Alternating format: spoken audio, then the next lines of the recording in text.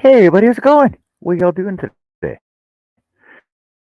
I'm doing nothing currently right now. I got a lot of stuff to do in my shop though. And welcome to Scroll-A-Palooza. Anybody wants in, let me know. I'll send you guys a link. Might have the honor of being on your. Might have the honor. Oh, jeez. Why doth thou hateth me too much? Just give me a sec. Jeez, people. Yeah, I'll send out links. Anybody wants a link, let me know. You can come in and hang out with us. Hey, Mark, holy cow, I haven't seen you for everybody. Chase, Pat, Larry, Herb, Jerry. What else? Who else? Who else is out there? Everybody, what are you open up to? Monica. Hey, Monica, how's it going? So, what are you guys all up to? Besides waiting, was it 6.5 hours for the football game to start? Really? So since you got 6.5 hours to wait, you might as well do something in the meantime. In the meantime, why don't you come on the panel? Come on the show, and we'll see what you guys can be doing. I seem I, I'm getting beeping in my ear, knowing full well that my cameras keep cutting out. So if there's a problem with that, let me know. Hey, Connie. And so Scroll-A-Palooza. I'm busier as a set of jumper cables at a redneck picnic. Is it for jump starting vehicles or other things, Mark? If you guys want to come on, show us what you do, hang out with us, chat with us, whatever. It doesn't matter. It's a John's Wood if I could Scroll-A-Palooza. We do everything here. So you can turn, you can crochet, you can do miniatures, you can do lathe work, you can do turning, you can do CNC machine, do whatever you want. You name it, you got it. And promote your channels, promote yourselves, promote other people you know, promote your product, promote yourself, do whatever you want to do.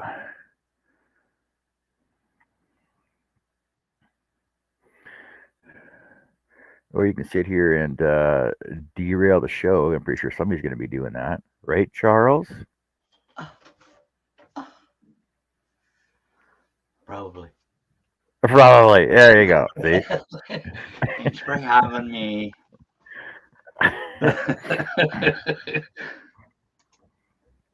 What are you up to today? A whole lot of nothing really. Yeah.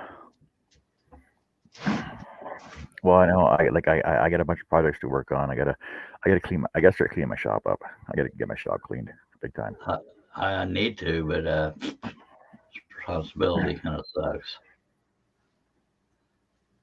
Well, I just got a hard time finding the motivation to do it. I Same just here. find easier. I just find it easier to sit here and do nothing. Absolutely. Hello, Roberta Morton, watching from Facebook. Roberta, how's it going, girl? What happened yesterday? How come you weren't on the scroll off yesterday, Roberta? Oh, because she, as she has said many times in the Scroll Offs and More group, she can only scroll for short periods of time, or sit still, or something along those lines. That's why I was talking in the group about the scroll alongs, because there's no time limit, no rushing, no doing the same pattern thing. So yeah, I think we haven't put it to where she could participate as much as she wants to because of her limited time at the saw. Unless I'm mistaken, I'm pretty sure that's her reason. I should shut up and let her answer, but yeah.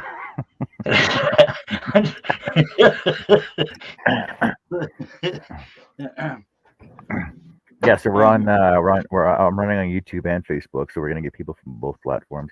Because some people aren't on Facebook, and some people aren't on YouTube, which doesn't make sense. Yeah, and those platforms cannot see each other's comments. That's why we read them out loud. And Roberta confirmed that that is indeed her reason. So, Roberta, hopefully next time we do this. Now, on John's channel, it's a Scroll-A-Palooza. On Scroll Up Some More, it's a scroll along.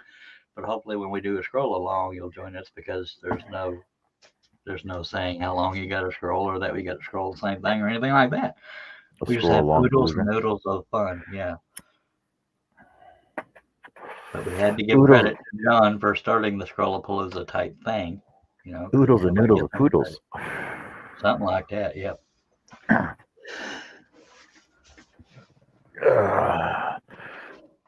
Yep. Well, that's it. I hope you enjoyed the show. All right. All right. Appreciate y'all being here. Scroll on. Last word. Last word.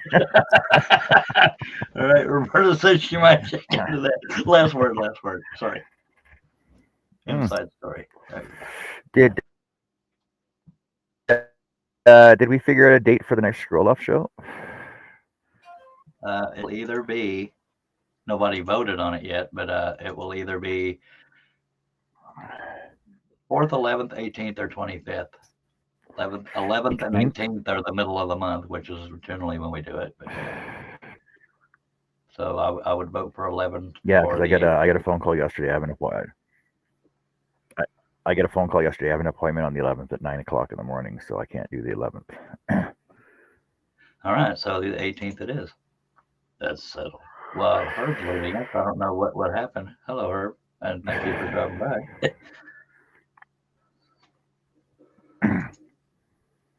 And Mark says, oodles of noodles. Until the 18th sounds good. Noodles. All right. Yeah, and then I can't do the 25th because it's my. I can't do the 25th because it's my grandson's birthday. My birthday's the day before. For you there. And if you start now, you might get a project done for him by then. Maybe. Yeah, but on the 18th for the Scroll-Off though, I'll be sure to re-mention that my birthday will be on the 24th of March, so everybody has enough time to get their stuff sent off. Mm-hmm. And save up them pennies.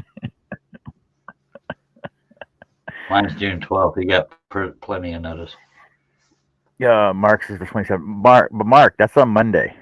So, sorry about that. Sorry. That's after the weekend. Oh, Herb was playing along when we said bye. Okay, so he called us clowns. Can you believe that? Wow. And Monica says happy early birthday. Send in the clowns. The roly-poly clowns. I've never been called roly-poly, but it's not too far off. No? Yeah. I've been called Roly and I've been called Poly, but never at the same time. All right. Now, Chase, you were asking yesterday. Two different really long stories, though. That I'm not going to get into. Chase was asking yesterday if he could lay along while we did this stuff, and this is the channel to do it. I'm just saying, Chase, no pressure. Yeah, Chase, come on on videos. We can have so I can have something to show everybody what they're doing. Yeah, instead of me and him. Him and I.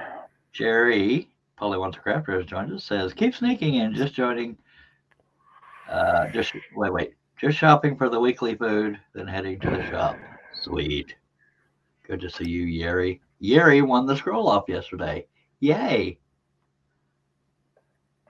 Well, see, I'll clap then. Fine. And I know Russ was a little choked because he did break his piece. Well, Russ chose to not continue, though. And it was only one little curl. He still scrolled. Get out of here. Well, I'm still trying to figure out how you broke that curl. Because it's kind of small, and it was right over the little hole in the table that was just big enough to swallow that there. That one right there? Yeah. So John's showing off by showing that up. Yeah. That one right there? No, or was it that one? Was it that one right there? Yeah, that one, the one that people said looked like a worm coming out of her shoulder. Jay says, I'll join y'all in a bit. Just finished up breakfast after editing and uploading this week's video to my channel, y'all. Mark says, this is the perfect opportunity to ask John and Charles all of your scrolling, prepping, and finishing questions. Yeah. There you go. Yes, we do them all. We do all those. All Thanks for that asking. There you go. and Yeah, we stuff. do. We do. Thanks. We do. Appreciate you We do. watching. We do. Scroll on. Oh, We wait. yeah, we prep the wood. We prep the pattern, and we cut it, and then we finish it. Robin says, I hope OMG. that I'm not even sure what she's saying it about because I've said 20 different topics since I've been here. I I hope that answers your question there, Mark. Hopefully. Well, we are here for knowledge and sharing information And pure because entertainment. because I know Entertainment. I know because I do know, and I'm speaking from experience here that back in the day, it makes me sound I may sound like I'm dating myself, but back in the day, talking like 12 years ago, when I first started getting into scrolling, that a lot of people did not share information about how they did stuff, I about know. how I don't understand why. Like, do you not want to get people into it? Oh, we were watching a movie last night. What were we They want to watching? have their trade secrets. Ooh. We were watching a movie last night. It was based in Britain, and the detective, and it was funny because so the detective when he was done his day work, he went to his room and he had a scroll saw and he was scrolling puzzles. What? I'm like, what? He's a scroll saw. Oh my God. Like it was like an Agatha Christie movie. It was based back in the 40s, right? And he had a scroll saw in his room. I'm pretty sure it was a hotel room too. He had a scroll saw in his hotel room, and he was cutting scrolling puzzles. I'm like, Holy monkey. what? I I got know. I got to I know I got to find out what movie this was. We Wow. were watching it Wow. last night too, I am befuddled. and Yeah. so And yeah. we will share. We do like to share information. We do like to tell people, how to do things properly. Now, there always is more than one way to skin a cat. There's seven, by the way. But we like to share the information and get it out there so that people know. How do you But I know do. there's 7 ways, sir? You can't skip over that. It's another long story. But there are there are many different ways to do a lot of things. Who it was that an Einstein quote? No, that I don't know. no. I'm trying to figure out how the quote went. Not that it, if you do many different things, you can end up with the same end project. I'm pretty sure Einstein was something like that. I'll take your word But for it. anyway, I can get into wood prep and everything else if you'd like. I can tutorial for that, Mark, if you want. Roberta says, I like to tell people how to do things. Or I like to tell people how to do things. I might have gotten the syllables a little off. She's on Facebook. That's why you YouTubers can't see her. So that's why we read comments. Yeah, Roberta. I like people. I I like to give people directions and how to get there fast.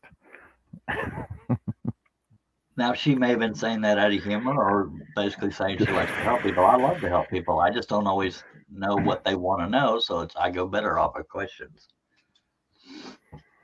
Just saying. What gets me though is no, you're doing it wrong. There's If you get the results you want, it's not necessarily wrong unless it's yeah, illegal or there dangerous. there's never really a you're doing it wrong. It's there are better ways to do things. Nice. Roberta says, I lead a monthly scroll saw club at a local woodworking store. That's cool. Robin says, usually if they write LOL after they were joking. Well, yeah, but you know, me and John, if there's a way to make it funny, we'll generally do that. Steve Combs has joined us, or even inappropriate. I know that's a shock in and of itself.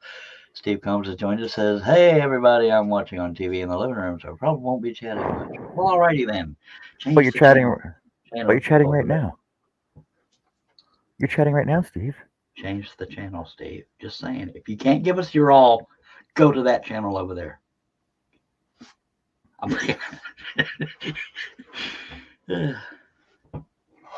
feel like we're doing a podcast with all the dorkiness we're doing, except for on camera.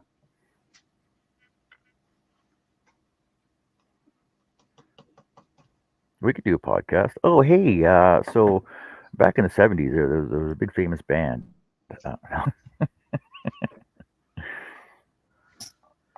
John loves to paint Monica. Monica, I Monica. can't believe you actually put that word in there. He Now, hates see, see, I have changed my views on painting, but I will not. I'll only paint like MDF, or I'll highlight Baltic birch now, but I won't give it like a full complete coverage. Marker's going to go put on his dungarees and lingerie, and he'll be in here in a second. Pop But in for a while.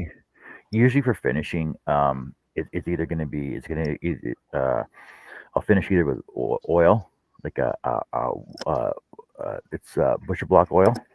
I'll use butcher block oil, Food safe. which Hence the butcher block. and it's food safe, which pops the grains pretty much just pops the grain. And then I will coat it with a coat of lacquer over top of that. And the thing is, it's actually twofold. Number one, most of the pieces are going to be for show anyway. You're not going to actually be eating off of them, so the oil is actually good to retain moisture in the piece, and the lacquer will actually seal the moisture in. I have not had pieces crack on me yet in the 10 years I've been doing it like that, so it's not an issue. Except Super Grover. What's that? Except Super Grover, you broke him, but that was nothing to do with the finish.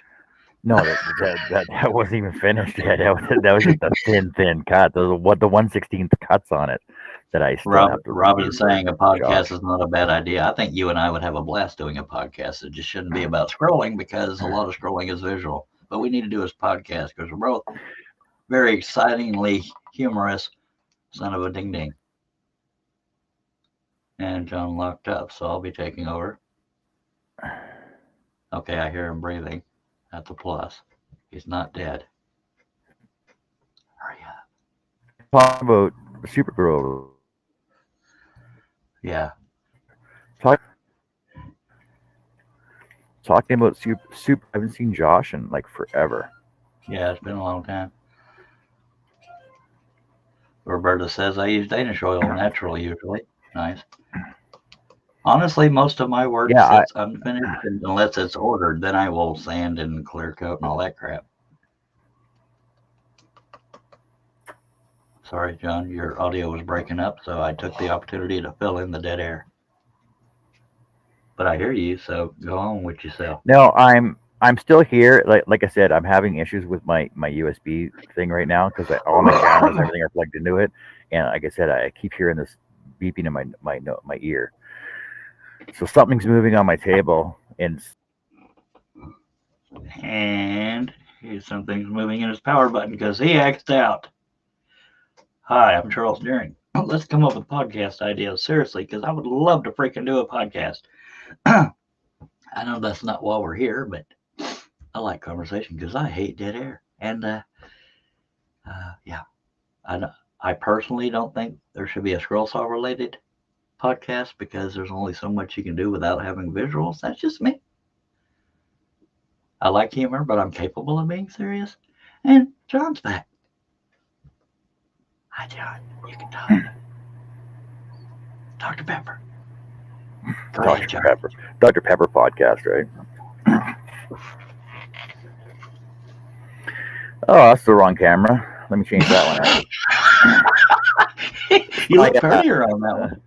That's my laptop camera that I cleaned off with lacquer thinner one time. Do not clean your cameras with lacquer thinner. I'm just saying right now. That was kind of a strange It messes thing. it up, yeah. I agree, Roberta. That's why, I mean, somebody in the past, I believe, Lee Nyden wanted to try the Scroll Saw podcast. It's visual. You can do that. You could talk about certain things, but yeah, maybe 1 or 2 episodes. But if you want a sense of humor, I got that. I know John does. And but we're both capable of being serious, and by God, I'll take over the show. That's what I do. Thanks for letting me have the show, John. I wasn't prepared, but we wing it. See, we yeah. I'm I'm gonna read a comment over there actually. Robin says, I'm thinking of turning my welcome back, John. Robin says, I'm thinking of turning my project from yesterday into a shell. Do you guys have any ideas? I mean, I have like a picture of a shell that's in a moon shape. Well, by God, you just made your own idea. Welcome back, John. Well, I'm here. I'm just trying to get my camera proper again. I don't think that one's gonna work. Let me just go back to I'm my other running one out of here then. space fillers when you've disappeared. But I was thinking, I was asking her, let's come up with a podcast idea. We could have a ball with that. I'll pause. God in heaven, I spoke too soon. This is hi, A, welcome po- back. a pod, podcast idea on scrolling. No, not about scrolling, because scrolling is mainly visual. You might could get one or two episodes out about the non-visual stuff, but Yeah. I can't speak for John, but I'd freaking love to be part of a podcast. Welcome back, John. Oh, let me change this camera down here then. Ah. Oh, if I do that too much, it's gonna go off. Yeah. I'm sure there's a way of making a shelf for that, Robin, but as designed, I don't know how well it would work because there's a very narrow area to hold on, unless it's very light stuff on the shelf. Yep. So, So there's I mean, that. for those that don't know, Eloy Escojedo and Mark Lindsay do Trampled Underfoot. It's a podcast about whatever they feel like talking about. So if we opened our horizons, we could pretty much talk about anything. We dang sure think alike. Well, technically, their show is musically based. I didn't know that because I've never watched it because I'm a terrible friend. Really? Yeah, I'm being honest. It's not. I'm not avoiding it. I'm just half the time I'm asleep and I've slept since then, kind of deal. Yeah. So and plus, if we're gonna start a podcast, I ain't gonna listen to the competition. Just kidding, Mark. I support what y'all do. I'm just terrible at keeping up with it. And Robin says Well, she watches it all the time. Back to you, John. so Roberta says scrolling is visual. See, Yeah. scrolling is visual, but I know I can explain scrolling, and I can explain aspects and tools and use of tools and all the variety of stuff involved in scrolling without actually scrolling. But Yeah, you can but have you can have a scroll saw running as an ASMR channel as well. agreed. But I agree. I agree, but I disagree respectfully because as far as a podcast goes, you'd be lucky to get one or two episodes out, and the rest because visual helps. Especially for me personally, I learn better by watching. Welcome to the ASMR scrolling. Here we have a fast scroll. Oh yeah, you hear that? Fast scroll. And we slow it right down. I feel Oh, like I'm right slow it down. there. That's so Okay, much better. lose the emotions, dude. This is a family show. Yeah, you hear that slow scroll. I No can vibration. swallow my Oh mic. I'm yeah. right there. Can you feel it? Take the Oh my take God. the speed up a little bit more. Jesus, it's went bad south Oh, a quick. little bit faster. There you go. Yeah. Okay, John. This is Yeah, back to sorry, folks.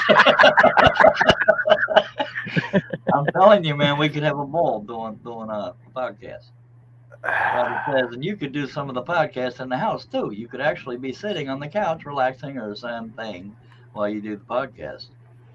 Roberta says, true, but how much? I mean, repeatedly saying the same thing. Exactly, John. That was my point. Roberta knows what I'm Yeah, talking I about. know. See, because we know for a fact from Charles's scrolling with Charles show way back that there's only so many subjects you can cover while scrolling. Which is why the show no longer exists. But you Russ, know, Russ Clarity could talk about glue for 3 episodes. I don't know how he does it, but he does. we well, because there's so many different types of glue now. It's unbelievable. Well, that too, but yeah. He can make an episode out of pretty much anything. But I'm an attention whore, so there's that. Because with Fast Cap, not a sponsor, um, Fast Cap and their CA glue, cryano whatever glue, CA glue, crazy glue, that it comes in like 5 different thicknesses now. 5 thicknesses. Not to mention the activator for it as well. But if you don't have activator, I know a secret that you don't need activator for. Just to make saying. it And instant John, if you dry ever go foot. out of town, we can still do podcasts because all you need is a mic. Just saying. A mic. You should get one of these because you can talk right into it. And it doesn't rely on a Talk right good into it. visual. Do you have other hobbies besides scrolling? Question for everyone. Asks Monica. I used to love to draw until I discovered matter of fact, if you go to my profile on Facebook, you look in the albums, you'll see I used to draw napkins and realistic stuff. And then I went into scrolling, and there wasn't enough realistic scroll saw patterns. So boom, bippy, the rest is history. There's my I answer. used to. I used to draw my phone number on napkins at the bar. Oh, I also love to sing. I'm not necessarily kicking butt at it, but I love to sing karaoke. I'm a karaoke king. Just saying. That's about all my hobbies. That and begging my wife Hobbies. for attention. I like to collect scraps of wood. John and his wife collect all kinds of things. I'm a Hello, collector. Mark. Oh yeah, we have all kinds of collections. Hey Mark, look at your shop. How's it going? Yeah. It looks What a usable and mess. stuff. Check this out. What a mess. Now, It's better than it was. Mark wants me and John to do a podcast, don't you, Mark? Yeah. I think you guys would make great podcasters. I really do.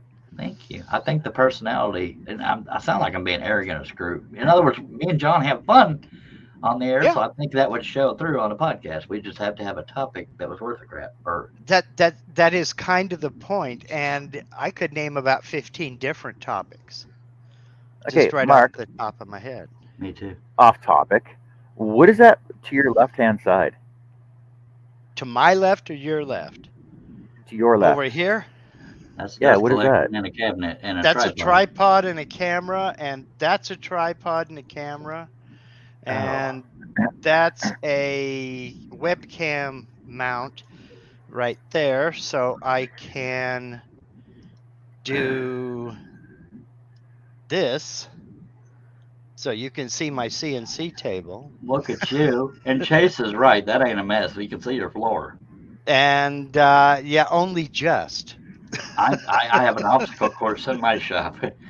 And by the way, answering Monica's question, Roberta says, I used to do decorative painting.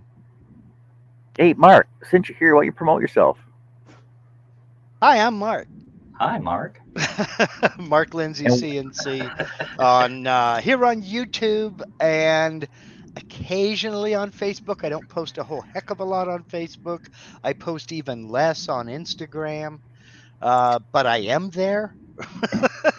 I'm mainly here on YouTube on my YouTube channel and out here doing my thing and out in the yard doing my thing, which is what I've been doing all week long. Robin wants you to name them, the ideas you had for a podcast or topic. Name them? Okay. For John and Charles, anyway. Yeah. Scroll saw blades. The difference between pin not braids. scroll saw related. Oh, not scroll saw related? Yeah, because most of that's visual. In other words, something that would last, topic wise, even if it's multiple topics. Well, okay. Not to tell you what ideas to have. Well, what got Eloy and I started on our podcast was we had mutual interests. Yep. And it was comparing and contrasting those interests. Well, me and John's interests, most of which are not family friendly, but not every podcast is. John and I. See, and grammatical issues. That's what makes part of it, I mean. Yeah, because not all podcasts are family friendly. I'm okay with that because I can be a smut mouth. Just saying.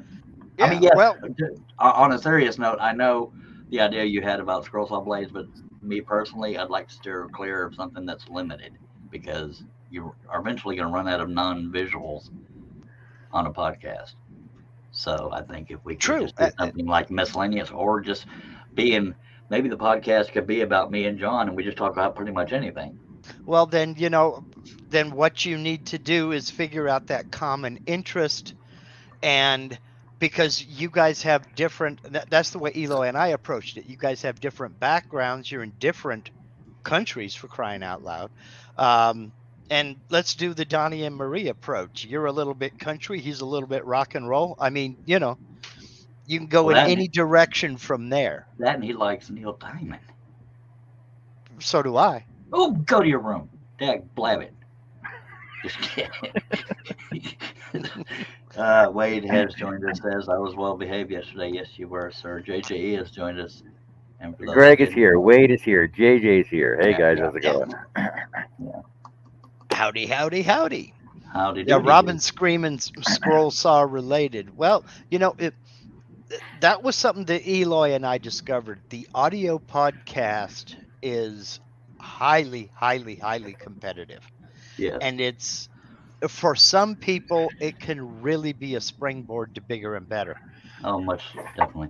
But there's Right, nothing definitely. saying it has to be 100% audio. Because what we did was we would get on YouTube and we would record, and this was all done in private.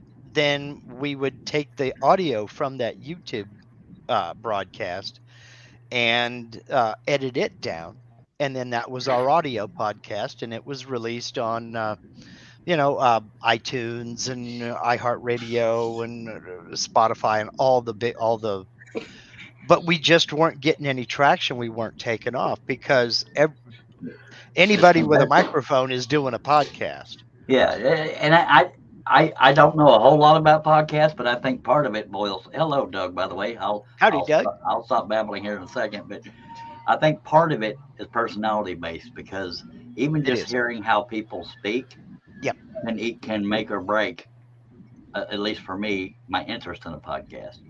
And the topic being secondary. Yeah, because especially with that Texas twang. I don't know how you talk about over that. What are you talking about? What are you talking about, ladies and gentlemen? Mr. Doug Moore. That's part of the attraction. You've got that Texas twang versus the Kanakastani accent. You know, He doesn't have an accent.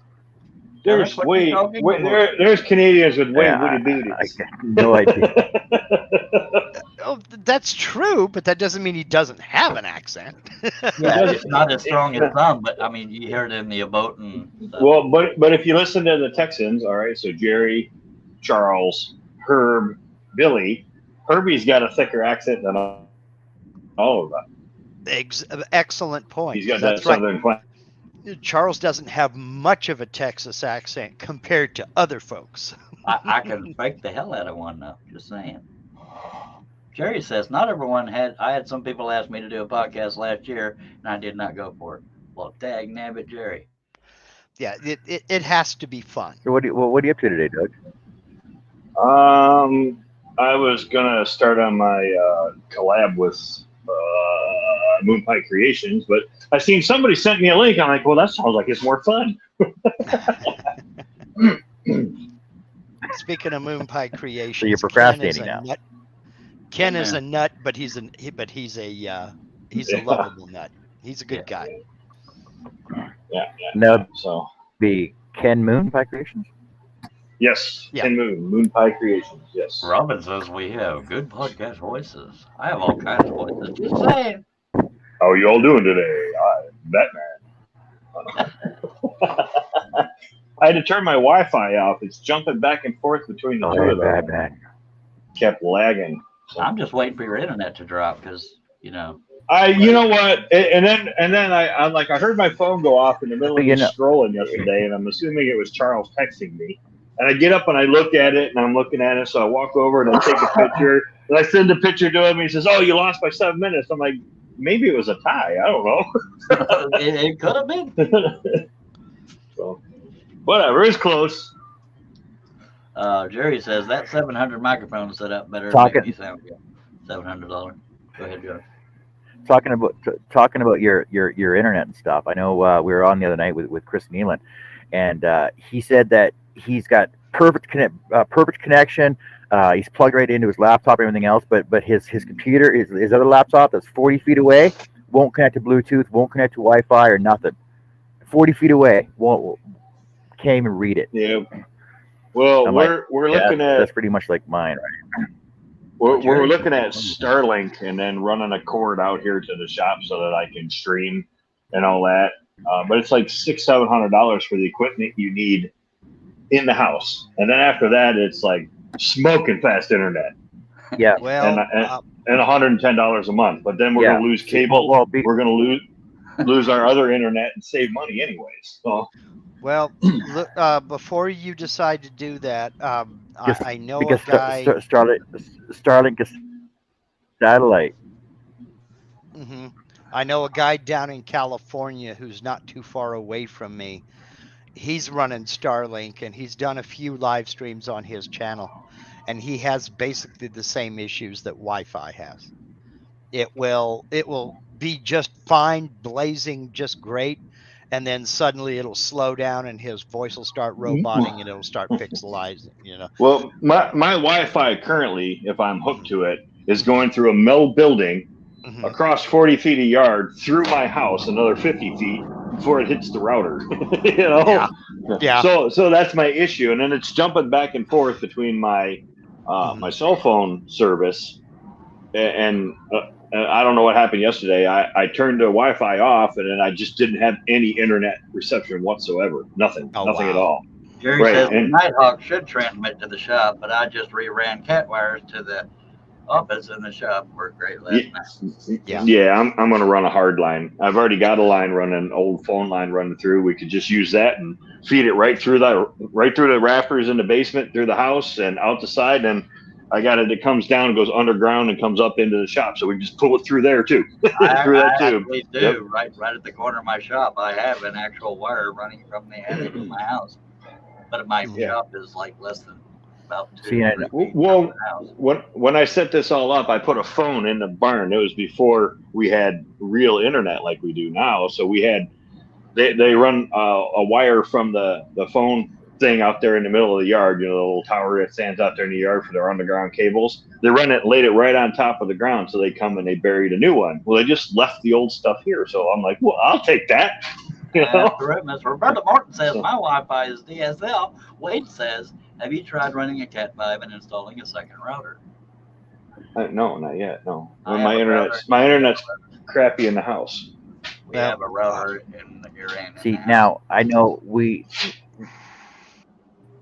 have to get work, and it's great as long as you're in the front office. As soon as you go back to the shop, or even like 5 feet out, no service, which is, I don't understand it. Well, where I am sitting right now, which is on, if I turn the camera around, you're looking at the scroll saw.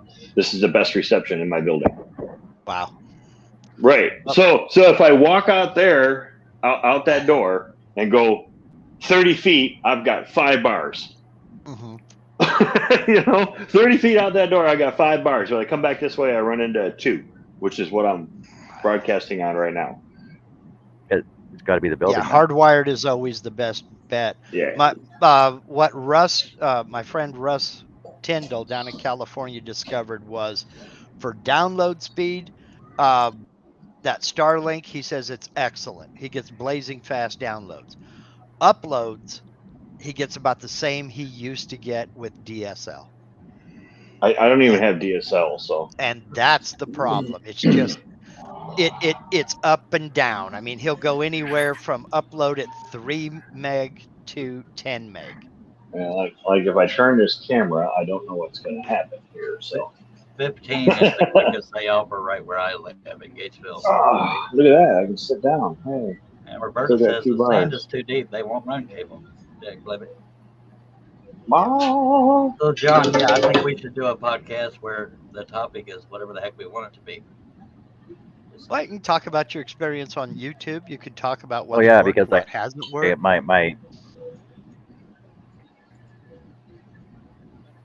Because you're what? Because my work. Yeah, I didn't hear any of it. Open-ended. Yeah, talk about my work schedule is so open-ended that I get lots of time to do everything I want, and we can talk about habits too. All I heard was we can talk about the habits too. When he's available. No sleeping. What'd you say, Charles? Charles Sleeping habits. Charles is picking on you. I hear him. Robin says, make another work shed 30 feet away. LOL. Jerry says, most people don't think about internet as upload, but that is what counts. Yeah, we can't do these lives if you ain't uploading it. Yeah, since you were trying to send audio and video up to the internet, it bottlenecks. Yep. The thing about audio is we don't need good camera work necessarily.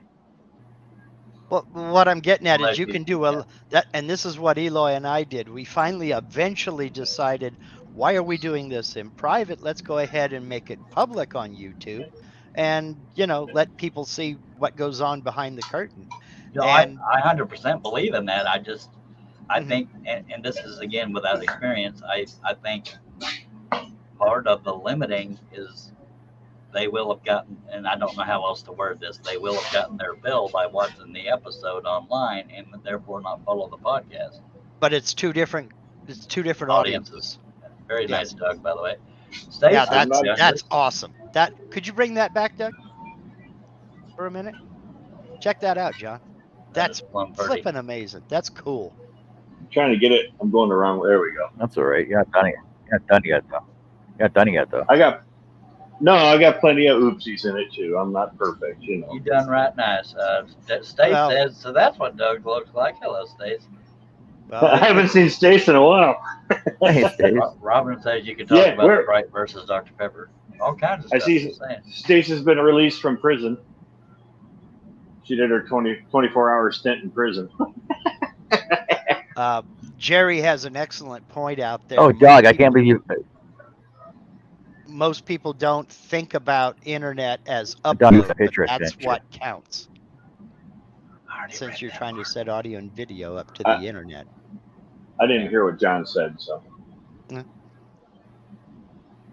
don't think John's. I can't believe you posted that picture I sent you this morning. Oh, dude, that was funny as hell. Oops, sorry, screw Facebook. You didn't say I thought it was funny. You know what? I mean, the things you can put on there, but as long as you don't put Crackhead Hunter on there, you're okay. Well, send me the picture, John, because I don't know what you're talking about over here. Oh, I laughed at that, and I'm like, that's got to go up.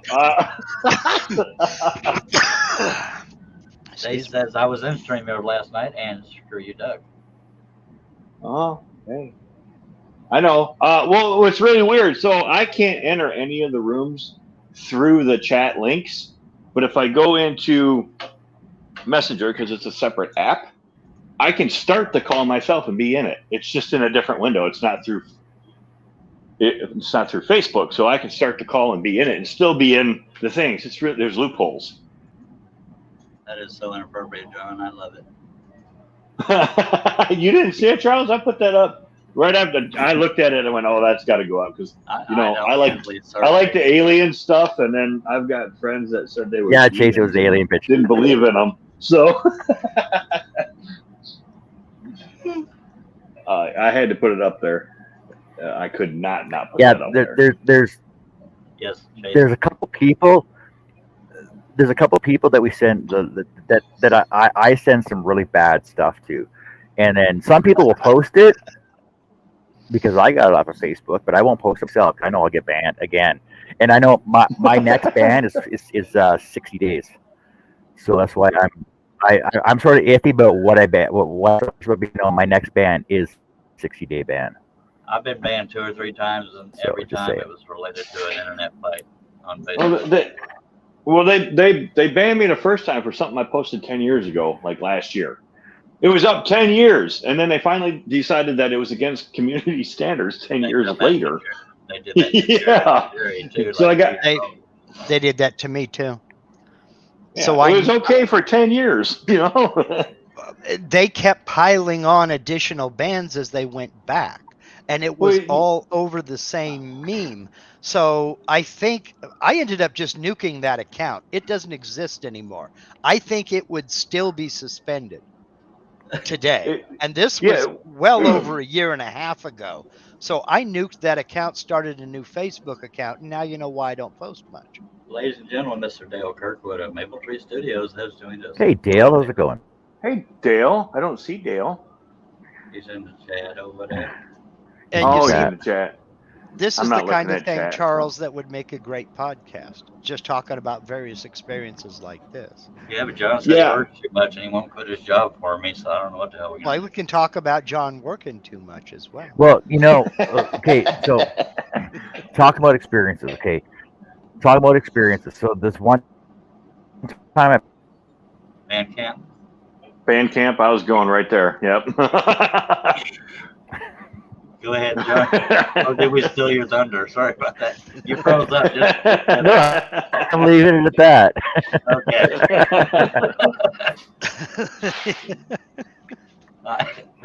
I did a cartwheel in a girl's bathing suit. In case you didn't get to see my done project, John, there it is. I saw it. Awesome. Oh, Saw okay. And then I didn't break off none of I her saw it. curlicues. I rewatched the video last night. Yeah, so when I posted mine, Robin, okay, hold yours back up there.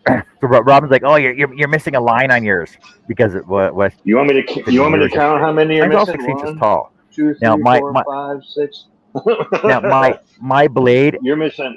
So my pattern actually did not print. My pattern did not print the hairline on the front of her, and it didn't print the hairlines on the back of her head either.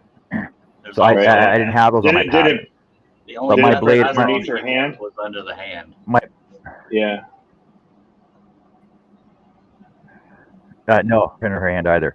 But the thing is my blade would not have fit in those either. Yeah.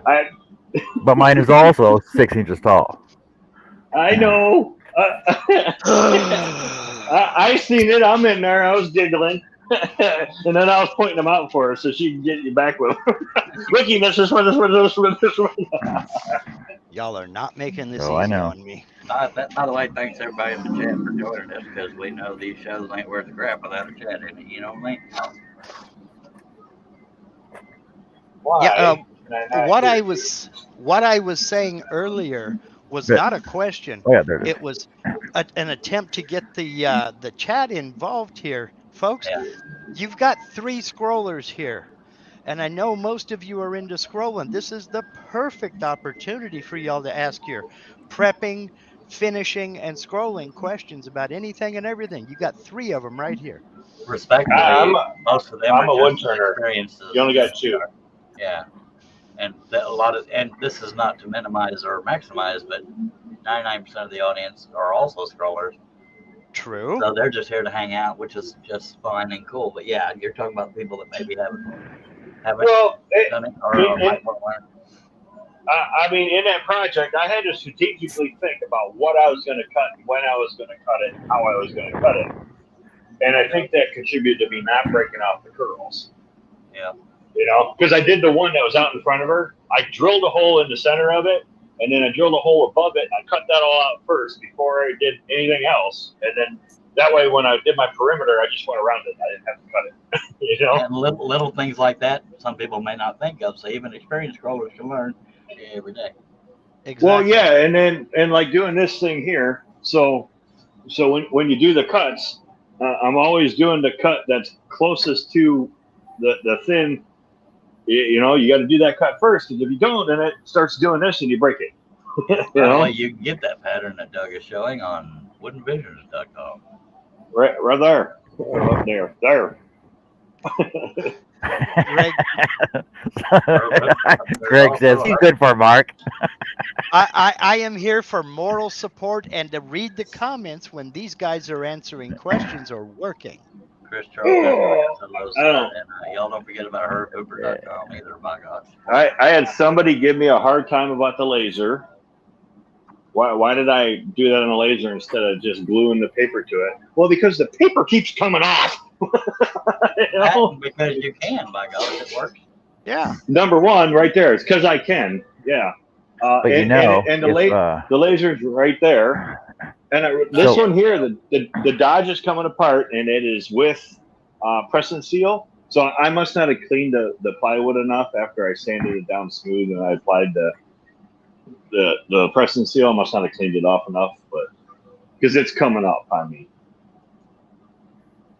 See, Go ahead. See, John. because I do know that if you don't prep your wood properly before press and seal, it will end up.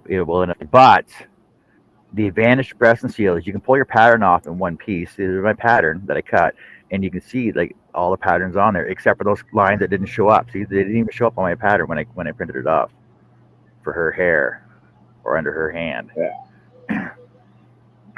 But when I peel the pattern off, the pattern's all in one piece. Yeah, so your backer was double stack cut too, right? You cut your perimeter first, and then you put your backer on underneath after you cut the other piece. No, you cut it after the pack. No. Herb has Yeah. So cut mine. I cut all my flowers and I cut all my flowers out and the big ones first, and then I put it back with using double-sided tape. I double stacked it, cut my perimeter, and then I cut her wings last. Oh, I got you. All right. Wait, are we actually talking? That's what I ended up with. Right. Weird. Yeah. Well, I mean, it's hard because John's dropping in and out, so it's. See, we covered prep. We covered prep, press and seal, and double stacking. There you go. See. Yeah. Yep, and then we did the holes. So I've only got a drill bit that's so small. I don't have them little tiny ones for that little press machine that Robin and Billy have. Or I don't think Charles has one. I think he's. You got one of those little? Yeah, it's a scam. You can do yeah. it. So Charles right, but I've only got a drill bit so small, and then after that, like that's hard to even hold in my little drill, in my cordless drill. It's like I almost need to put it in a Dremel. And then I noticed in my video, my drill is crooked. My hole's crooked, and that doesn't help. I've used 1/16 inch bit in the scroller's drill, and that's a standard small. I think that's the smallest I have is a 16th, and I don't have a 32nd or a 64th. You got 3/64ths? Is that what that is? I don't it's blurry. I don't use smaller than 1/16. 3/16ths? It's a 3/64th, and 3/64th, and it fits the my 01s perfectly. Hello, Dale. Oh God. Hello, boys. How's it Mr. going? Dale. You are not British, by the way. Hey, Dale. Aren't you Scottish? British. I thought you were Scottish. No, he's Yeah. Good to Part see of you, the Dale. British is part of the United Kingdom, and I'm from Britain. Oh, I thought you were Scottish. From It's Scotland. like saying, you're not American. Oh, yeah, that's true. But I was wondering. I Yeah, thought you're you said British. you were from Scotland. Yeah, I am. Yeah.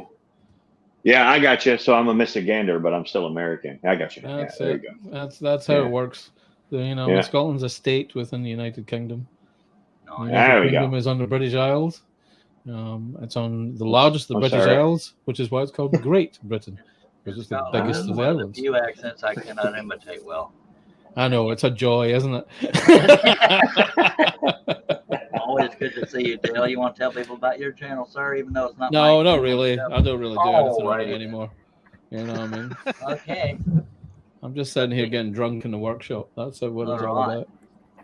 I've got me. So he's getting drunk in the bar, is what he's saying. That's where all the I mean, the booze bar's is. I'm building the bar out. I mean, we've got proper whiskey. Notice the Oh, my spelling lord. spelled right. I got cheap Bud Light. So. I believe I got some- I don't drink. Dale is about 6 or 7 hours ahead of us. 6. No, me. I'm just a lush. I just start early. That's It's 5 o'clock somewhere. damn right. Yeah, no, Dale is 6 hours for me, so 7 from Charles and 8 from John, and is it 9 from you over there? You're out in California, aren't you? I'm in Oregon. but Oregon? I believe you're 10 hours ahead of us. I may be wrong. Cali is Maybe 9. Cali's about 8 hours roughly. 8 or 9, yeah. Yeah, it's about 8 hours roughly. As you can Mhm. see, Dale's head is a little cold. That hurts. Yeah, it's -1 in proper money. None of this freedom units. It's like 45 degrees here in Michigan. It's 59 degrees here in Texas. Just ain't Fahrenheit. Yeah, but it's supposed to be warm down there. Right Yeah. now, we're supposed to be in a deep freeze like that. Dale. I got a window unit on here because welcome to Texas. Yeah. So Well, we're not too bad. We're at 1 +1 Dale. yeah, cool. So that's Nice. 34 Fahrenheit for Yeah, everybody. that's and like Dale's at 34 on 30. freedom units. Yeah. Speaking of temperatures and weather, whatever happened to Jason Rigoloff? He used to be a regular. Hope he's doing okay. Nobody's Herb seen is him. asking, is Clive supervising you today? No, he's somewhere else. He's somewhere else. It's getting on for dark o'clock now. So, we've been in the house with the wife. I believe that's Dale's dog he's talking about. It is Clive. Yeah, Clive is named after Sir Clive Sinclair, the inventor of, among other things, the pocket calculator and all that stuff. Really? Yeah. All right. No longer with us, unfortunately.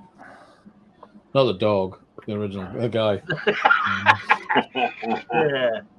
What do you think? Oh man, one bar. That is always spring number 4 here in Michigan, and fake spring number 4 here in Michigan. I don't know what he means by number 4.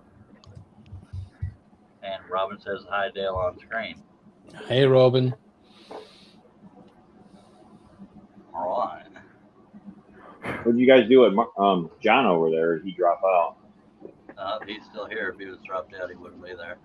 He's exploded. No, I'm still here. I'm just. Oh. I'm standing up. I'm standing up from a camera. I don't want to put you guys all to shame. So. Oh shit. Oh, jeez. Why is everybody acting surprised? Come on now.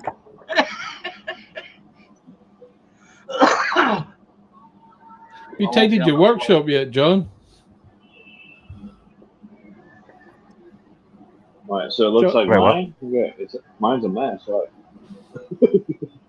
Well, mine's is well on the road now. I'm trying to clean it right now. We got a show to do, sir. We've got another 3D printer to go behind me, so that's let me make space for that. And we've got another set of extension bars for the laser. To take it to 400 by 800. Can't you broadcast from like the Caribbean or something to make us feel better? Yeah, we could do that. There's a pub in Glasgow called the Caribbean. I could do that. Let's just fly there. Why should we pretend to be there? Greg says this sounds more like a Yakapalooza than a Scroll-A-Palooza. Hello, Nick. It did. I don't think it said Scroll-A-Palooza. I thought it was hanging and chatting is what I thought it said. I believe it was. I mean, you can see my saw if you like. Yeah, it's a do whatever you want to do show. Now that's a nice clean saw surface, Dale. Yeah. It's been cleaned. I clean mine all the time.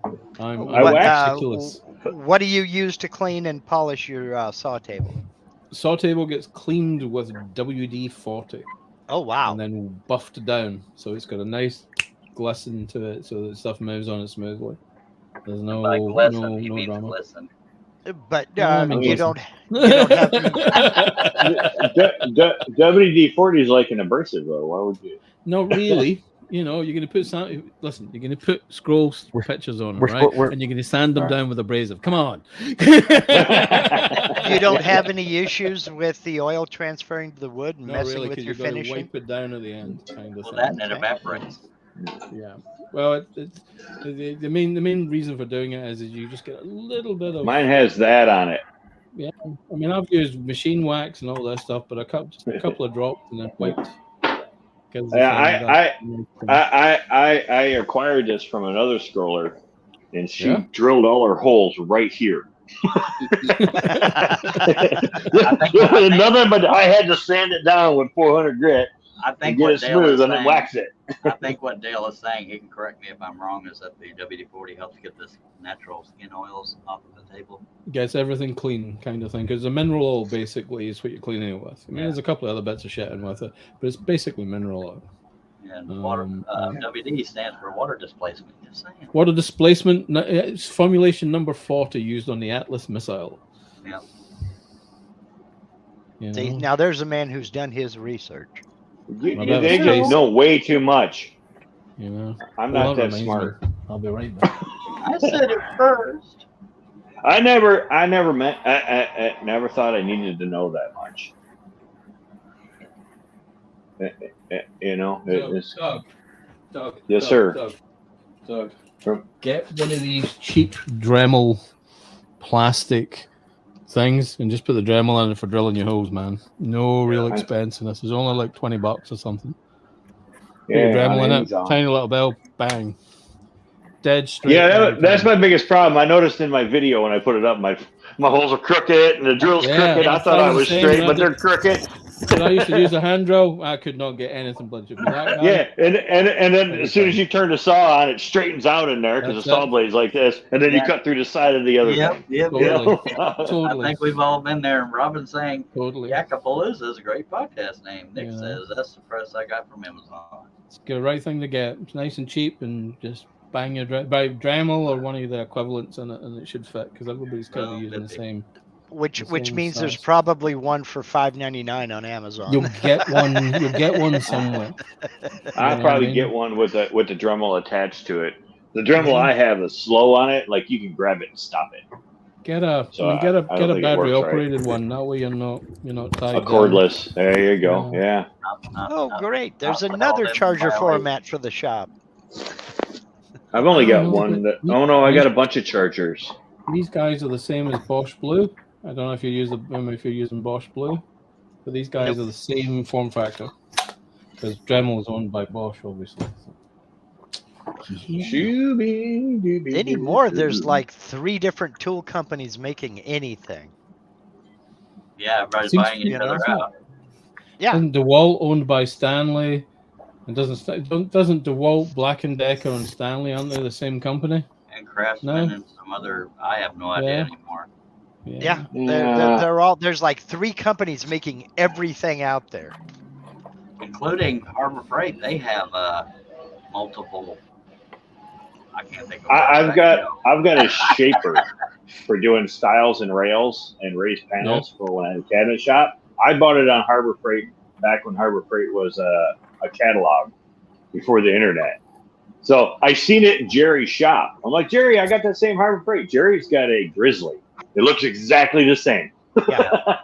Yeah. When they ran out of green paint for Grizzly, they loaded up the red, and there goes the Harbor Freight line. And then they did the Harbor Freight, and then when they run out of Well, that, no, they my loaded Harbor up the- Freight's green, just like his. Just It's like green. the Grizzly. Just like, yeah. Exactly. So they didn't even change the paint color. They No. just changed the labels. Well, a lot of Harbor. I've had it A lot 25 of years, Harbor- you know? A lot of Harbor Freight was Central Machinery, and then they added all kinds of brand names in there now. It's like, Oh, no, this was way before Central Machinery. I was on, you had to order it from a catalog, and I had to go to a dock and pick it up. It didn't come to my house. Oh, You know? wow. At least Northern Tool would ship to your house. Northern I'm Tool used talking, to be the same. this is like 90, 95, 96 when I bought it. Mhm. You know, and now because I had a cabinet shop and it made life easy doing stiles and rails for the doors, and not just sitting over there attached to the wall. Yeah. I've used it a few times, but it's like it's paid for itself. I had to rebuild the motor on it. The electric motor was junk. I had to have a motor put on it. Yeah. 2-phase or reverse because you can run it forward or backwards. Oh, this ain't getting nothing done. Welcome to my world. yeah. I was fiddling with camera angles earlier on. I mean, literally, I came in here when I'd finished that camera. I mean, I just hung the camera. That's as far as I got, and it's clearly on the wonk. I mean, that the whole skull. camera's on the wonk. It's like I don't live in the UK. I live in, I don't know, Where did Italy you or find something that like that, a bit skull further design? around the edge. Which one? What do you mean? I made it.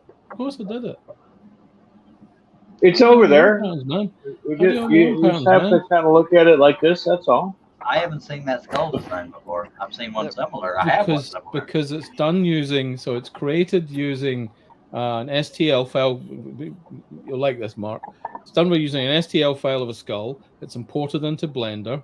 I then apply a concentric rings over the top of it to make it look like a lenticular effect across the skull. Then I paste it on the background, export it as a vector, and then print it out, and then we cut it in Scroll-A. Would it be possible to get that design from you, sir? Sure, man. No worries. I'll flank it over after this. No worries. $49.99. But because he knows you, 25. No, we'll do it for free. I give away all And my if you powers for order today, you'll get What the does second one for only 35 cents. mean? I used to give away. It means the lines that come straight up and down, sir. So they're horizontally spaced, parallel lines in this case, lenticular. You can get them. I suppose technically you can get them vertically, but hey, for the purposes of this, lenticular. But it's applied as an effect. So it's basically a concentric ring that gets texture mapped over the 3D object. Now this is not technical. I didn't look at it long enough to know, but they're not technically all connected to each other, right? Like that. Oh yeah, they're all connected to everything. Everything's all connected to everything. Okay, yeah. The it's all one piece. It's all one piece. I wasn't sure. That's nifty. I like that. I broke it when I was cutting it. So that picture's not very good because you can't see it, but I broke it when I was cutting it. I like that. You're out. You broke it. Tiny little bit, broke it, and then when I tried to fix it, I broke 3 other bits. But hey, glue's a wonderful thing. Wait, there's more. That was featured on Dremel Misfits 2 Sundays ago. So Dremel put it up as a piece kind of thing because of this, because I use these guys. Okay. That was almost, but not quite, Million pilot holes to drill in that. It was Million. Very much a lot. Yeah, that's almost a hobby in itself. Drilling the hole. The Dremel, you can bang through them quite quickly, kind of thing. So it's not so bad, But if you were doing it with a hand one, oh man, there's a week. But yes, if you're a scroller, either get one of those funky things from Seiko, which questionable value, or get a Dremel, and one of those mounts, kind of thing. And one of those mounts much cheaper. Essentially, the cordless Dremel is probably cheaper in the long run. As much as I love Seiko, Dale's version is cheaper. Well, not only that, but the Dremel, you can still take it out of that base and use it as you would normal, 100%. So it's not a single-use tool. Yeah. Yep, 100%. I can't remember where I got that. I want to say Sterling does something similar. He has a similar machine. Can't remember what it was he used. He has a similar machine, but it's not a Dremel he's using, it's something else. But it all boils down to the plunge. That's it. So it's always about the plunge kind of thing. And that's usually where things go either right or wrong, you know what I mean? And the appeal, for those that don't know, that the appeal to these things is completely 90 degrees. It's almost parallel. If you hit it too quick or into too heavy a material, that tiny little drill bit will move. And then it causes issues feeding your saw blade, and then when you start it just cuts somewhere else. That's about a millimeter. That's about a millimeter drill bit. The straight blades I use, the 0s, 1s, and 2s, they'll go through the whole of it. Yeah, I think it's happened to all of us before we got the 90-degree type stuff. But even if your drill bit is slightly off, when you go to cut, you think it's straight up and down, but then that blade tries to go straight first. It comes out of that flex, and it can blow out the side of what you're going for. All you have to do is watch the video I put up for that short video. You can see, I thought I was drilling them straight up and down, but you can see it in the video. It's on an angle. I'm drilling all my holes on an angle. I'm like, that was just the camera angle. No, it wasn't the angle of the camera. It's the angle of the drill. But you think you're straight up and down, and you don't notice it until you're looking at it from a different perspective. And I think all of y'all that scroll anyway can vouch for this. It's the same thing when, even if you did drill your pilot holes if you're stack cutting. The thicker the stack, if you cut too fast, it does what's called barreling. The top looks fine, and that's about where it ends, but the middle and bottom can look completely different from that top layer because it's flexing deep inside that stack. Yep. That bit deflectional. Yeah. bit deflection will kill you. We, in CNC world, we have the same thing because that bit is moving sideways, and if you're trying to go too fast, just a little bit of a bend in that bit will just make the whole thing vibrate and chatter and the whole thing. Yeah, my hand was kind of exaggerated, but it's not too far off because it looks normal from the top. But if you're pushing that blade, it has to compensate by flexing and boom bippy. Yep. That's an official term in Charles Deering. Boom bippy. Boom bippy. Dale can give us the Scottish version. Squiffy, that'll do. Hello, Mike. Squiffy will do. JPEG okay for that, Mr. Deering? Whatever is easiest for you. As long as it's a graphic. He's gonna change it when he gets it, anyways. Exactly. Thank you so much, sir.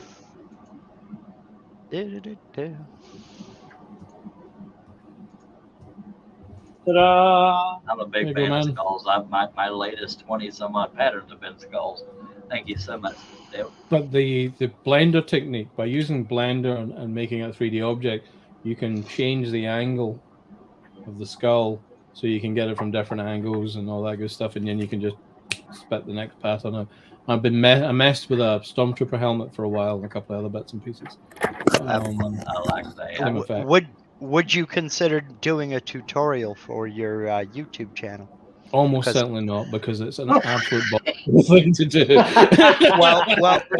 well, then would you consider teaching me how to do it so I could do a tutorial? Oh yeah, I can show you, man. I'll show you, Mark. You'll get it, kind of thing, and you can. Because I know my crowd. If I was to show something like that, the CNC and the laser guys would be all over that technique. You could probably split out a vector of that for a laser if you wanted, without too much drama. Yeah, I but think. see, but the journey to it is the thing, right? Yes, and that's what I want to learn. Cool. We'll set up something. I can think of about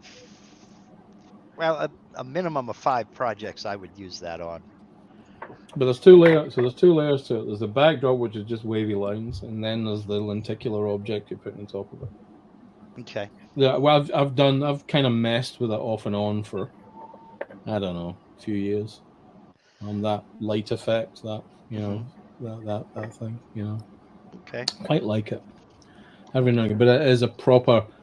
It's a Charles Deering style. You're in for a penny, in for a pound when you start to cut it. You're at it for a while. You're there for a while. I know our mutual friend Jamie Page has a love-hate relationship with Charles because on the one hand, he loves the pattern, but he absolutely hates the 80 hours it takes him to cut them out. I'm the same way with my own design, he's got a new saw now, so he should get that down to about 40. I haven't talked to Jamie in forever. I still chat with him now and then. The last time I talked is right after Patrick died. What are you doing, John? Or is it Doug? It's Doug. Doug is taking the hockey foot out of his blades.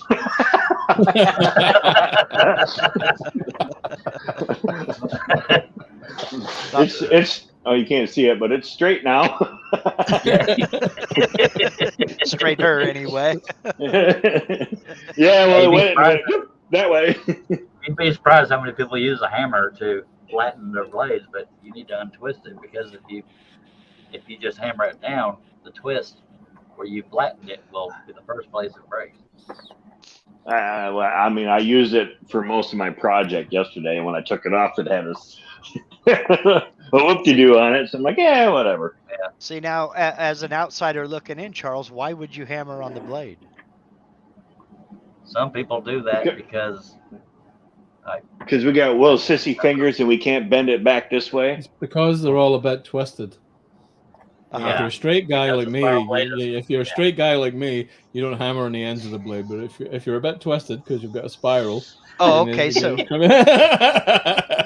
you're just flattening out the end. Yes, sir. Yeah. So you're just flattening the end that actually clamps into the. Yes, sir. Okay. Yeah. Yeah. Well, because you pinch it between the.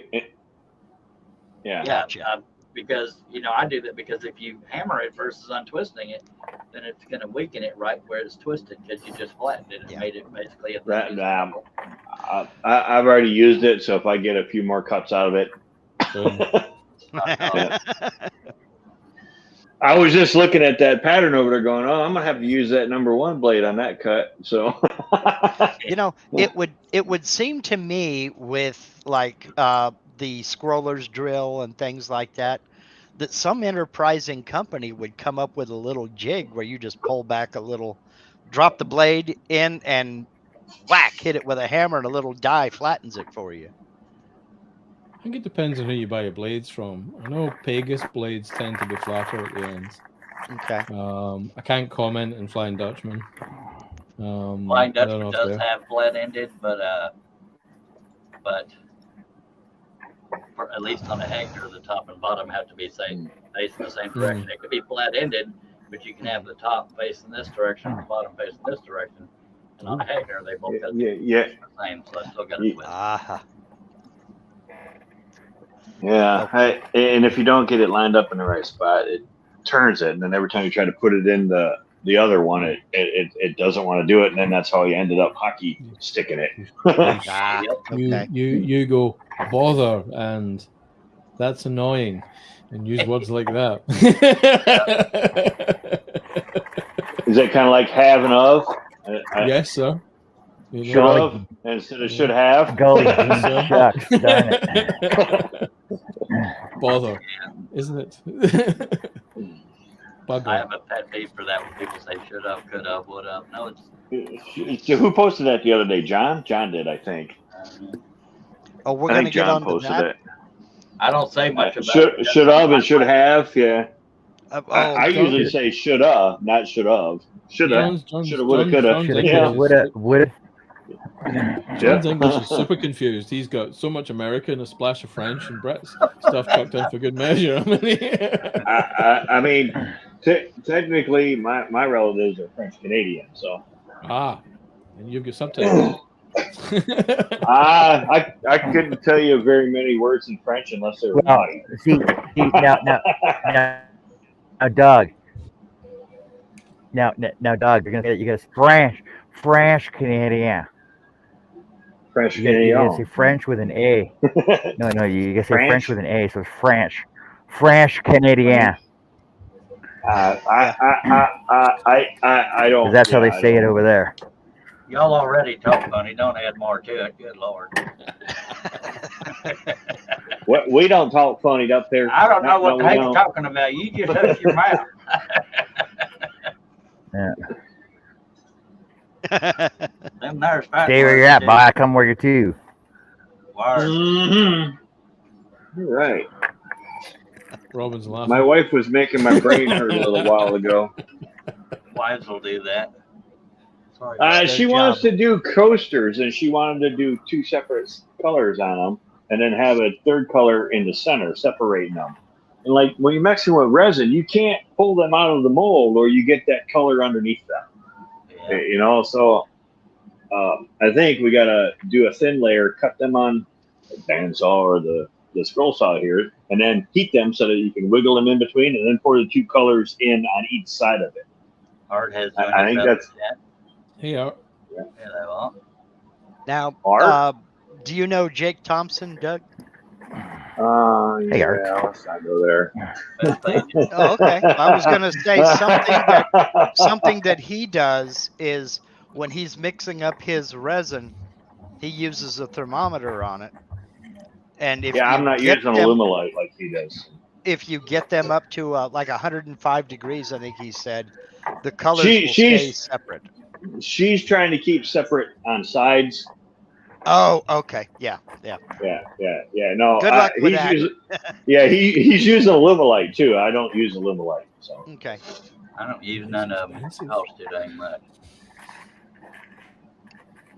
I use a stuff called Clear Cast. All right, Doug. Here's a question for you. Now, I'm not an epoxy or a resin guy. But could you just put a silicone between your pores, so do Okay, your yes, center and that's first. what she wanted to Put the do. silicone wall up No, on both no, sides. Do your center silicone off, then pour your set. No, you've got to use exfoliant, mate. Don't put resin in your pores, man. It'll hurt your Well, I don't skin know. That's why I was asking. and everything. You don't want that smooth. He's so messing with you, John. You don't want that keep working smooth, your hand. soft auto body finish. I fell for it because I didn't have my full attention. Doug. The problem we're trying to stay away from, John, is getting the colors underneath the other colors. So once you pour the mold, you want everything separate. You want it the same on the top as it is in the bottom. So when you try to pull out the silicone or anything, because my wife wanted to put the silicone in the center. Right. She wanted to put the wall in, and she was going to build it. And I'm like, good luck getting that out of there without separating the resin from the mold. Yeah. And once you separate it from the mold, then it creeps underneath it. And it don't look good. No, it just don't look good. Oh, all right. We'll figure it out. I think we're going to have to probably do like ribbons, and then cut the ribbons and heat them up with a gun because she didn't want them straight. And that'd be her colored line that she wants, and then pour the red and the black on the sides of it. So. Now let me ask you this about that. How about tinting an adhesive and just using that tinted adhesive to glue those pieces together? Like you were talking about cutting two different on a bandsaw and then tint an adhesive and glue those together with that tinted adhesive. That would give you that line. I was just talking about cutting the line strips, the thickness I need, and then you can heat them and bend them. So, pouring it, right. So pouring it, 3/16 or whatever thick. Mm-hmm. And then you heat it with a heat gun, and you can bend the resin to what you want and put it into the mold, and then pour your sides. Okay, I get what you're saying now. Okay. Yeah. And then you could put a base on the bottom at that point. Mm-hmm. You know what I'm saying, and then set your thing on there, and go from there with your colors. We'll figure it out. It's going to be a pain in the butt. Yeah, but this is another case of getting there is half the fun. Because if you get that perfected, I mean... Yep, it's not, because I was frustrated with it because I couldn't understand what she was trying to say to me. Well, that's a hobby in and of itself. No, I'm like, why are you overthinking it? Yeah. She wanted to put the silicone. Do we have silicone? Can we do that? I'm like, hot glue is a whole lot cheaper. What I learned to do after 35 years next month. What I learned to do after about the first 15 was like, okay, go ahead. Well, I thought about it. I've got a roll of silicone mat around here somewhere. And, that's a good answer, Mark. Yeah, go ahead. If that's go ahead. Okay. Takes, go ahead. Okay. So basically, this is a silicone mold. So we got to put something that goes wiggly in here, Uh-huh. And I have a silicone mat somewhere. I could cut them and put it in there and pour them, and then just pull that silicone out. As long as it's straight, it should come out of there, and then we'd have that line. So I'm going to try that first. The biggest problem I have with this is this. Yeah. So I got to try to get my mold flat so it stays flat. Printer? I do not. They haven't tried to give me one yet. Now, I'm going to say if you got a 3D printer, you could. I would offer the very, very thin aluminum foil, Doug, is possibly a barrier between. Well, I mean, that's a thought. The issue is we got to try to get it out without it separating here. Yeah. What's the diameter of this? It's a 3-inch. I think a 3-inch. Well, because I'm trying to think of a way to make you a little tray or stand. Because I know you don't have a CNC machine. Yeah, no, I don't. This is 100 millimeter. Haha. See, look, I got one that reads in millimeters. Yeah, the only one that does, Lufkin, Yeah, mine does too. I have a channel member, Bob Heltebridle. Yeah, no, this is the only one I have that does is my Lufkin. Who sent me he sent me a tape measure with my logo on it. That's pretty cool. Oh, where is it here? And it's imperial and metric both. So. Oh, there it is. All right, so I got. Let me get it out of here.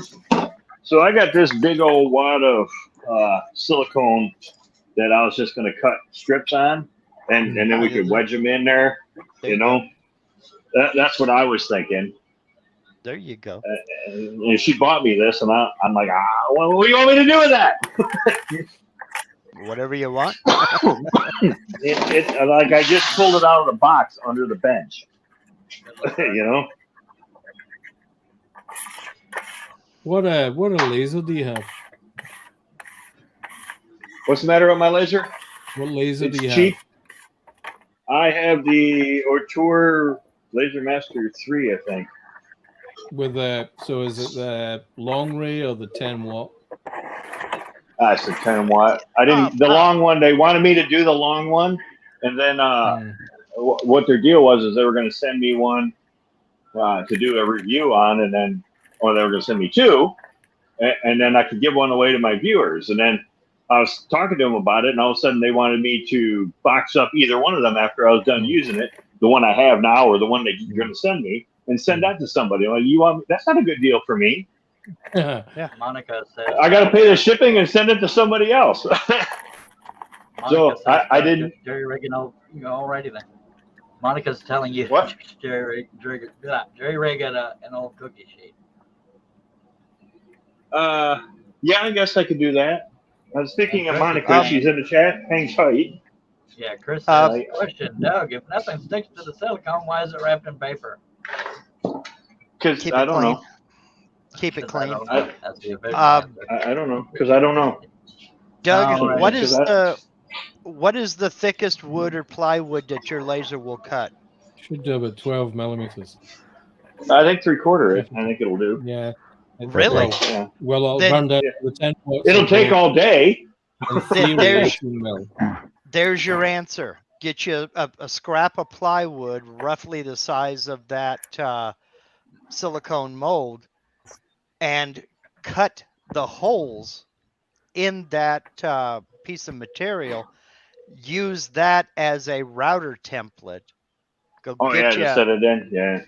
Get you a cheapo cutting board from a thrift shop or from even go to Walmart and buy a new one if need be. And there's you use as a router template and hollow out the holes, and there's your holder for your silicone mold. Yeah. Keep it nice and level. So, who's reading the chat? So, Monica, is this the one you're talking about? She said she bought a hollow form for me, and I believe that was it. And I've got this one almost. I started it after I did the one that she was working or she purchased. And I just never finished it. So I have one half done.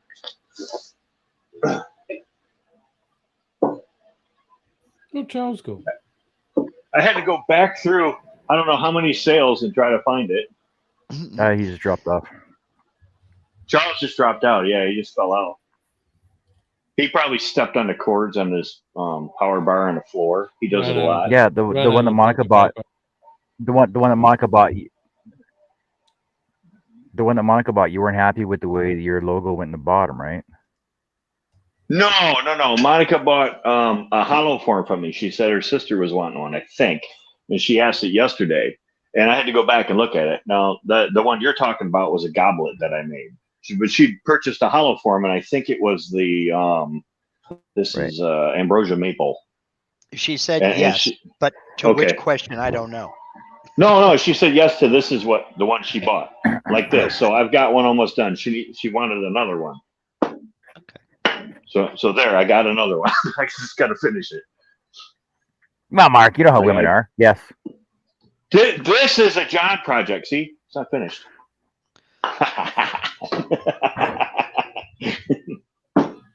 Hashtag John Project. Hashtag John Project. Yeah. Oh, that knife hurts, man. Yeah. Well, see, I've come to a different conclusion. Back, man. That'll go even deeper. I've come to a different conclusion. Most folks think that John doesn't finish projects. I think he does. He just doesn't want to show us. No. They're still hanging on the wall behind him back there. Yeah, but that's a couple. That's those don't count. He does. Stepped That's on not that button on the everything floor, he didn't you? No, I accidentally hit the X while I was multitasking. Charles, not that button. Not that one, Charles. Not that one. Appreciate it. Just I here to help. eventually figured it out. John, there was no way that I was not going to share that alien stuff. Oh yeah, I suppose. Hello, Denise.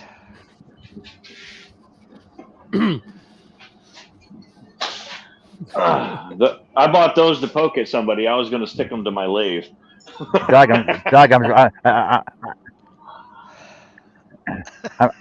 I'm surprised you don't have an alien with a shocker. Yeah, no, I don't have that one yet. Howdy, Denise. The alien thing. That's got to go on there. I'd be completely shocked if Greg ever said anything positive towards my name. Anyway, Monica says my granddaughter loves my goblet and ambrosia maple hollow form, so I want to get her one for her birthday. Okay, so that was it. I knew. So I'll get that finished here, and then Yeah, no I think pressure. I have an email from her, and we'll do that through email and maybe PayPal. That way we can skip the whole me paying Etsy to sell it to you. Arneo Media has joined us. They're just getting ready to say, Steve dropped in to say howdy, howdy.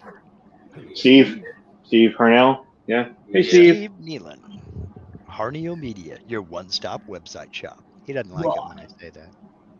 Hey Steve, One stop. how's it going? This is still not getting nothing done. It's Sunday. Hell with it. That was like really close. Jerry says you don't want to give Etsy 10% for absolutely nothing. 6% plus, and that's off the top. So that's after taxes, shipping, and everything. So whatever you charge for it, then they take their percentage off of that. It ain't off just the sale. And I think it's 6% plus. Then they charge you a percentage for shipping.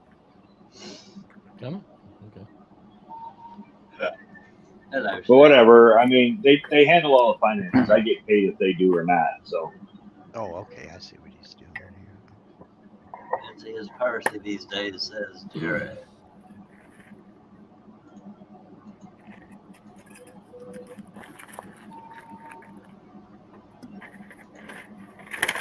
Come on, let everybody talk at once. I run out of things to talk about.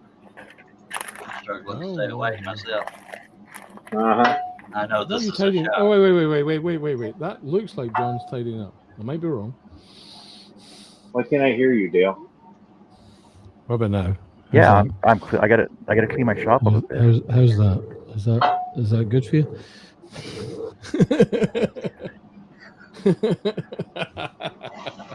How's that, mate? Can you hear me now?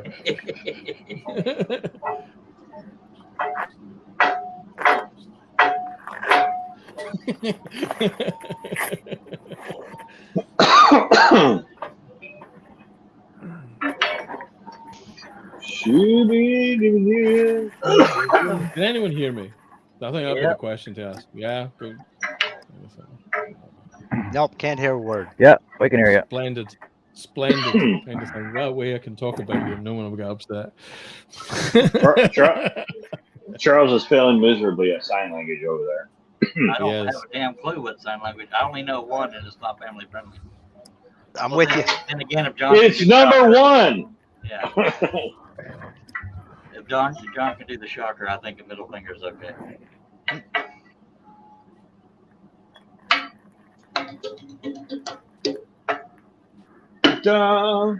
My show, my rules. My rules don't apply to me; they apply to everybody else. Okay, I don't even know your rules. Is that how that works? It says ball. He'll decide.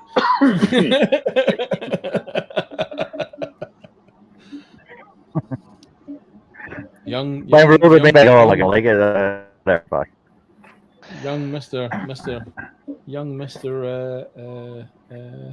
Blue Light Tunnel me popping. Say hello. Oh, young Jerry's out in the chat. Chase says, I thought that was the Michigan driving finger. You're number one.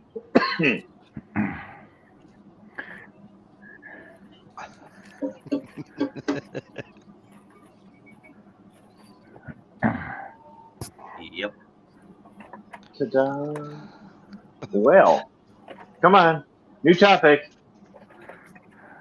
The socioeconomic ramifications of the former Warsaw Pact nations converting to free market economies. Discuss.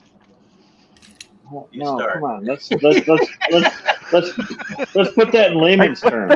Hell, I'll give it a, where the hell did I'll that give it come a- from? I'll give it a punt. Right. It's and the problem is us discussing it might just make it worse. Yeah, we probably would, you know. Yeah, we're not known for our expertise in that area. I mean, a group of 5 foreign policy experts. Let's go for it. No. Foreign policy is stay out of their business. They're foreign. It could just make it worse. Oh dear. You read it. Four means Canada, right? You're technically American.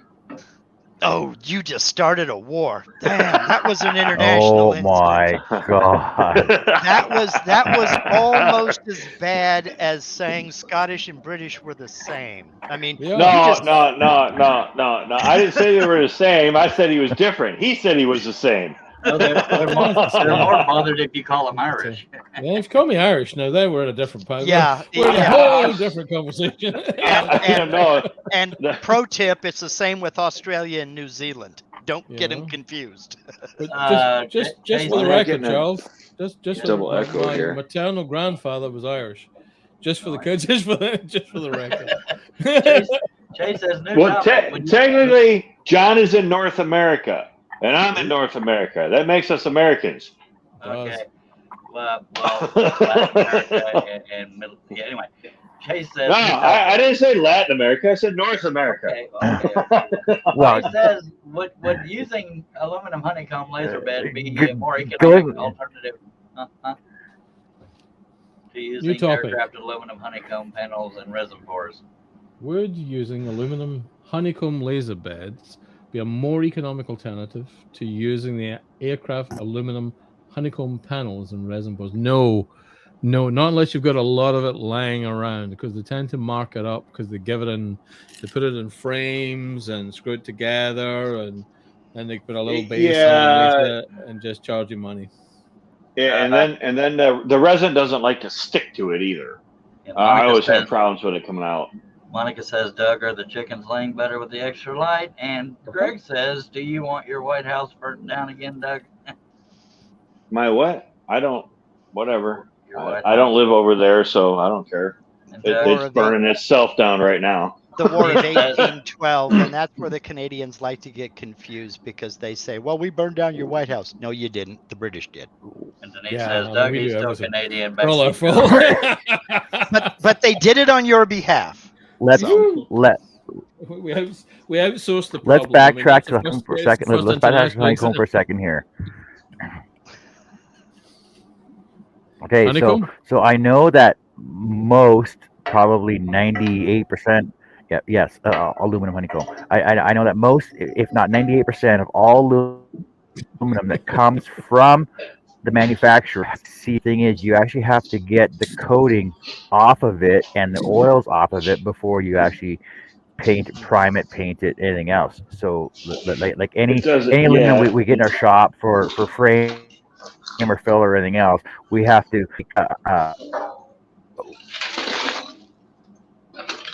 we get a special solvent that gets that, then you coat it Jerry says in order most for laser- anything to stick to it. Sorry. Jerry says most laser honeycomb is painted too. And Jay says it's we need a steel. redneck in the White House. We're about to whoop your ass. Yeah. And Denise wants to talk about the weather. Jerry says the laser stuff is steel. And blah, blah, blah. Chase says acetone bath to Already? clean the honeycomb before use. It doesn't. Even giving it a bath does not make the resin adhere any better. Just doesn't do it. Have It's too smooth. What about white vinegar? What about putting in white vinegar for a couple of hours? I was going to ask about that. Give it some tooth. I haven't tried that. I think most of the problem is the shrinkage issue on the resin after it's setting up. So you do have shrinkage, and then it's not filling it. You know. I know nothing about shrinkage. Yeah, right. You were complaining about it like last week. Oh, hush. I knew it. I knew shrinkage would come up sometime.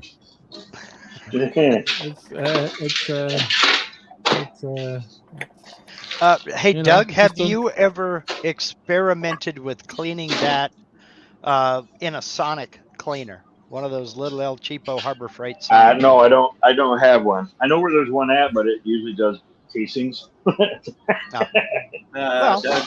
Denise clean the oil off from yesterday. Greg says muriatic acid will clean it real good. Yeah, it'll clean it real good. You can do anything once. Once. Have you got any oxalic acid in the shop since you did some cabinet making? I do not know.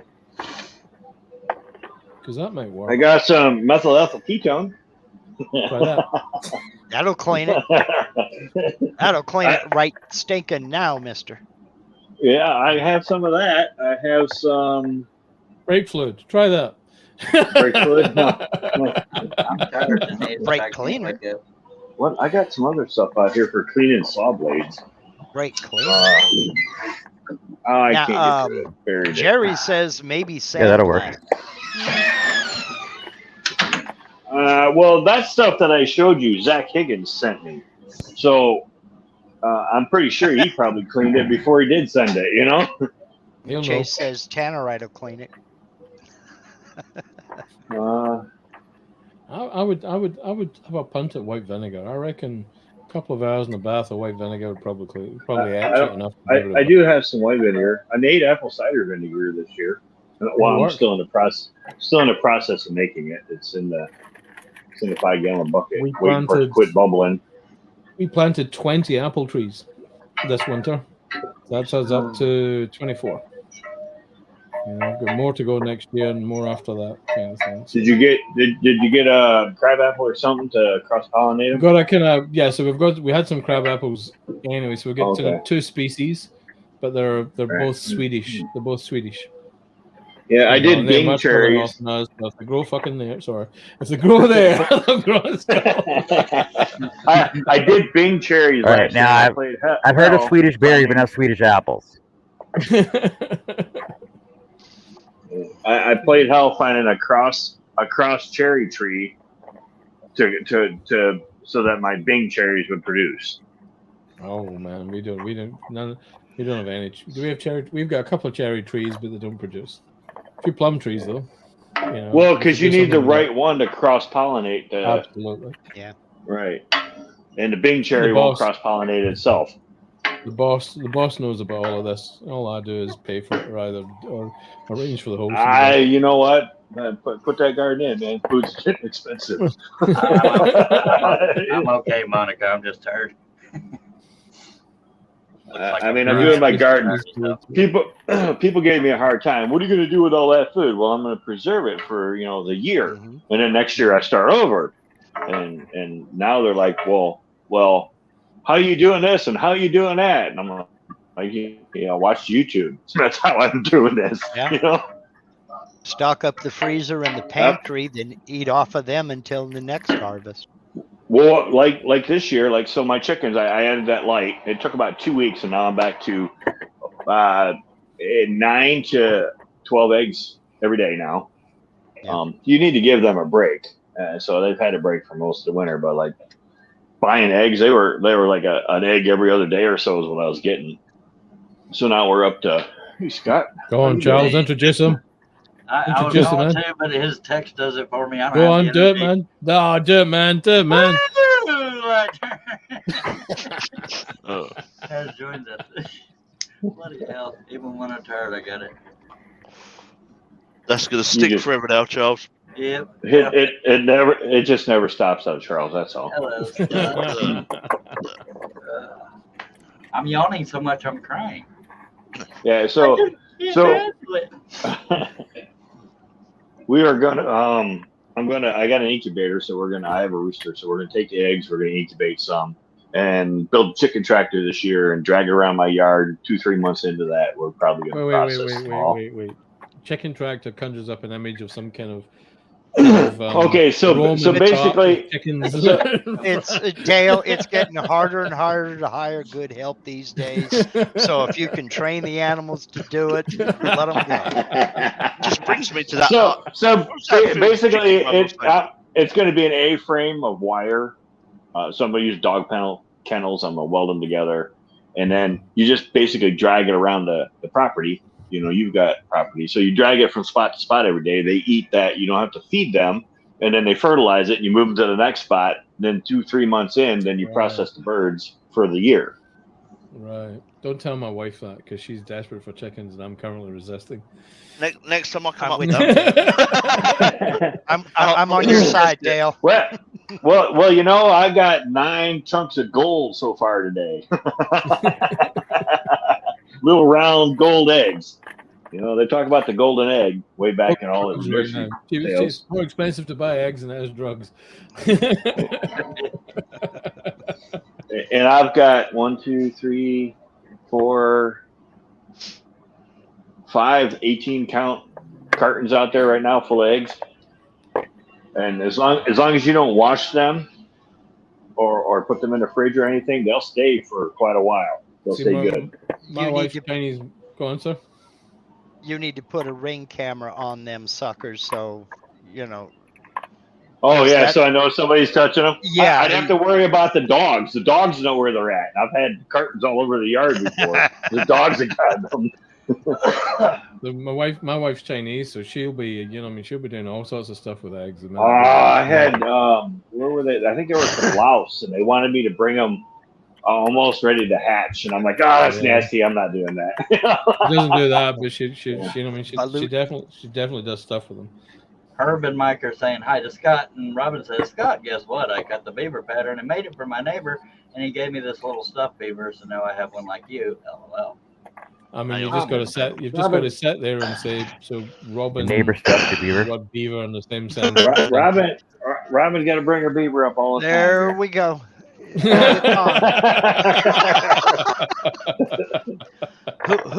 Who wins the fiver? We're an hour and 47 in before Beaver came up. Who wins the bet? Robin. Robin said it. She said it first. Yeah. Robin won. Yeah. No. I couldn't do that. I know it's a delicacy to eat them already hatched or almost ready. No. Crunchy eggs just don't do it for me. Nope. No. Welcome to What If I Could, the only show on the internet where you can see beavers. Oh man, that was rough. That's okay. I'm in Oregon. Hey, here I've got this. I've got this one. I mean, I reckon. No. I reckon Scott, you're the furthest away. I reckon you're the furthest away. What, from you? From them. From Robin. Probably. You wouldn't want to be down there with me though. No. COVID up again. COVID. So he does. Visiting your wife in the hospital, and I've picked it up. Brilliant, isn't it? I can't understand the words Scott's saying. Sorry, Scott. He said, "Him big unwell, him big unwell, him big cock coof." He said, "In it." Am I having a stroke?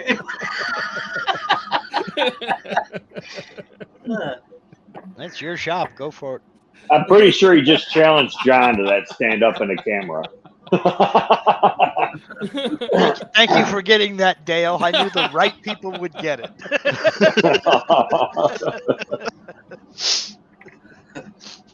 Oh, you guys. So I'm running out of desperados, man. It sounded like he said he went to the hospital and caught the plague, is what I heard. That would be right. So my wife's really ill in hospital at the moment. She's been in there 2 weeks today with breathing problems. And while she's been in, she's she's contracted COVID. Oh, great. I've In the hospital. That's in awesome. hospital. I've been visiting, wearing all the masks, all the gowns, everything. Wake up this morning and went, I feel rough. Tested. Oh, Bang. But Scott, Good they Lord. did tell Yeah, you I got wearing it the from my Cinderella dentist. gown wasn't it. You know, that wasn't what they meant. The good thing is, my mum went and did some shopping for me and brought it up, and she remembered Awesome. the Jaffa cakes. Jaffas. Those are horrible. That's one of the few things I haven't tried. Is Jaffa cakes. My grandchildren wouldn't even eat those. Really? Don't. If you're North American, I wouldn't advise it. If you're a Brit, Yeah, kind of thing, my grandchildren didn't even eat those. The dogs ate them. And you know, what was it? The wood barber, Dave. Was Dave the wood barber? He sent them to me. Yeah, he's nice enough to send them to me because we were talking about it all the time. And like I tried them, and I'm like, nope, I can't do it. My grandchildren, nope, they couldn't. Henry ate them. Yeah, if you're North American, don't do it.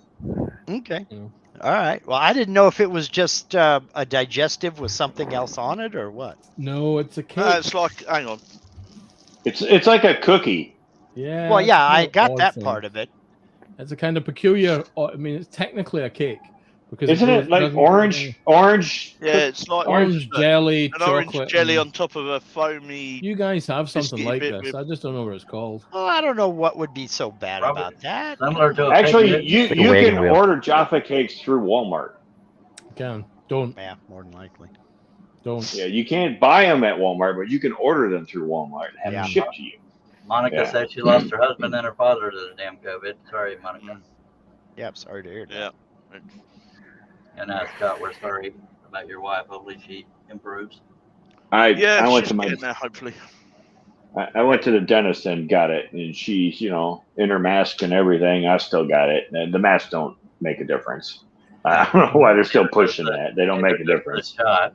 I've had But, 5 jabs and I've still got it. You know, it's I'm like, vaccinated I- twice and had it twice, so I mean, I've had it 3 times. Low And that levels. dang vaccination don't work worth a crap, but we won't get into that.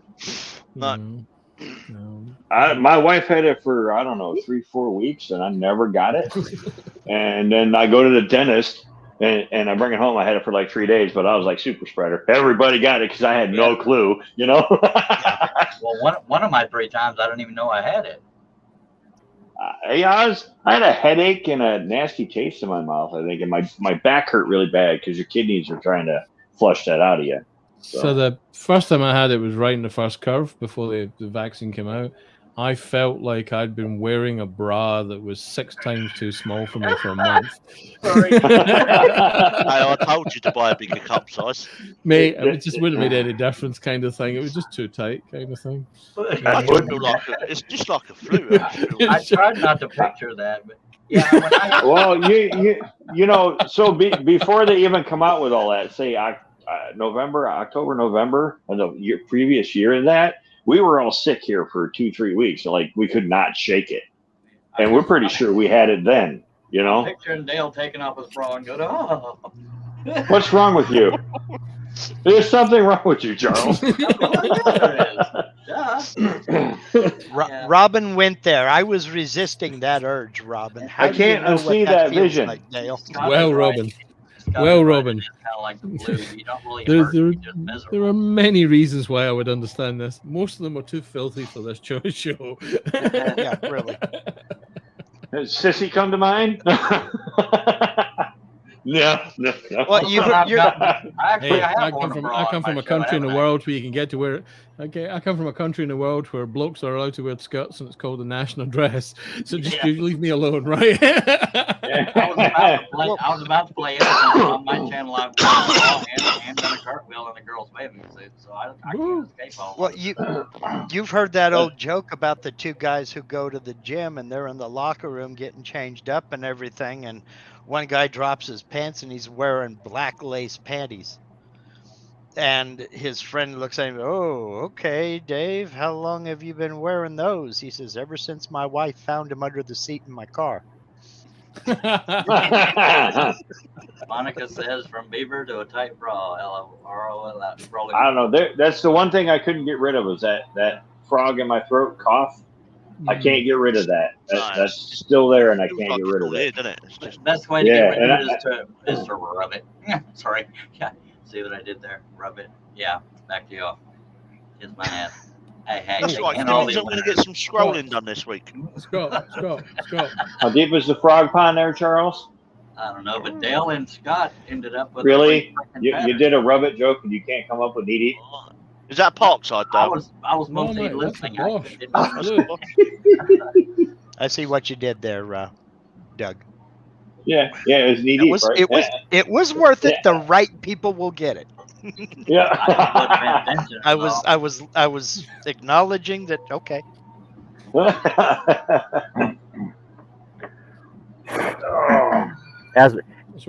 As my father used to say, pop joke.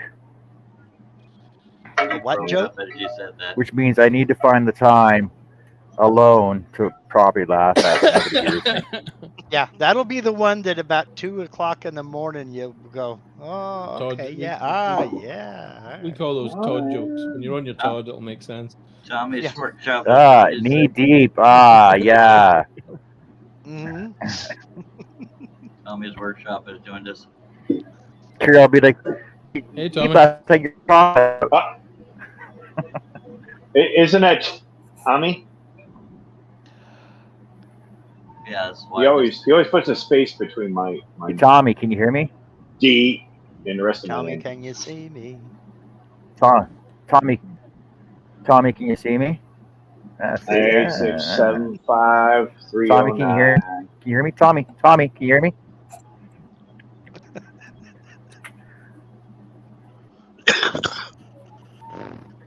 Okay. What did I do? Nothing. I'm just reading out what Tommy says. It is. Oh, yeah. Doug. It's Doug. Yeah. I don't know, for whatever reason. It's big. It's the big D. You're going there. Yeah, you're going there. I did not go there. It could be worse. What's with the stink bugs? I was like looking at the sawdust across the top of my saw here, and there's these little tracks going across it. And I know it's stink bugs, like an infestation of stink bugs, and I see them walking up there across the top of stuff. Isn't it like a gun you can get? I could get a gun, but then they'd be blowing holes in my wall. Not that kind of gun. It's much more you get these fly guns to fire. What? You need one of those bug assaults. Yeah, that's the thing. Oh yeah, the bug assault where it shoots salt at them. Yeah, the fly assault is what it is. Yeah, that's got to be a thing, right? Do they work on cats? I'm sure they work on cats. They work on daughters and sons too, I would imagine. I'm not bothered about that. I'm bothered about next door's cats, man. Cannot Crapping in confirm my or garden. deny. Oh. Jay says, feed him to your chickens, Doug. Okay. Yeah. No, they stink on the way to the chicken coop.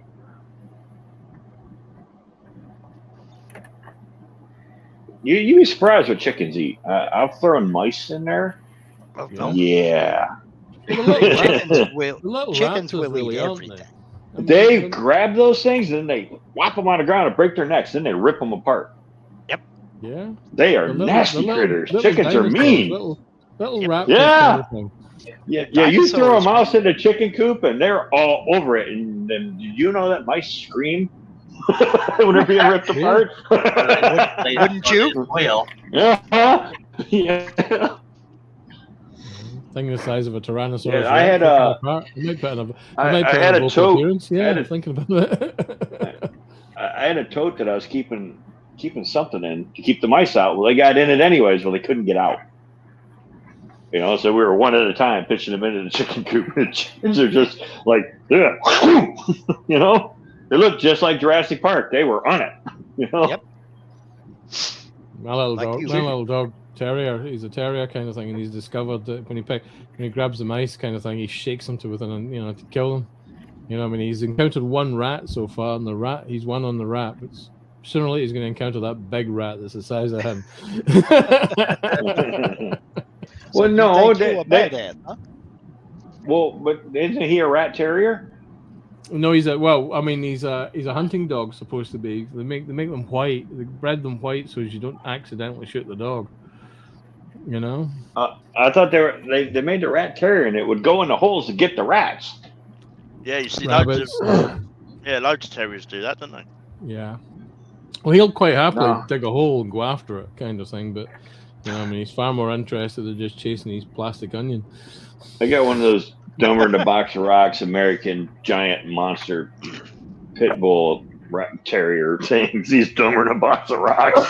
The wife loves the Mosky stuff that you've been posting. She's all about that. Oh, the Pomskis? Yeah. Yeah, Pomsky stuff. Yeah, she's all about that. She really likes that. Yeah, well, that one litter we got, they're not going to be very big. They call them micros or something like that. So if they're 7-8 pounds, you'd be lucky. So you got this little itty bitty dog with a husky paint job on it.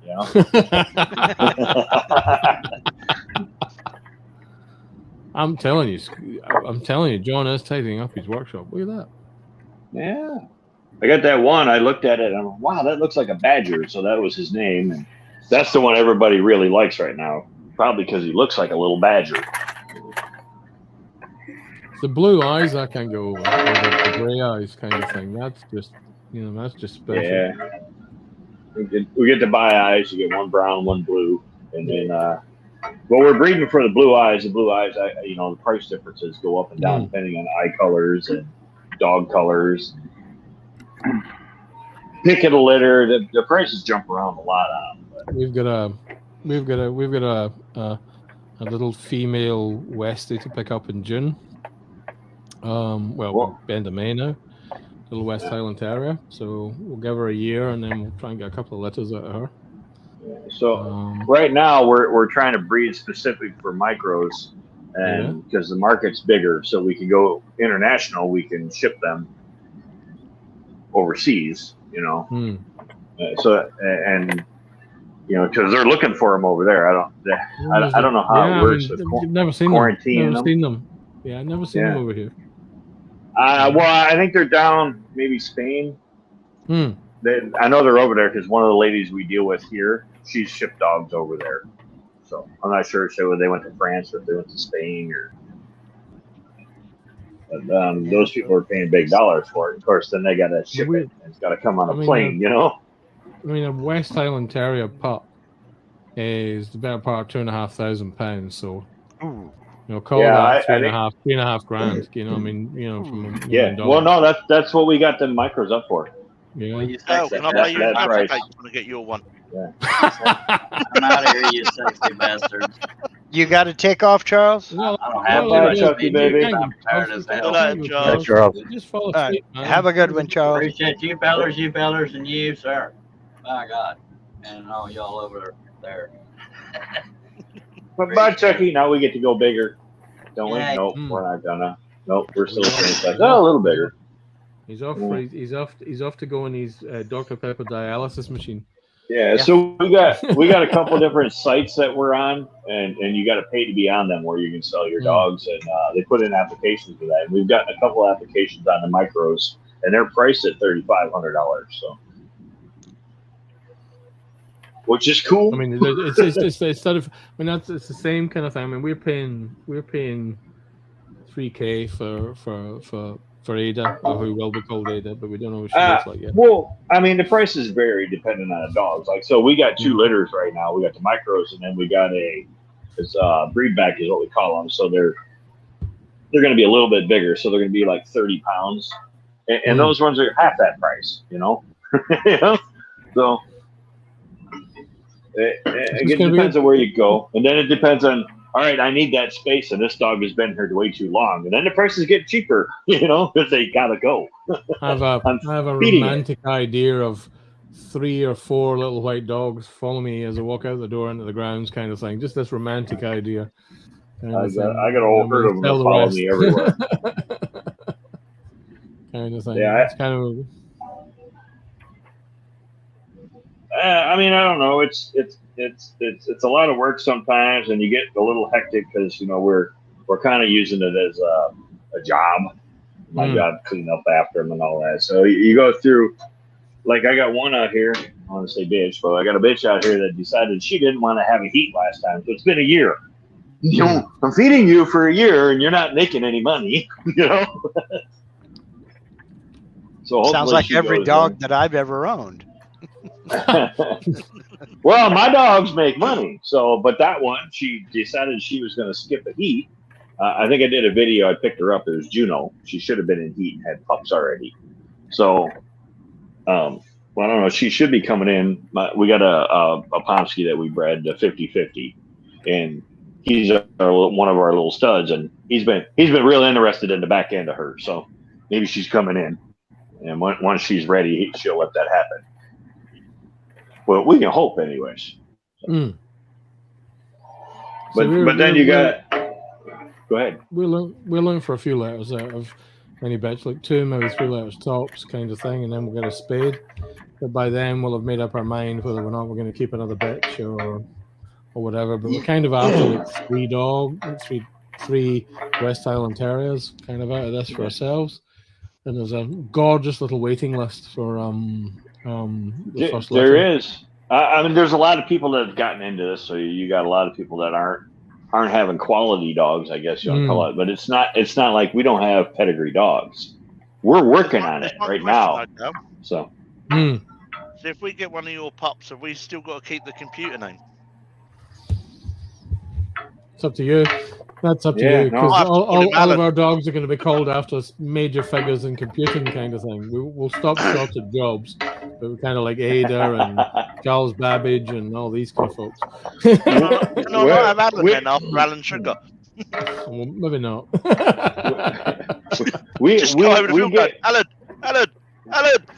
Ellen, yeah, Ellen. We'll get one called Wozniak. We'll get one called Wozniak because he was a proper geek. He wasn't just a salesman kind of thing, you know. Listen, Linda.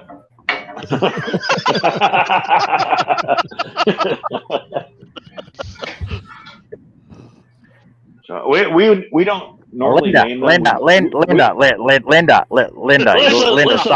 Linda, stop. Listen to me, Linda. How famous is that little brat? It's the same. Do you see the one Charlie bit my finger or something? Your dog, Linda. Charlie. Yeah. No, he's made a mint now, hasn't he? We've named them after, say, the Peanuts gang, and then we named them after something else. But we don't normally give them names because then you banana splits. Name them after the banana splits. That's got to be a thing. Well, you know, we did Charlie Brown, Lucy, really?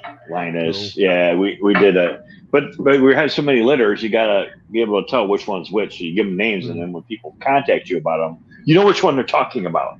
How about the black and white one? Really? They're all black and white. The one with blue eyes. Okay. Okay. You know. Yeah. Okay. We know you're talking about my dogs, right? That's all good now. Which one? which one? Yeah, the black and white one. Yeah. There's 3 black and white ones and a brown and white one. You know. Yeah. No. Robin says you should call one Winnie the Pooh. We did Winnie the Pooh. That's how come I got a Winnie in the house. I got a Pooh, my little dog, stud dog. He's Pooh. And then we had the other ones to go with it. There was an Eeyore and Piglet. And yeah, we had all those names. Yeah. Robin knows that. Robin hangs out like this all the time, so. She knows all that info. I am going to have to go. My wife, who must be obeyed, has said that dinner's ready. And if I don't go in, I don't get fed, and that small little white dog of previous discussion will get it. Yeah. So I'm going to scamper away, folks. I shall catch up with you later. Good to hang. See you later. Have Bye-bye. A good night, Dale. All right, Dale. Take care. Hey, we're bigger. And John's gone off screen. See, can't even see any scrolling now. He's not scrolling. Did you not scroll? I'm still here. It's like your camera's. I'm not scrolling. I'm cleaning my shop. He's standing in front of the camera again. I'll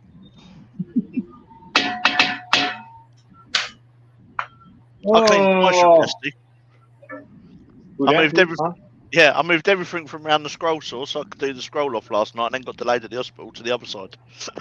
Well, that's okay. I got all the way into it. I got all the way set up, ready to go, and my internet tanked right as we were going to go. I was all hearing everything, and so I scrolled it, not on the John dropped his, or he shut his camera off. Yeah. So mine went, I scrolled it without being in the scroll off. I'm going to scroll it this week.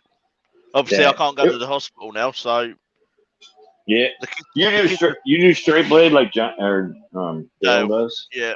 No. I can't get on the spiral. So I did. I got it done. Yeah. Dale private messaged me earlier. He said, "Do you need anything?" You know, he said, "If you're stuck at home, do you need anything?" I went, "Yeah, some plywood." Yeah. Yeah. Bring me 10 or 20 sheets, will you? Right. And then I did this thing, and I didn't know. I did this puzzle. This guy, this puzzle, and I stopped because. Right, but look at, because I didn't know that you need to use a straight blade on that. So this is what happens on a spiral blade when you do a puzzle. You know, nothing fits. Well, mount it on a backer, and that'll hang it up. What I was thinking I would do is I would finish it like this and just put it in the bottom of a bowl and pour resin on it. You know. Okay, yeah, there you go. Yeah. Well, then that way I'm not wasting it, and I've already done most of it, you know. So. Absolutely. And just go to a smaller blade, but that's 3/4 inch walnut. And I screwed it up. Yeah, it'll still cut. Yeah. Right. And then I can put it into the resin, and the resin will bind it together, and it just look like a husky puzzle in the bottom of a bowl. There you go. Yeah.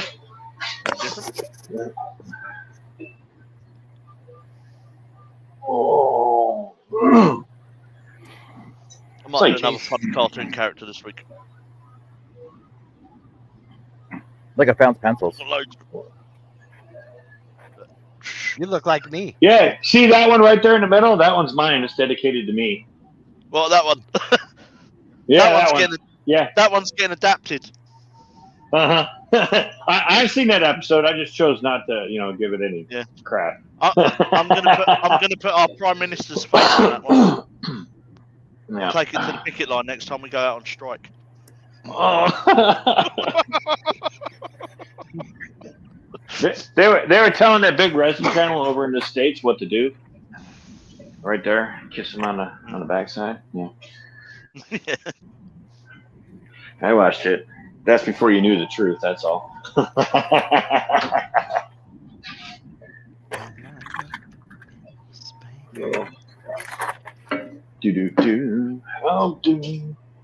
Oh, I wondered who had that one. I didn't see it at Dale's. You got it. No, I cut that one. Dale sent me the pattern. I seen the video on it, but I thought it was on Dale's. Yeah. Yeah, no, that was one of Dale's patterns. Oh, okay. I know. I watched the video, and I'm kind of like, I'm gonna stay out of that. Let's not flame that anymore. And of course, I'm pretty sure y'all caught on now. All of these are ones that I've cut. Yeah. I need a bigger clean room though, because it's like my knees are virtually against the other side of the wall. This was supposed to be my clean room, and I got my scroll saw in it. Yeah, my laser's covered in dust. Chris, hey Chris. Chris has popped in. How you doing this afternoon, Chris? Hey, Chris, how's it going? Asking if anybody is getting anything done. Nope. Sunday is my day off. No. I'm afraid to turn my saw on because then nobody could hear anything. Sunday is my one day off. I do my live stream in about 45 minutes, and then the rest of the day I don't do nothing. I needed to be starting something, so I got got to be. I got a procedure coming up in another week on Monday. I want to make sure that I got something done in case I don't feel like being out here. They're gonna go in there and look around inside my bladder and maybe my kidneys, and then I'm gonna be like not in any mood to do anything after that. Yeah. So. Yeah. But I'm pretty sure they're gonna go do some burning of some things that are in there and take biopsies and burn them out. And we already went in and looked, and I was awake for that. I don't want to be awake for the next part. Yeah, really. Can we give you anything to make you comfortable? Heroin. Yeah. No, what he said was curl those my toes ass for me, out. is what he said as I'm trying to climb out of the chair. Curl your toes? Yeah, curl them toes. Like, oh, dude, if I can get punched in the head. I got a better idea, Doc. How about I curl yours? It's a good thing I don't have a gun in my hand because I would squeeze the trigger. That's it. I had an endoscopy probably 5 years ago, and I had the sedation beforehand. And they said, "Oh, you won't remember anything, you won't feel anything, it'll be fine." I remembered bloody everything, and I woke up with 2 black eyes. Work that out. Doc, I think you went the wrong end. Well, the last time I went to him, they put a stent in because they don't want your ureter to cramp up and stay, because that comes from your kidney to your bladder. So they put a stent in there. So it's like having, every time it cramps up, it's like having a kidney stone. And I barf. And then I had to go in for them to pull it out once, and I was awake for that. And I'm like, all right, so let me do this at home. So then they tape a string to your leg, so you look like you caught an eel on a fishing line. First off, and then they put tape like this and this around your leg, so you don't lose the string. And I'm like, okay, well, nobody shaved me, so I got to wax myself. You try to get all that fur off my leg, And then you don't realize how long the stent is from your kidney to your bladder. It's 18, 20 inches, So I run out of how long my arm was. And I'm trying not to fall down in the shower, Yeah, Joe's got both ureters stented. Yeah, he was stabbed or something like that. My Mrs. Joe has got both I thought you meant. No, yeah. And I went in there where they removed the first one. I think you're giving Herb flashbacks. He's out of here. Yeah. Okay, have a good day, Herb. No, I know Dale's got a stent too. I think he said he was stabbed when he was younger, so he's got a stent, and it still irritates him, and he's had it forever. So. Okay, I need to jump out. I got to do some prep work for my live stream. Yeah, I probably should do the same thing because I can't record later on. I can't record anything looking at you guys. No. I need to ring the missus as well, so I'll try. I think you're done, John. John can get some tidying up done now. So the next crew can come in and take over. I mean, Everybody's jumping out. I'll still be here. Yeah. Okay. Yeah. Well, all right. Thanks for having us, John. You have a good day, everyone. I got to record stuff.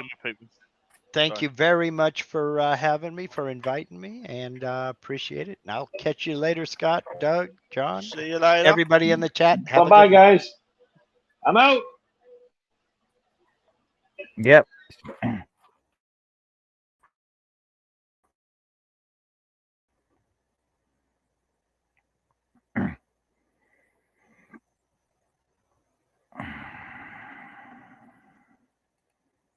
So who's all? Everybody's gone. Everybody's gone now. Been on for 2 hours and 20 minutes. And like I said, anybody wants to come in, let me know. I'll send you guys a link. And you can do whatever you want to do. It's John Scroll-A-Palooza Day. I'm cleaning my shop. I'm cleaning my desktop off. It's almost clean. So there you go. I'm heading to the movies for 3. Says Chris. I should be getting work done, so I'm making sure the couch doesn't float away. Oh, that's funny, Chase. Everyone left, but I'm still here. Yeah, I'm just cleaning my shop. I'm cleaning my top off. It's not clean. It's cleaner. Don't get it so clean. All by myself.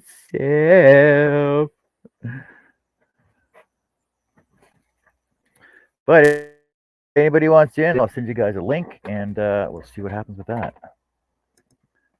Like I said, I'm just cleaning my shop. I got other stuff to do. I should be doing that instead, but no, I'm cleaning my shop. Because I could throw some crappy music on now too.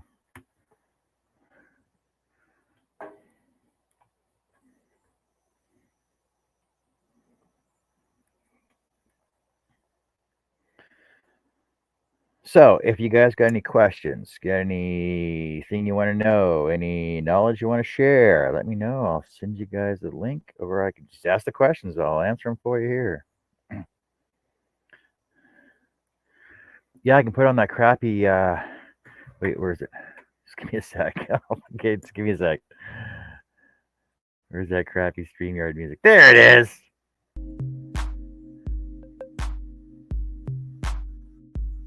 It's called Feeding by StreamYard. I can't hear it. I don't even know who's playing yet.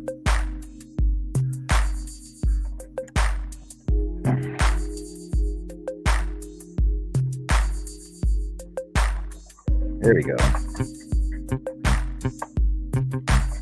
So if you want to not listen to music anymore, ask for a link. I'll send you guys a link, and I'll shut the music off. Or send $1. Send me $1. Everybody send me $1. And you know, no more music.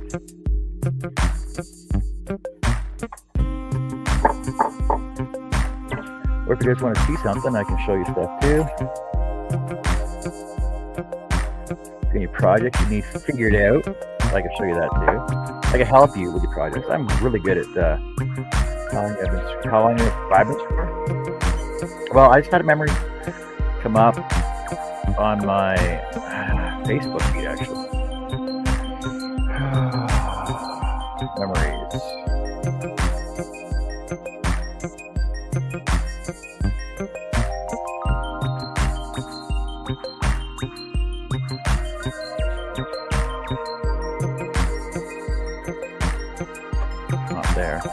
Yeah, I had a memory come up on my Facebook feed. I think it was from 11 years ago. But I know I've been scrolling for at least 11 years.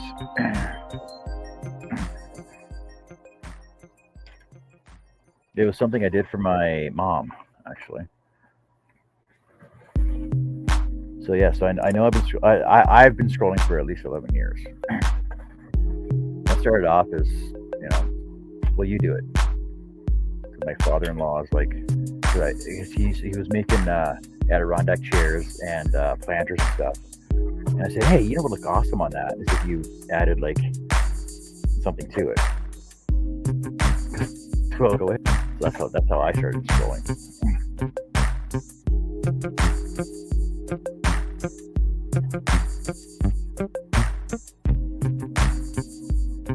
You know, you guys keep making fun of our Canadian cartoon money, but I'm pretty sure that you guys have started using the same processes to make your own money.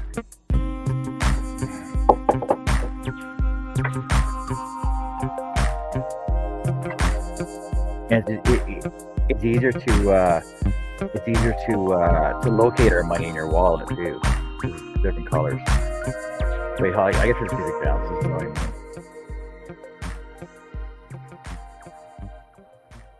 Okay, still use the same scroll saw. This is actually my third scroll saw. The first one I was working on was a Mastercraft Maximum from Canadian Tire. It's like something you get at Ace or Harbor Freight, basically. And I basically took it back. I had 3 scroll saws in 3 months because something kept breaking on it.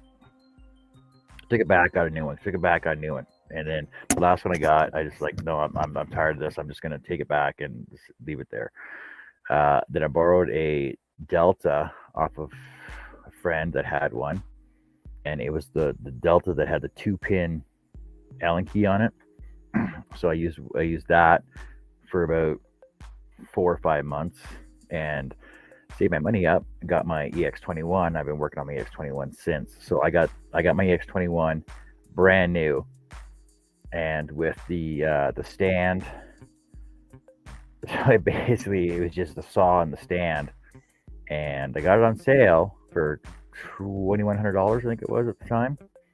But also at the time, the Excalibur by General International, it was the top of the line besides the Hegner or the RBI Hawk.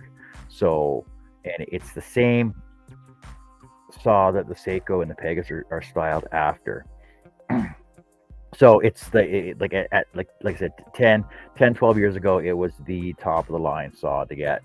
And I've had it. I've never had any problems with it. I can't say I have any problems with it. The only problems I have had with it was with my top blade clamp assembly and my top tensioner. Guy across town, Jeff Murray, has 3 of them, and he was getting rid of them. And he actually had an extra set of holders, so I got them off of him. There you go. Other than that, yeah, I've been using the same saw.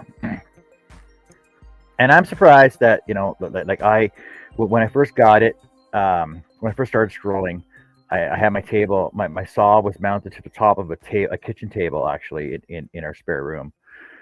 And I scrolled inside in one of the spare bedrooms. And when I got this saw, when I got the Excalibur 21, we were actually down at Goodwill, and I found a corner desk. I'm like, oh, the corner desk would be awesome to put my scroll saw into.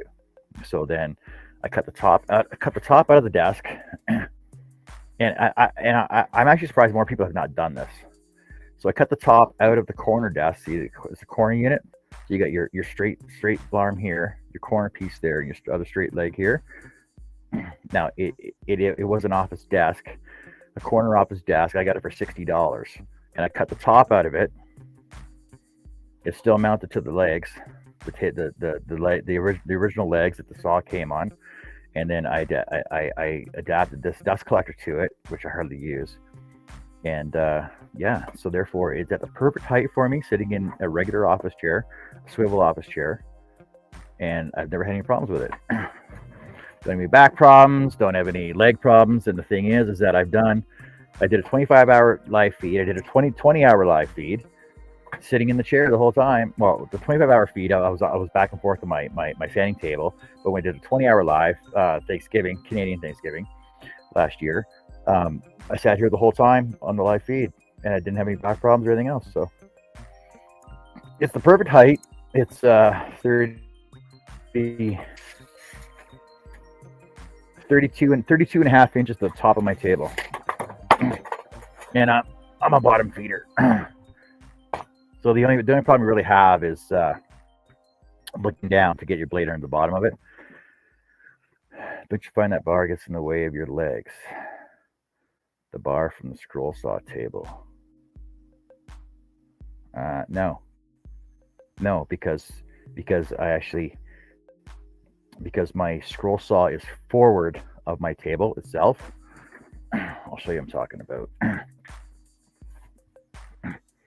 So there's your leg right there, and you're talking about that bar right there, getting it caught my legs. So the thing is that here's the table, and my scroll saw there. So my scroll saw is actually forward of the table. Scroll saw is forward of the table, so that when my legs are underneath of it, I actually go right between my dust collection port here, where my knees are. But because I got a foot pedal off to the side, my one leg is off on the one side. And when I'm actually up at my table, I'm about 6 to 8 inches away from the front of the table. So when I'm scrolling, and when I'm scrolling, I usually have my elbows sitting on the table itself, and then I'm basically just moving it around with my fingers, right? And being 21 inches tall, but being 21 inch throat, I actually don't have to lean back very, like it's my length reaches the tension knob to adjust it if I have to. And I've been using the same setup since I got my saw. So I've been using the same desk and same saw for 11, 12 years now. Yeah, so my foot pedal. So I mounted my foot pedal to a piece of 3/4 inch. I believe it's 3/4 inch.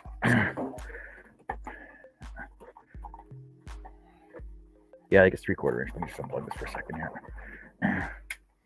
So I mounted it to a piece of 3/4 inch ply, right? And that way you can set it anywhere on the floor you want. Or and I was telling Doug, since he works on a bench or a bench stool, you can actually have your foot pedal mounted up higher, so you're not leaning on, so you're not stepping on or leaning or sitting on the edge of your bench, your stool. That way you're not sitting on the edge of your stool the whole time. You can actually have it raised up so you can sit more comfortably on your stool.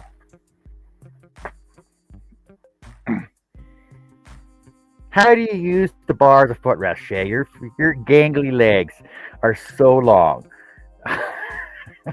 Oh, you got yours raised up too, right?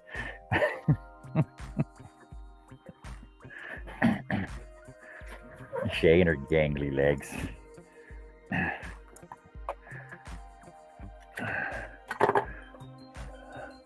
Why are my feather boards on my scroll saw?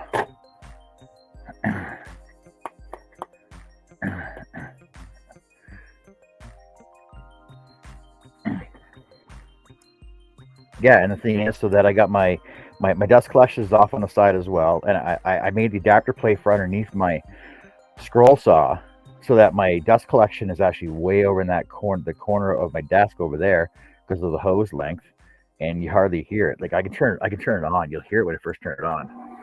I don't know if you hear that when it's first turned on. I just find it hard to hear when I got my headphones on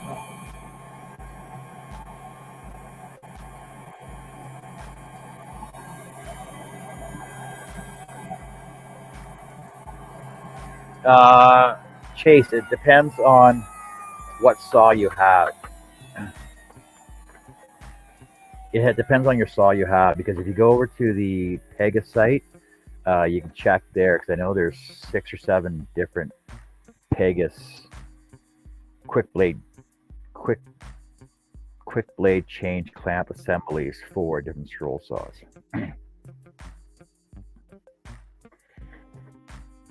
So it just depends on the saw you have.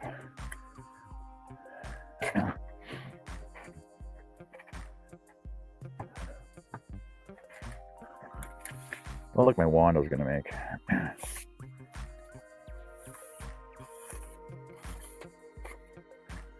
But depending on how technologically sound you are, you can probably make your own out of a set. Like just buy an existing set. Like buy an existing set that doesn't work anymore, and what I did with my old one here is that I retapped in the end, and then I had bolts. I think there were 1024 bolts that I just put in there, and then I had I made some wooden knobs for the end of the bolt that I could just tighten on as well. I got lower end Craftsman. It's a decent saw for what I've used it for, but the blade and tension release is a slow process. Yeah, it's probably pin end, isn't it? So if you got a pin end, a pin blade and bit on it, I would just upgrade it. And the thing is, it's not depends on how you want to look at it. If you're making off your scroll saw, then it's a good investment to put more money into it to begin with, because it's going to make you money back. So just throwing this out there for information for everybody. As you make money from the stuff you make on your scroll saw, you're not going to make a fortune. For me, it's just a hobby. Now, the thing is that in the 10 to 12 years I've been doing woodwork, everything in my shop has been paid for. So my 21-inch Excalibur scroll saw is paid for. My 12-inch Bosch combination miter saw is paid for. My air compressor is paid for. My dust collector is paid for. My band saw, my planer, my jointer, my drill press. They're all paid for. Oh, and my table saw, my general 10-inch table saw. So everything in my shop has been paid for by work I've done either on my scroll saw or with the tools I purchased with my scroll saw. So everything in my shop, all my tools are paid for from work I've done in my shop. So over 10 years, you know, you can do the math on stuff. Every product costs about $1,000. So in 10 years, I've made $10,000 that I put back into my shop. So therefore, since everything in my shop has been paid for, anything I do now as my hobby is all profit. Basically, you just got to purchase the wood and your time.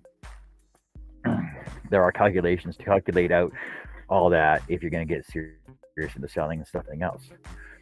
I was looking at the Pegasus mounts and contemplating whether or not I would fit my saw head if I removed the current upper blade holder.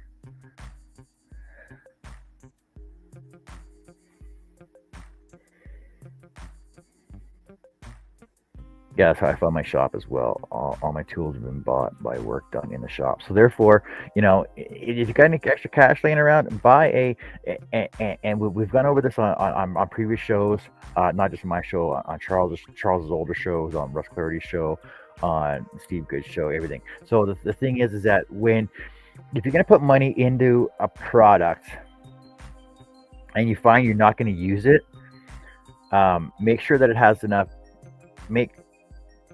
Make sure that it has enough resale value that if you're not going to use it or you want to upgrade it, that you're going to get enough resale value back on your product you buy, that it'll be a good investment towards your newer upper end saw.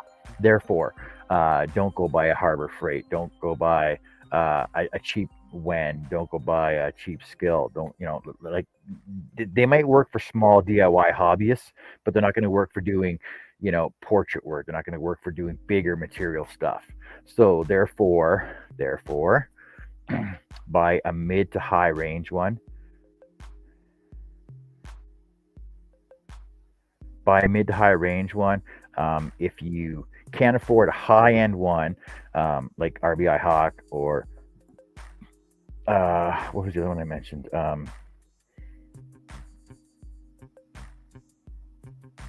I can't remember the name of the other one I mentioned. RBI Hawk and the other high-end one. Therefore, if you can't afford those ones, go to something lower. You're going to want, still a high-end though, you're going to want Pegasus or Seiko. Pegasus and Seiko are the top of the line now currently, and with Pegasus and Seiko also having the 31-inch throat depth as well, you can do bigger material. If you use a spiral blade, you can do up to 62-inch, right?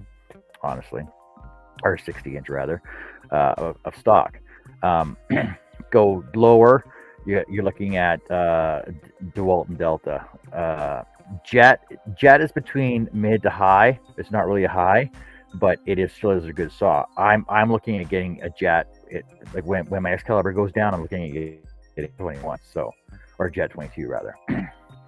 So therefore, you know, if your crafting still works for you, but you're tired of the blade changes, look at getting the Pegasus blade clamp, the Pegasus blade clamp changer. Otherwise, suck it up and just buy a new saw. Movie canceled. Wife wants to stay home. And quilt link. Yeah, Chris, just give me a second. Just give me a second. I'm going to send it to you on Facebook. Tris Nealon. There you go.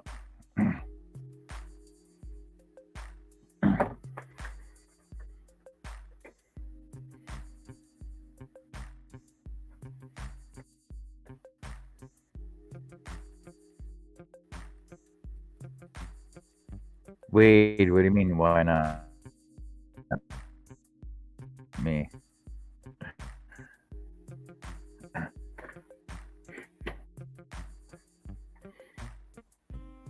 Oh, hello.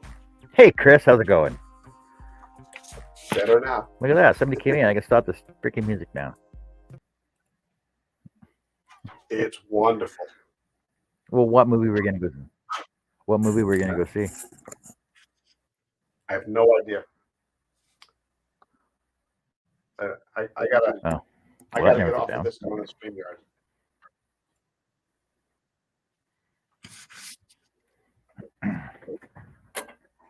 Wait a minute. So what saw are you on? What? What scroll Say saw no. do you use? Yeah. Did you buy it because of all the hype? Or did you actually research it? Impulse. I gotta figure out my speakers here. Hold on. Wait a minute.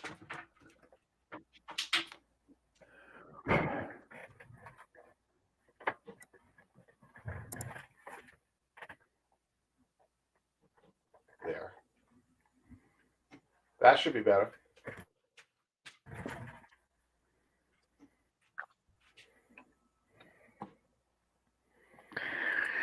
Denise, All right. so in Yeah. my opinion, which blades would be the best for beginning?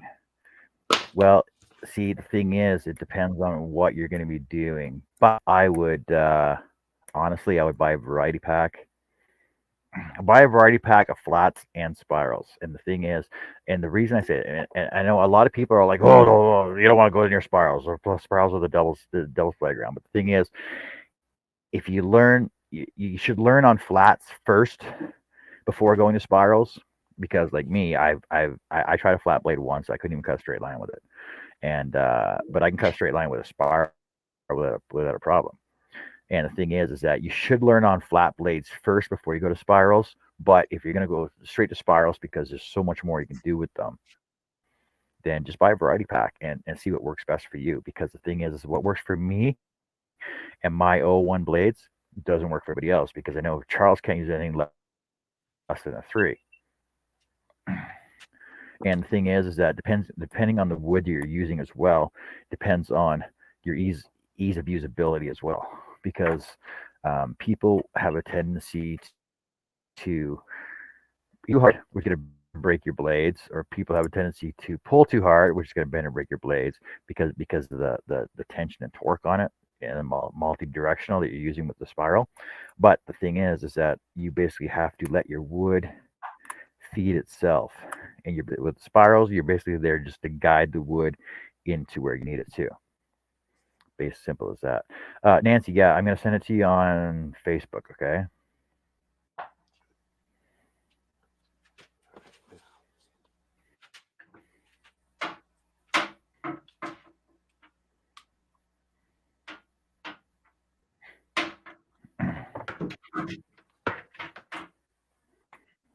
You take off too. See, but I know I have used spiral, or like, oh, I can't get the hang of spirals. Spirals are just too hard to use. And but in Charles, flatheads are way too hard to use. Yeah, Shay says she doesn't go over a 2.0. Like honestly, blade I have, like I got 01s, 1s, 10, 20, 02, 2s, and I think I have a pack of 3s. But that's it. Like my go-to blade is definitely, and I cut everything with that.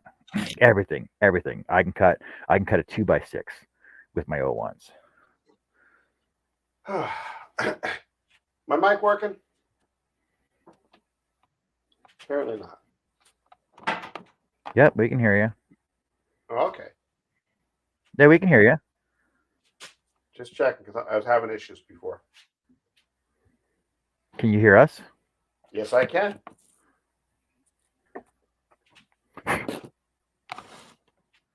Trying to figure out how to use multiple cameras on StreamYard with one of these foolish stream decks.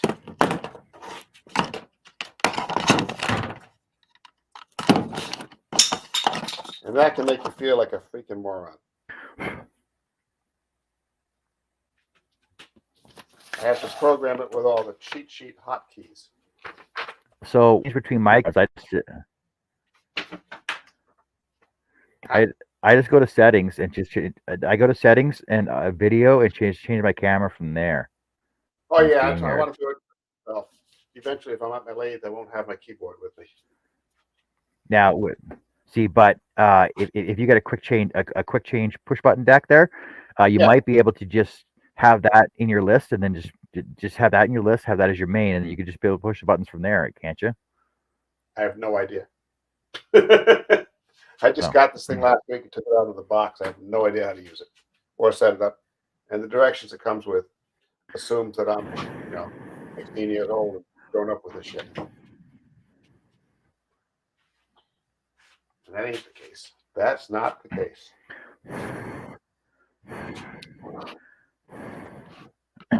I've dumped enough money the last couple weeks. You have more control with a smaller number. I do.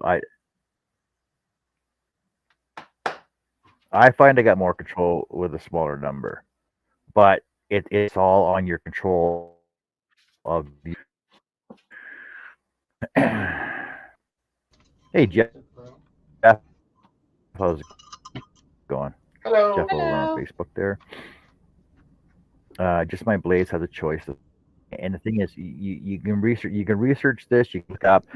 It's on basically every blade chart you get. Is that the numbers will actually tell you the thickness and width of your blade. So the O, like for example, O1, O2. The O is the thickness, and the 2 is the depth of your blade. 2 would be just a standard 2. So it's 2 and 2, and then 2O is 2 being the thickness and O being the depth. But on every package, the number of teeth on it and the number the thickness that it actually is 0.013, 0.026, 0.018. So the differences between an O2 and an O1 and a 1 is the difference between 0.016 and 0.018. It's not that. It doesn't make that much of a difference when you're actually you can't visually see it. If you take a micrometer to it, you can tell the difference between that way. But it's more of your cutting abilities. And the thing is that when you look at your blades, they'll O1s have about 53 teeth per inch, and a 2 will have about 48 teeth per inch. So, but the more teeth, the finer your cut. The less teeth, the more rough your cut. Does that make more sense to you? And that's why, Robin, when I sent you the blades, that's why I sent you a variety pack, and you probably didn't. Like, you might not still have them separated out, but if you actually pull them and look at it, you see the difference between the 01 and the 1. You can actually see it, see a slight difference between in the thickness and the teeth count on them. The more teeth, the finer your cut, but also the more teeth in a thicker material, the longer it's going to take you to cut through it, because you're taking too much material for a thick cut, whereas for thicker material you want less teeth. Does that work for a jigsaw? Hey Nancy, too? how's it going? Hello. Yes, it's the exact same on a jig. It's the exact saber saw, band saw, rotating saw, a hand Does saw. my jigsaw only can it came only with one so wait, you have teeth.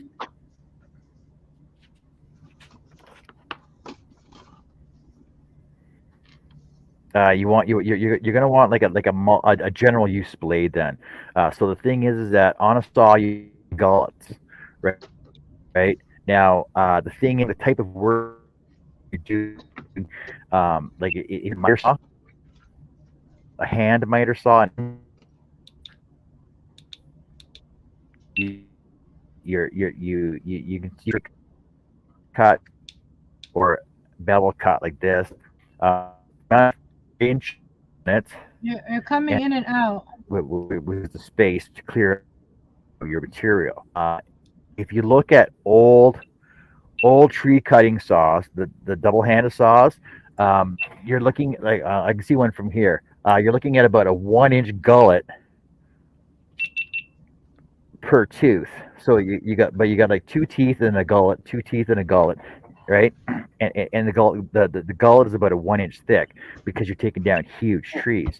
Whereas if you're doing fine cuts, like if you're using a miter saw, like for hand miters and stuff, the more teeth per inch, the finer your cut is going to be.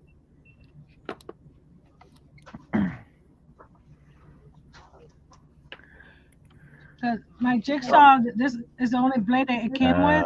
Different And brands when I'm make cutting huge through difference plywood, too. it's very jagged. So that's the one it came with. Yeah. What does it say on it though? You want It says like basically wood. a T42.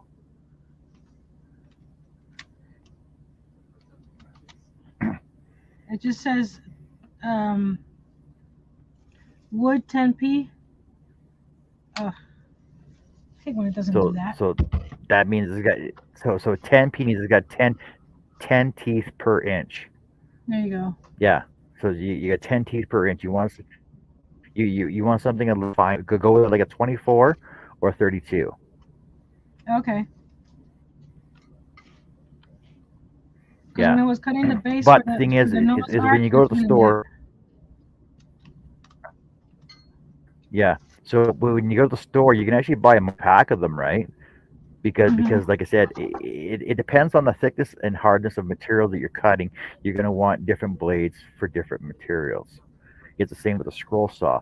Now, I use the same blade for every material. I can cut maple and oak, wood and pine anywhere from 1/16 up to an inch and a half, and I will cut with my O1 blade, my O1 or my one blade. Now the thing is that optimally there is a blade chart out there. Also put the blade chart out. Flying Dutchman might have one as well. And the thing is it tells you which blade to use for what material. But then you can do that. But then you're going to buy 12 blades for 12 different types of material. But the thing is that find out, like buy a variety pack to begin with. Variety packs are cheap to begin with. If you buy cheap blades, you're going to get cheap blades. So the thing is buy a variety pack of average price blades. Now the thing is you can buy a gross of blades for 10. That's 144 blades for $10. That's a good deal. Doesn't matter where you go. A lot of places you can shop at: Wooden Teddy Bear, Cherry Tree, Bear Woods, Pegasus, Seiko. And the thing is that get the blades from them because they're reputable scroll saw dealer. The thing is that you can get your blades, buy a variety pack. You can actually combine multiple packs of 10 to make a gross of blades. Do that. That way you get a variety pack. You can try what's going to work for you. And the thing is, what works for me isn't going to work for somebody else. Because Charles can't cut with anything less than a 3, but I find my number 3 blade is like a fence, right? Whereas my O1 blade is like a hair. So, but I find it easier to do more fine detail with my hair blades than I can with a pencil. If that makes sense to you.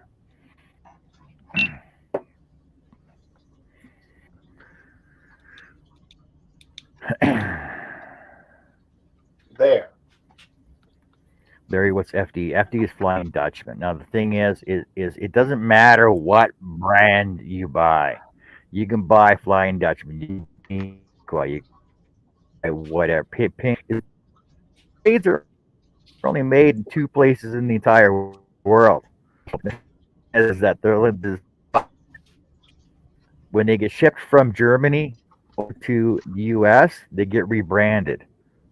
So the exact same blade you buy at Flying Dutchman is the exact same blade you buy at Seiko, which is the exact same blade that comes from Seiko. Exact same blade. It's just rebranded.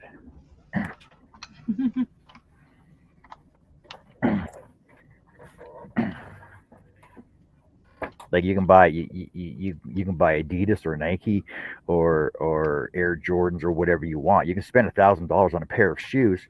They all come from the same plant in China. True. For $10 a pair. which are the exact same shoes you buy at Walmart. Just saying.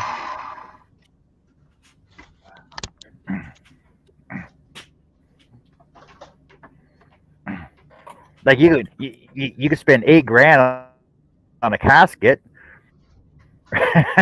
Sorry, Chris. You can spend $8,000 on a casket, or you can spend $300 on a casket. They're both going to go in the ground, and they're both going to have a body rot inside of them. Just saying. And nobody's gonna see them.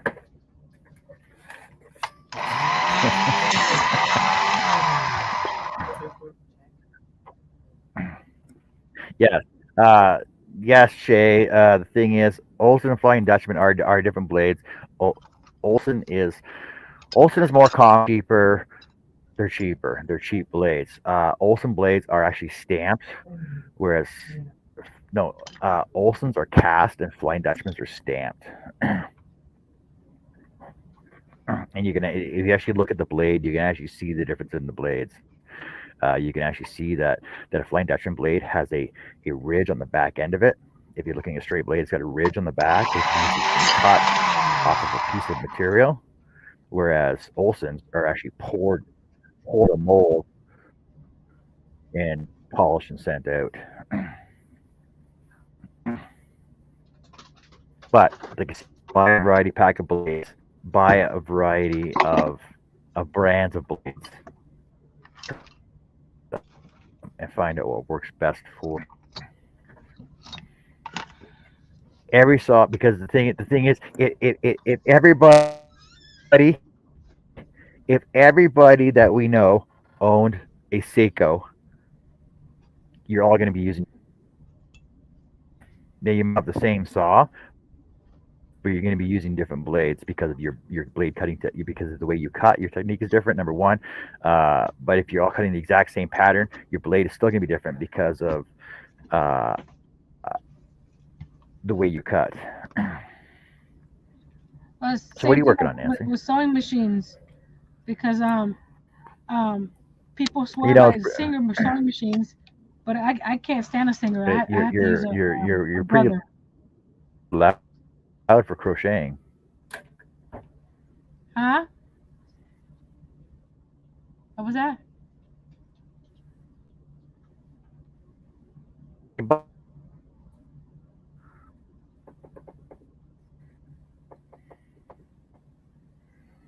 I can't hear what you said. PFAFF.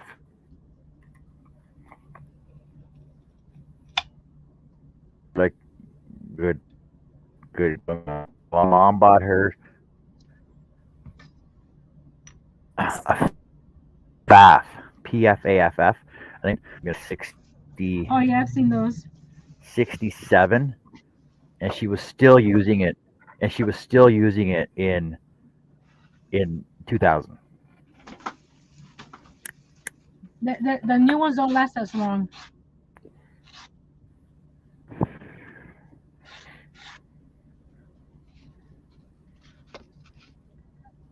But I work better with a brother machine than I do a Singer.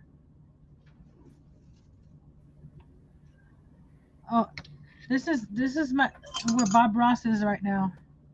I put his pants on with his belt.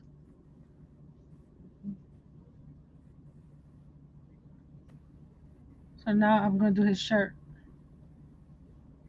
Well, not now, but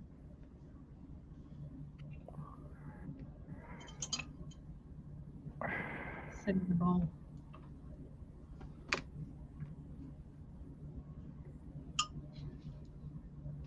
Oops. Thank you, Robin.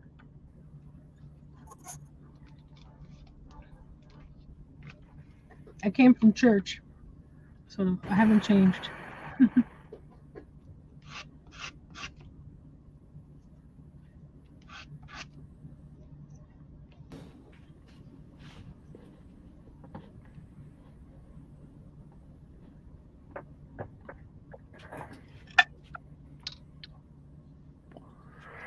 So I got to play with my wires now. I might go off, but I'll come back if I go off. So.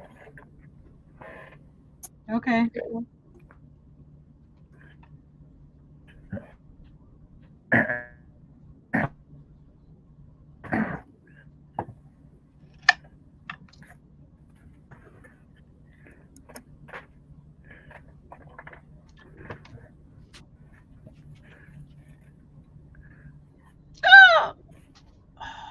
Wow.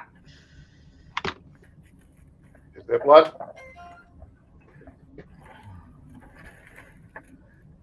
I just cut myself. Well, that's not good. No. Ah. Why would you do that? I wasn't paying attention.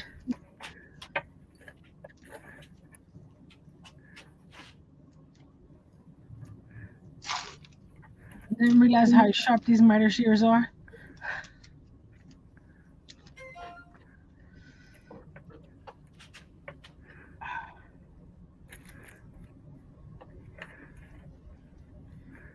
And you can tell that I cut myself often because I have a box of Band-Aids handy.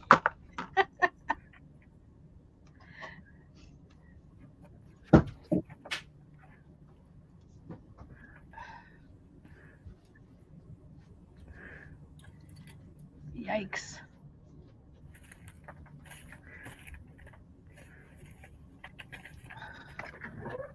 This is a sharp blade.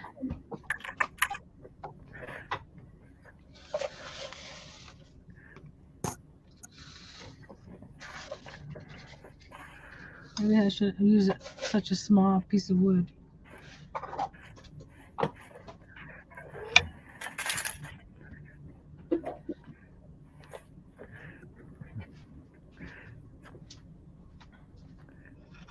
I'm finishing the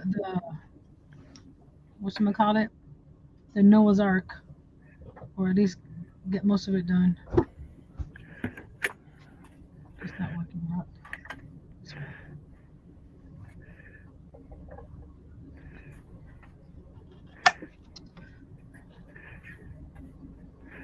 I was thinking of putting a piece of plywood behind it and adding a frame. So my dad can hang it up in his church. It'll be a nice frame piece.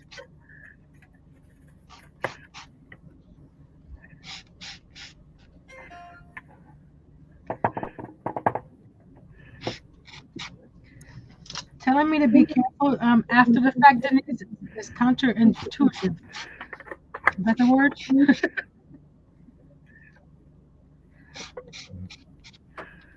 I know I have to be careful. I wasn't paying attention. Plus, I didn't know how sharp that blade was.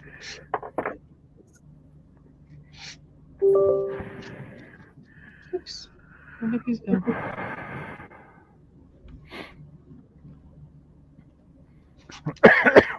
Well, Denise, the thing is, there's always information out there. You can look at a bunch of reviews. Steve Good has reviews on every saw that he has, reviews on blades and everything else. He's got instructions. The best thing to do actually is if you can actually go in a hardware store and try one out. Go into a wood shop. Woodcraft will let you try the saws out. Where you buy one, and they'll give.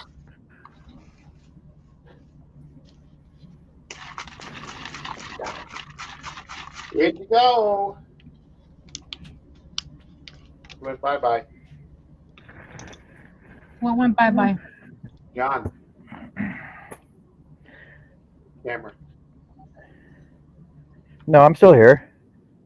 You grunt, but there's no camera. I'm still here. Yeah, I turned my camera off because don't want to show off my junk. Put your clothes on, Ethel. I didn't know it was that kind of show. Oh, yes, they called on the street.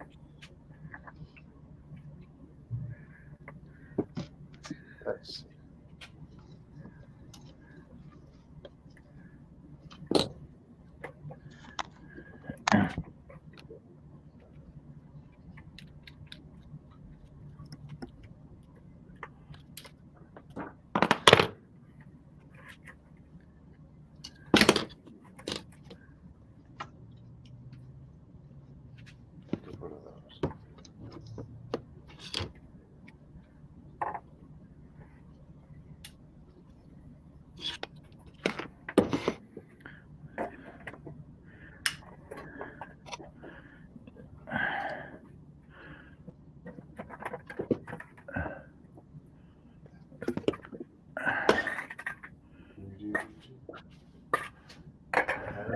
Just a little boy.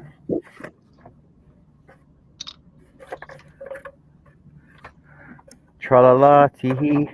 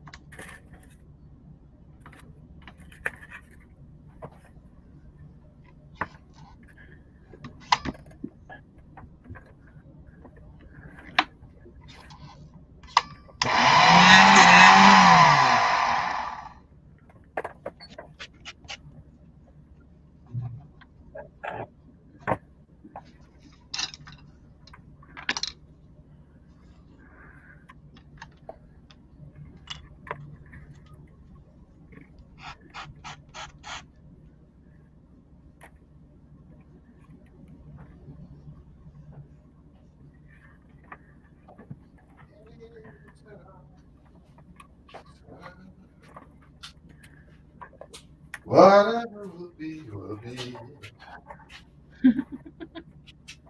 Yeah, I'm singing. Okay, Sarah. We had choir at church today. And when we all got there, we found out that our organist was homesick. So we had to do the entire Catholic Mass a cappella. Ooh, And I was the only must one have who been knew the fun. Spanish verse. I was the only one who knew the Spanish verse for Pon de Vida. Living Loca La Vida? No, not that. Oh, okay. He's living la vida loca. That would be awesome.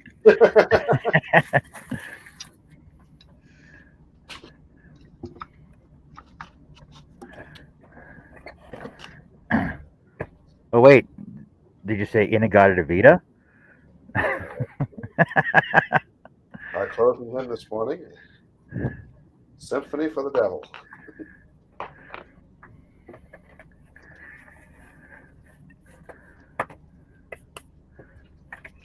I need something to hold this down. Please allow me to introduce myself. I'm a man of great experience. Well, thanks. He never does say his name, does he? I don't think he does. Please.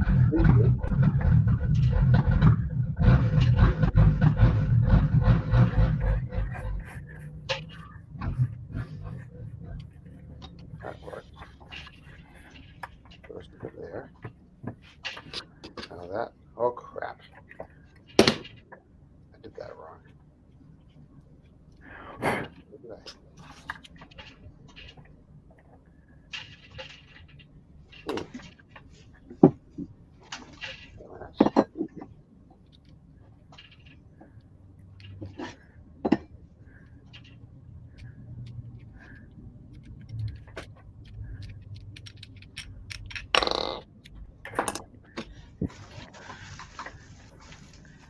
Hold on a second.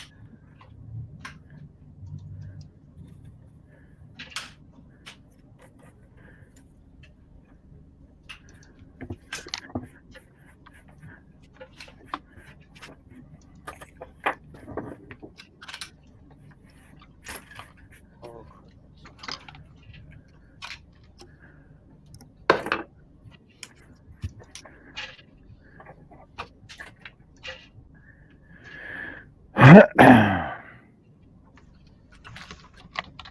Where's my Windex? All right.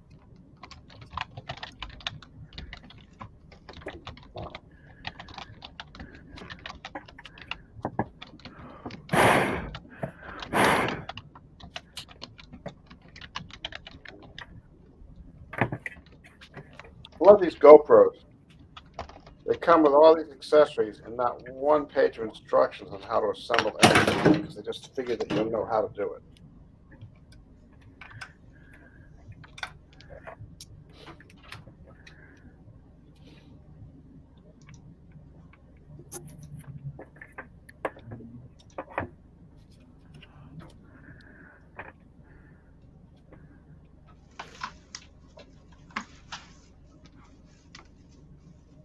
That'll work. Okay. That'll work.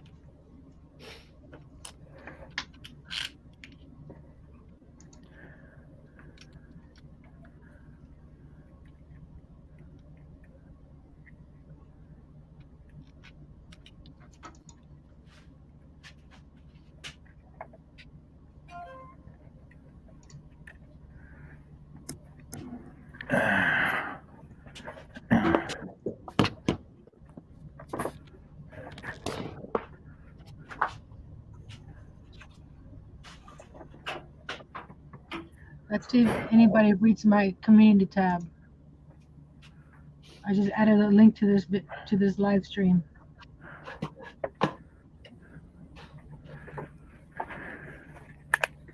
Hi, Greg.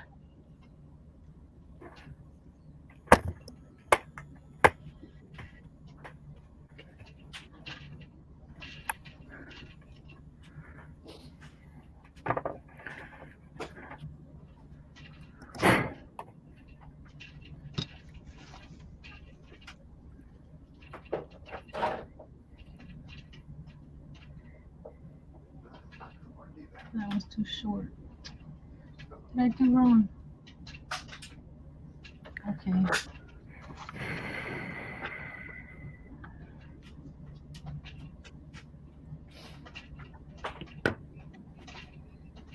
Okay, so the thing I can't find is my other camera now. I don't know why.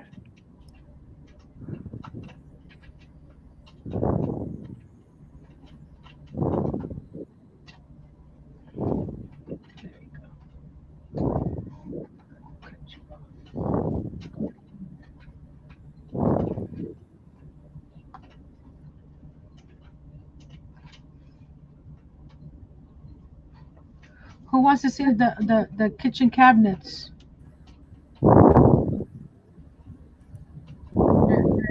They're temporary because I want to get some better wood to do the cabinets with. But for now, this is what I have in here.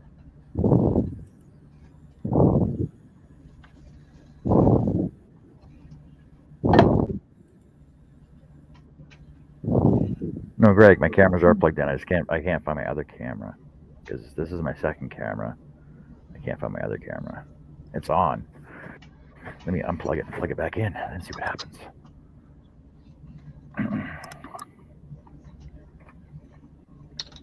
It's not me.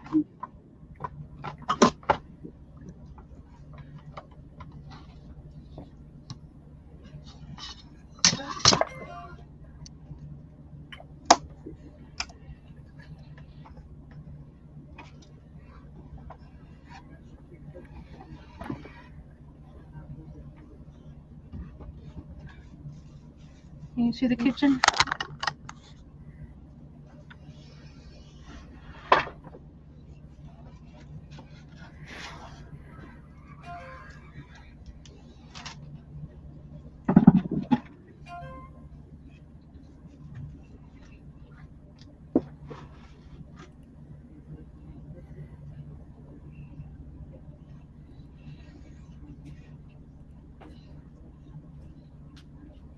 Move this to the side.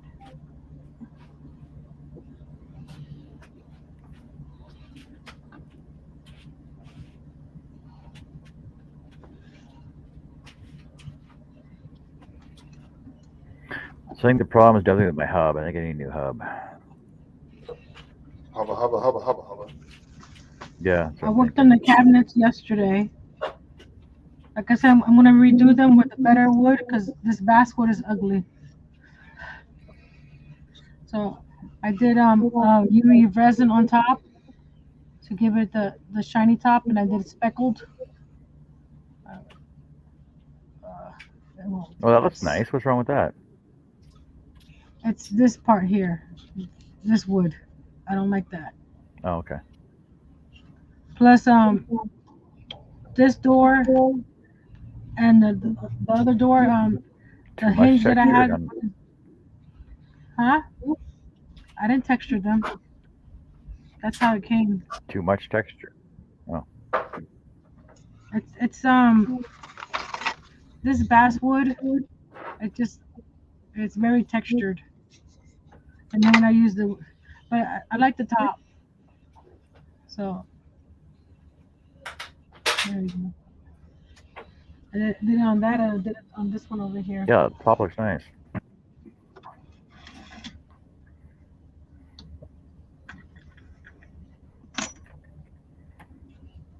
That one. Here's the L-shaped one. Came out real cool. It looks like one of those old 50s countertop. I forgot what they're called. I know that they have a name. And I used aluminum foil to. Searching to see. I know, but I can't remember. No, not from Micah. You can actually scroll saw it too.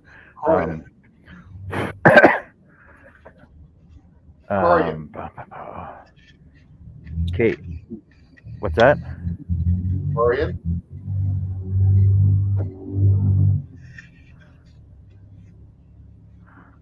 You talking about the imitation marble? You're frozen. Corian. Yeah. Yeah, That's what we've Corian. been yelling at you.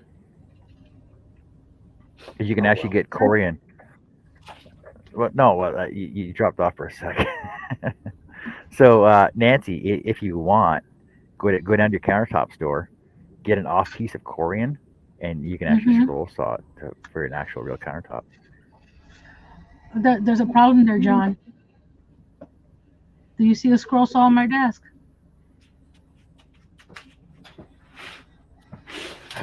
Well, you need to get one. See, this one here is working nice and fine. But this one broke right here because the wood is so soft. So and then when I did that, I was going to make these drawers actually open. But since I'm going to be redoing the whole thing, I didn't even try to do that.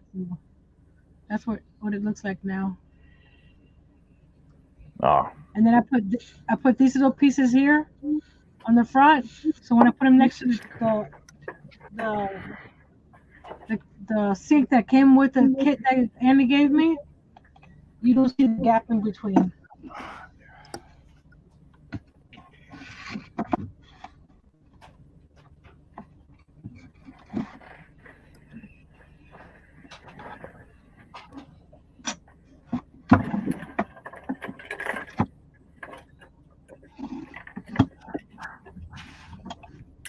That's what I spent my day yesterday trying to get this.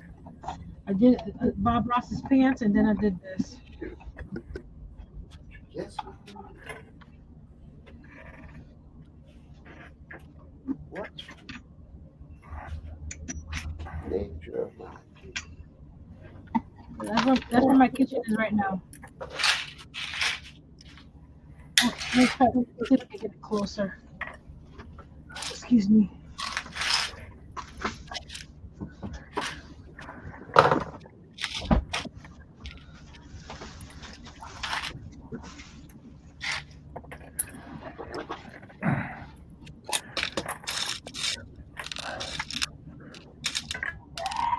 It's getting heavier. The more I put in, the heavier I get. There's my kitchen now.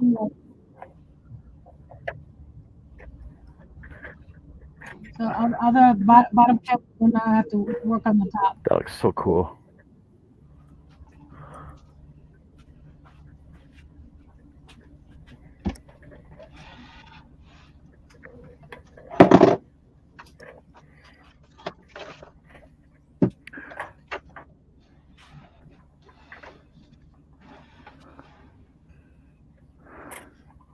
So I'm working on a bunch of different things now. I'm working on a miniature kitchen. I'm working on Jenga block projects. I'm working on crochet projects. I can't say I'm ever bored. Because if I'm tired of a project, I'll go to the next one. Yeah, I'm working on a bunch of stuff too.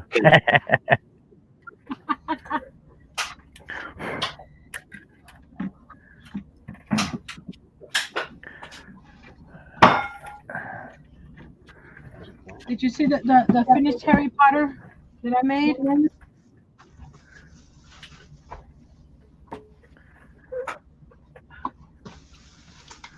Yeah, I saw it. It would look cool. Yeah, Sarah did an unboxing and sent me a picture. I mean, a video of her daughter opening it up. It looks so cute with it. I would share the picture, but I'm not sure if she wants me to share her daughter's picture. I'm gonna delete it.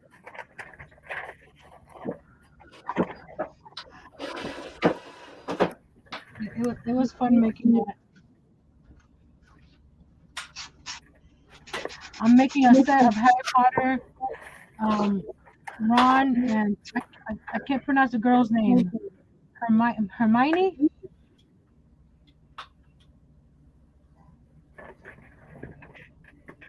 Hermione. Hermione. Harry Potter. So I'm making all three of them next. No, Greg, you didn't. If you saw one of those scurrying around my kitchen floor, Greg, Nancy be running the other way. Just saying. I guess you weren't watching the screen earlier, Robert. But here's where Bob Ross is right now. He's got his pants with his belt. So I'm working on his shirt later today. The hard part's going to be his afro. That's going to be interesting. Oh, never mind. See, what about one of those kitchen scrubbies you used to stick in a frog mouth?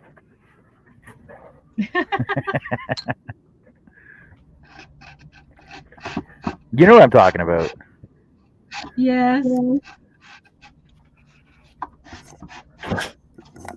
I found a pattern for a crochet afro, so we'll see. I'll probably have to change it to fit the head.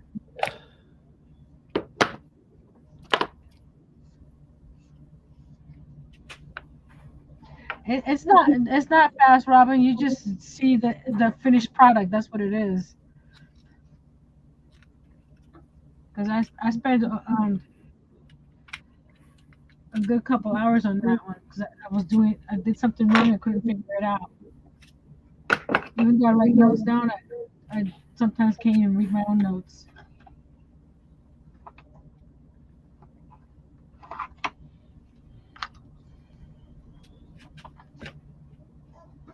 But these first few pops are since I've never made them before, I'm making all new patterns for them. So they take a little bit longer. But once I get the patterns down, I can start making them faster.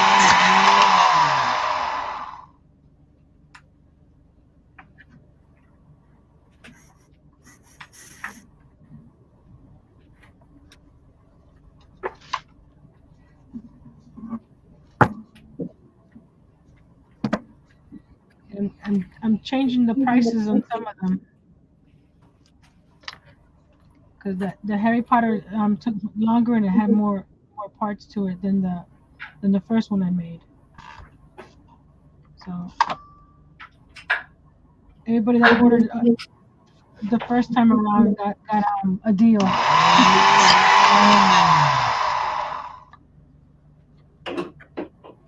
They got the introductory price.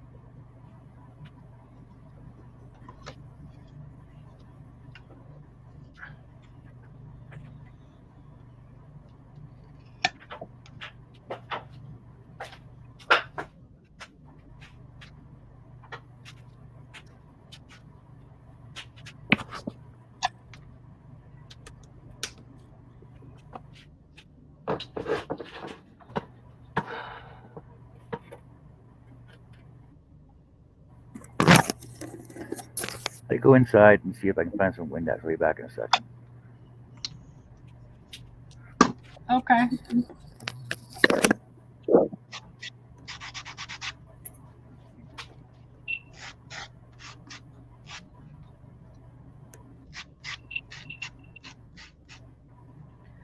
Is Dutchman's Wood Shack Jeff?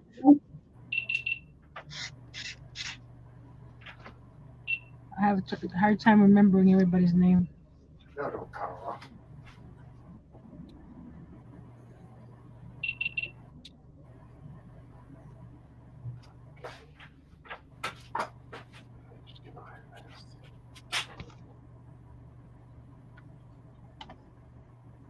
There we go.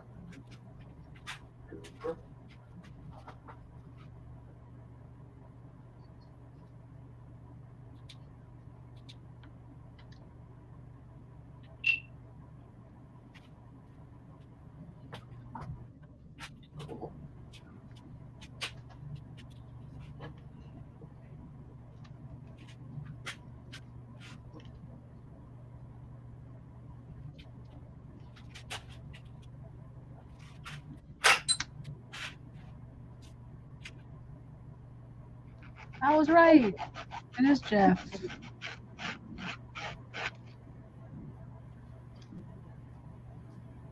That works.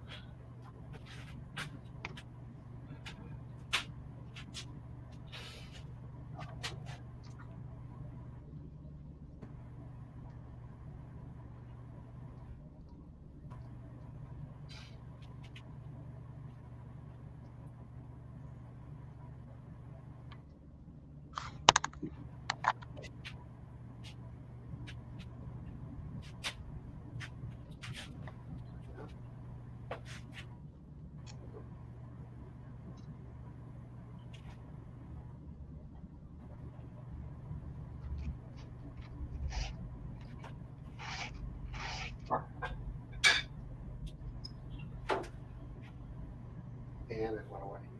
I'm not making too much sawdust. And I'm making a little bit.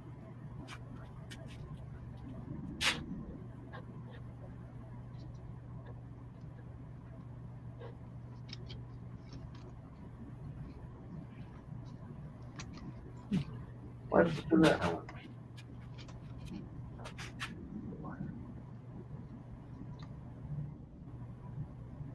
Oh, Anybody planning on watching the Super Bowl? maybe. Nah. Not my thing. My teams aren't in there, so it's all about them. Until yesterday, I didn't even know the Super Bowl was today. Not high on my list. Never has been. Nope. When the kids were little.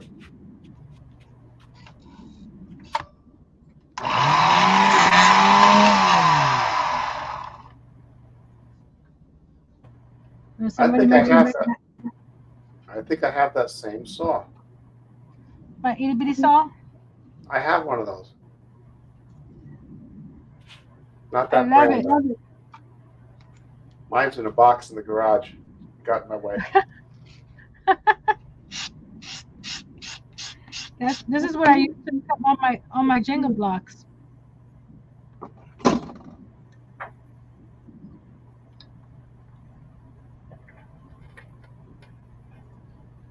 And these guys too.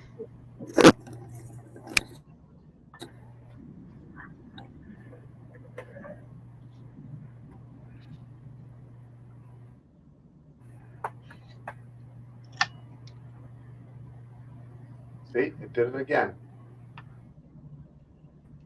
I could care less for I'm the not making commercials. any pieces on the table. I'm cleaning it all off right now. Browser's lost connection. I could care less for those Super Bowl commercials. Any other day, we skip by them if we can. Mm-hmm.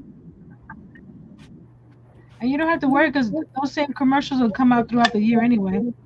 Yeah. I don't really watch much TV anymore.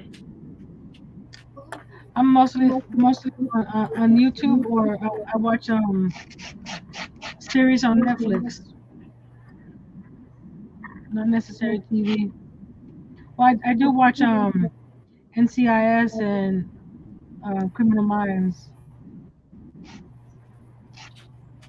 on regular TV, but I watch it the day after, so I don't have to watch the commercials. I stream it on my Paramount, so you just skip the commercials. You don't have to worry about them. Yeah. So if I skip the commercials there, why would I watch Super Bowl commercials? I want Jethro to come back to NCIS. I hate watching commercials.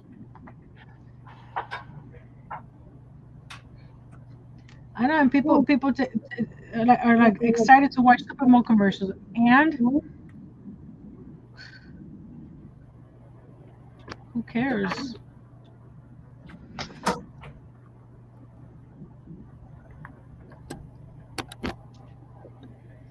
Probably, yeah, Greg, I understand. But neither of them excite me, so I'll be watching something else or working on a project.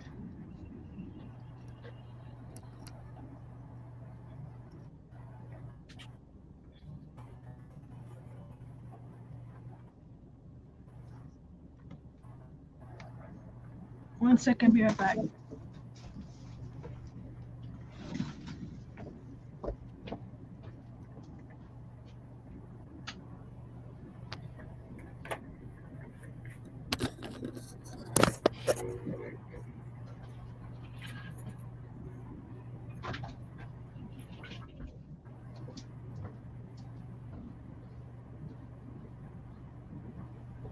Thank you, sweetheart.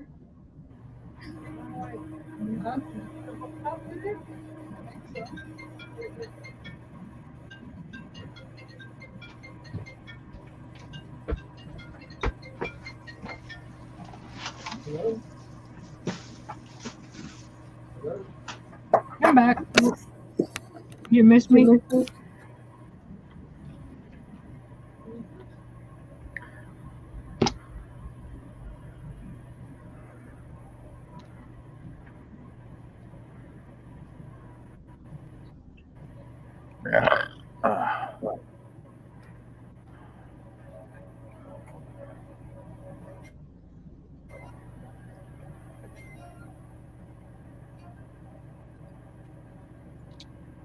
Me too, Jeff. I would rather be doing something than watching a game that's not going to make or break me.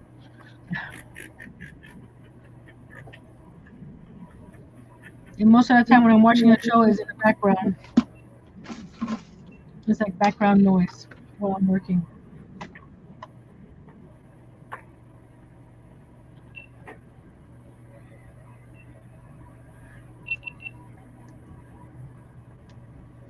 Right here, there's some sawdust right there. Look. There, sawdust. I can see I'm not making a lot.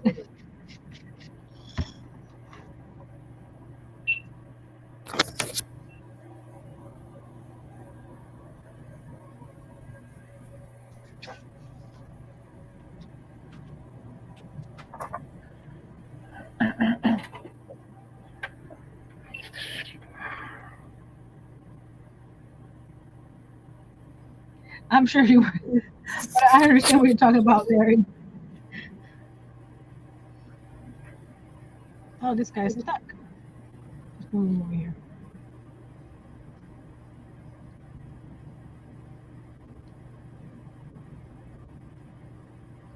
I've had jalapenos in my eye. It burns. And I didn't do that on purpose. I forgot I was making salsa. And I was cutting up jalapeno. And I forgot to wash my hands. Not fun.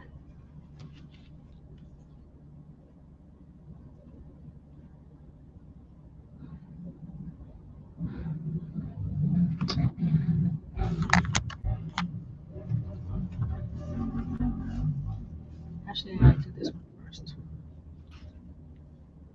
Get that.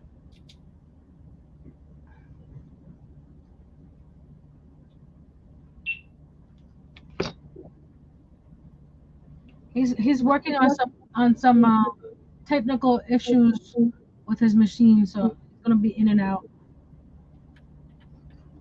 But he's there.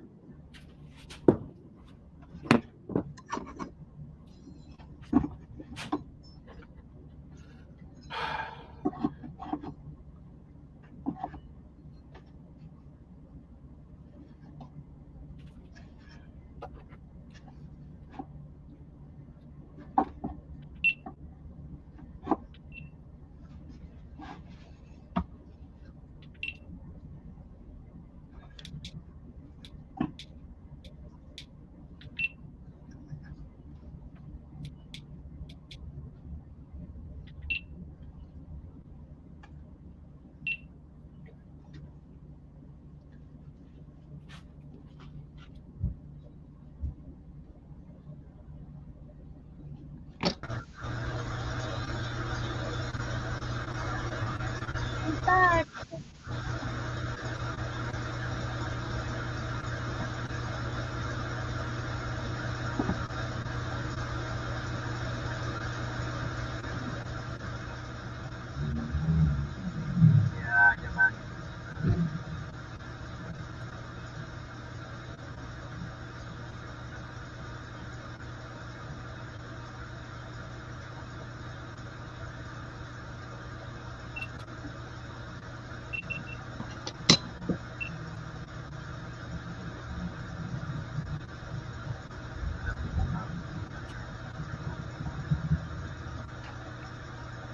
Now, that works.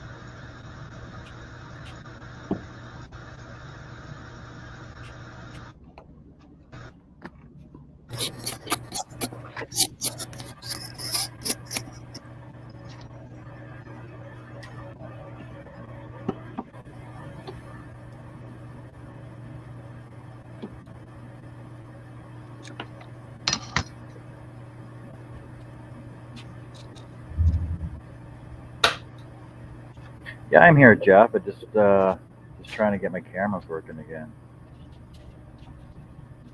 Yeah, I told him.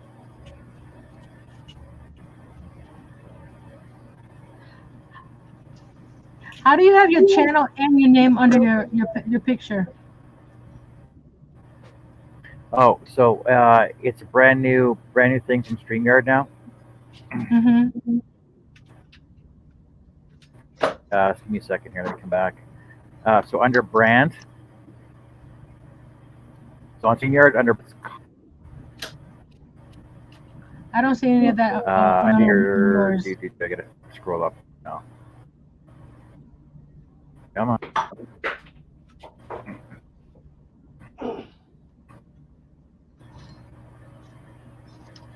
And it says show display names.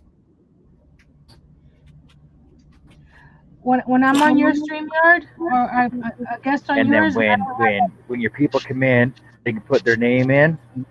Mm-hmm. No, you can do it on your StreamYard. You can do it it's free, brand new now on everybody's StreamYard. So you got your display name and then your headline. So when you log into StreamYard, it'll show 2 lines now for your name and your headline. Okay. So you can put your name in, and then you can put your website or whatever you want underneath that in the white line, right? Oh, it says edit name and headline. Oh, okay.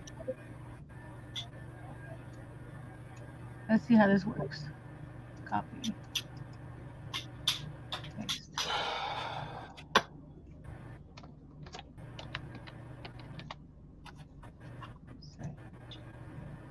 There you go. That's cool.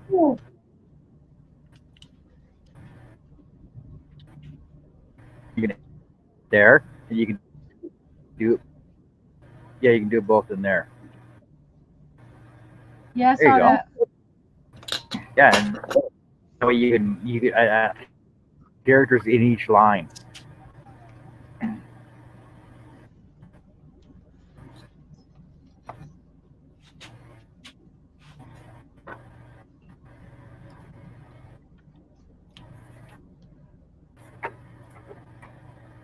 Well, I'm not doing anything exciting, Robin.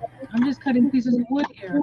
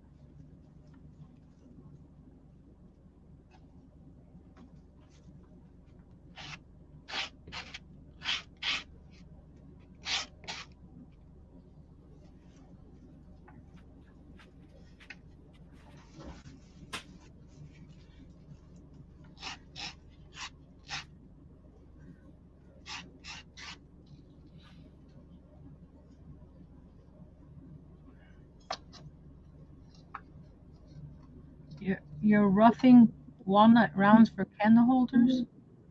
I'm not sure what that means. Walnut wood? I'm assuming.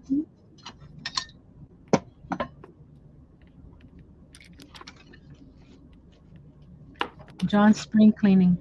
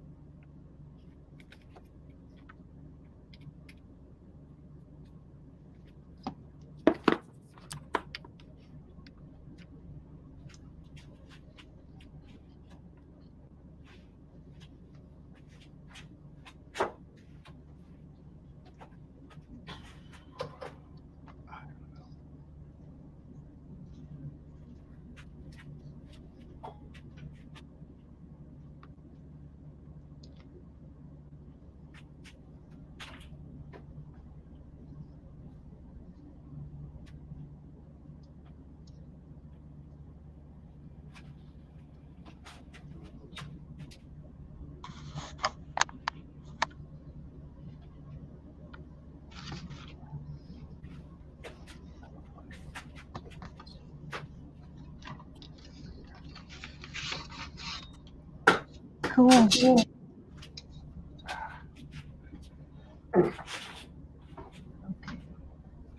Half of 11 is 5.5.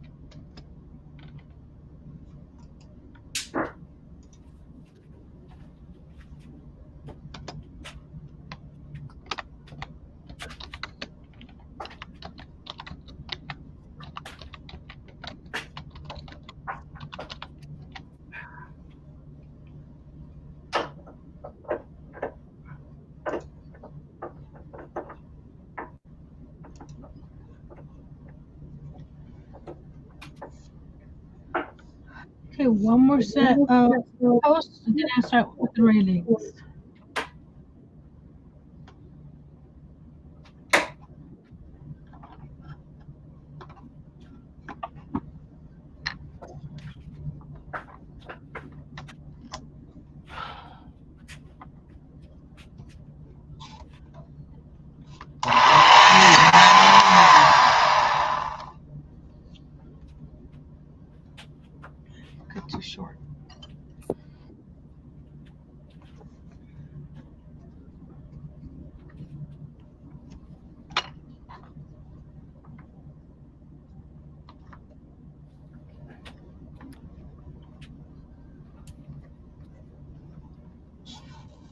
chat got quiet.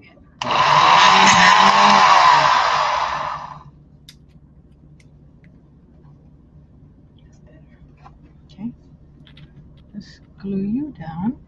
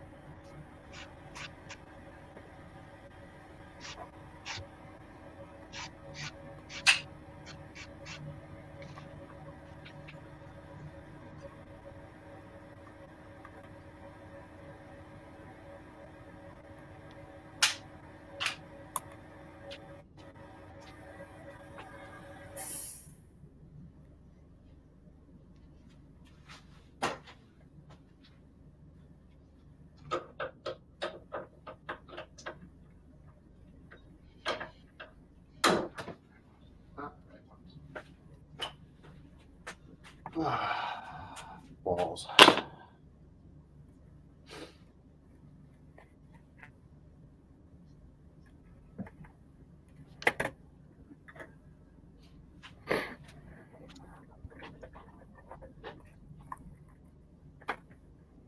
It's too short.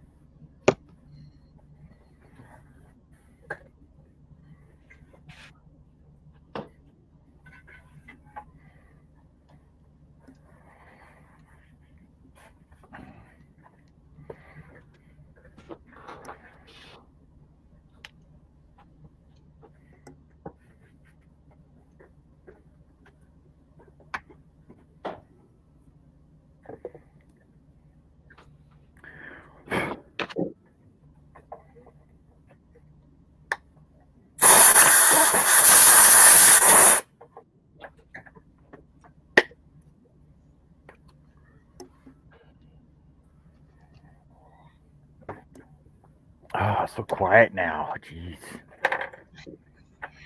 Even the chat's quiet. I know. What happened to everybody? They fell asleep. Because it's not Super Bowl time yet.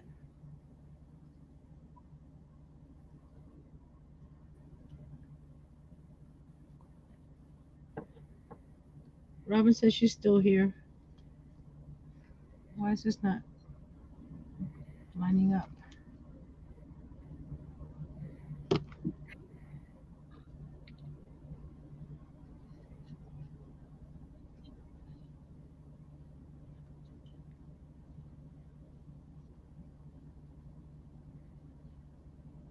Are you working on your collab for March, Robin, with the mushrooms? I'm not sure if I'll make it this.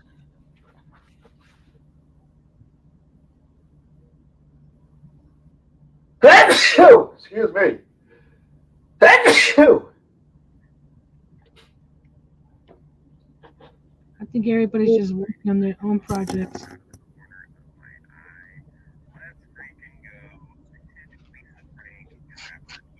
Denise is still here. Is Wedgwood works Chase? Or is that somebody Yes, else? Chase. Okay. But Chase is still here. Denise is still here. Robin's still here. They're just quiet.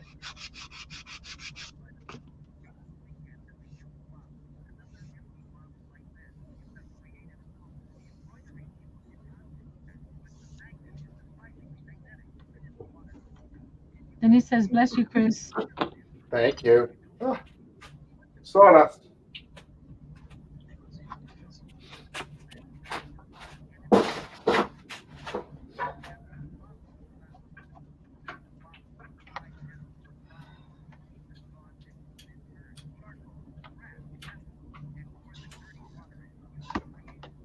And I'm looking at assembly line posts.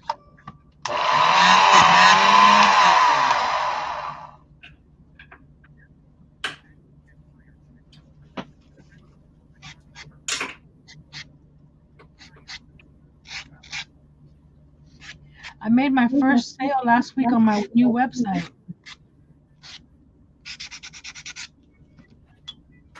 Yeah, that's awesome. Yep. I was surprised when I saw it. I was like, really?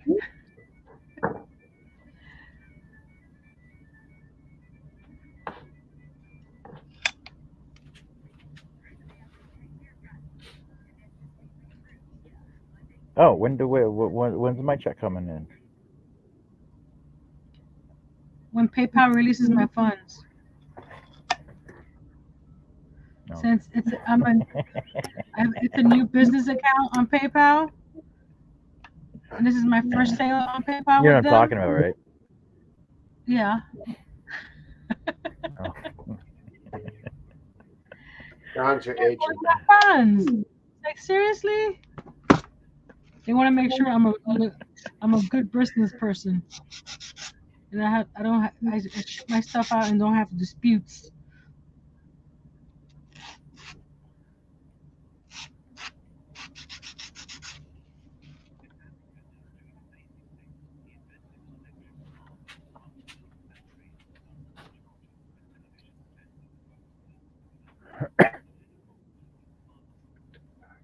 Chase says, "I'm afraid my lathe noises may be loud to join the panel using my phone as a camera." No, because even Doug's been on his lathe. Mark was on with the CNC running, and we couldn't even hear it. So your lathe is not an issue. Trust me. Chris has been on with his lathe too.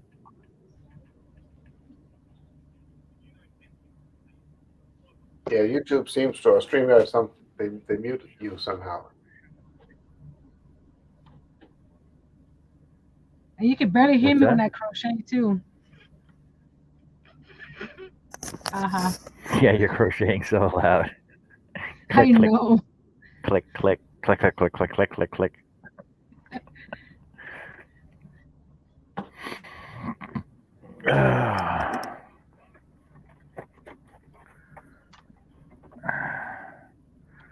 Okay, too. This one doesn't want to stay. Yeah, just trust nothing.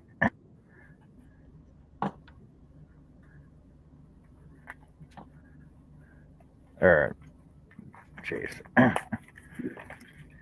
Because yeah, Robert, I like want to we've see what had he's working people, well, on. even I've been on here.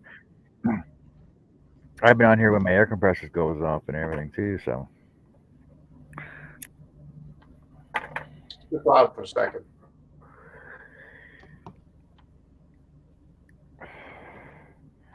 yeah, as long as you got your echo audio clicked on your settings, it won't be an issue. And noise cancellation also helps too.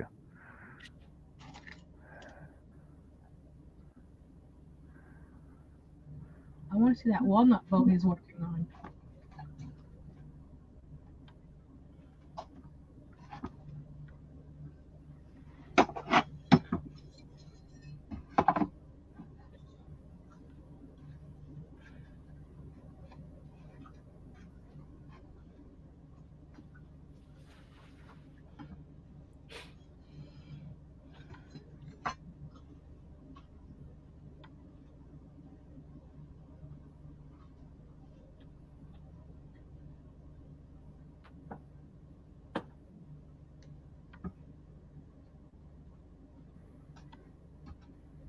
What? You had a stand in order? You didn't even do it on the show, Shay.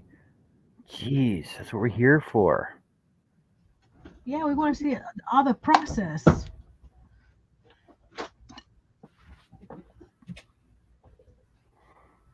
If it didn't happen on camera, it didn't happen. Right? Yeah.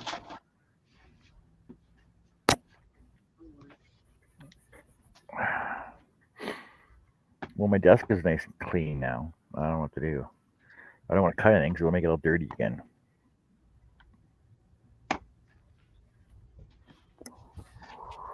Feels like I a take a Saturday. picture after I clean because that'll be the last time I clean for a while.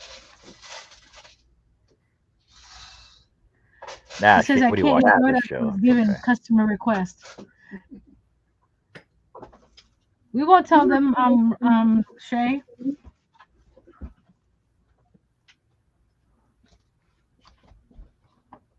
We'll keep it quiet.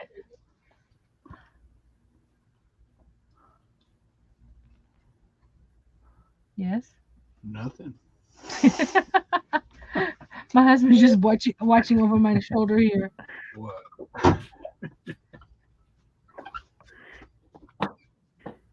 What, no image? What do you mean? I don't know. Hold on. Everything looks fine on YouTube. She's laughing after she said that, so Yeah. I think she's being funny about no image.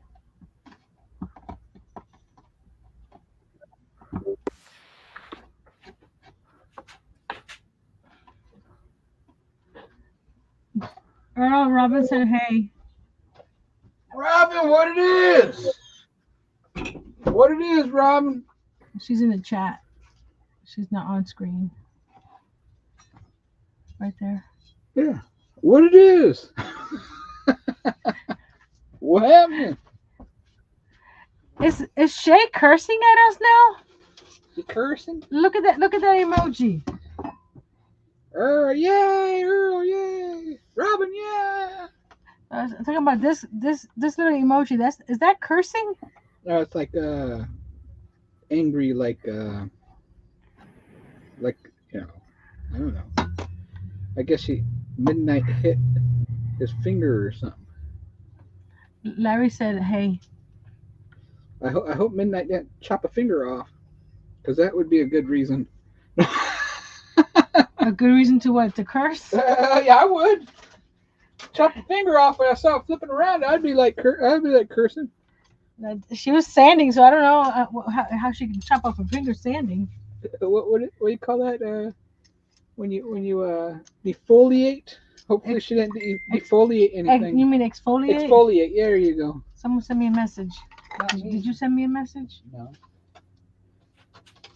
Who's sending me a message? Is it a good message? I don't know. I don't know who sent me a message. Hey, Henry. I think it was Shay. Henry's Larry, right? Yes. Is Henry Larry? Yes. Oh, okay. Shay showed me a screenshot of it being black. That's why she was saying that it's black. Look. Her hand? No, the screen. Oh. Yeah, I know. I got the same one. See, look, this is what Shay just sent me. But on the YouTube, it looks fine on my screen. So I don't know. I don't know, Shay. You may have to come out and come back in, Shay. Or her video card went bad. Is that?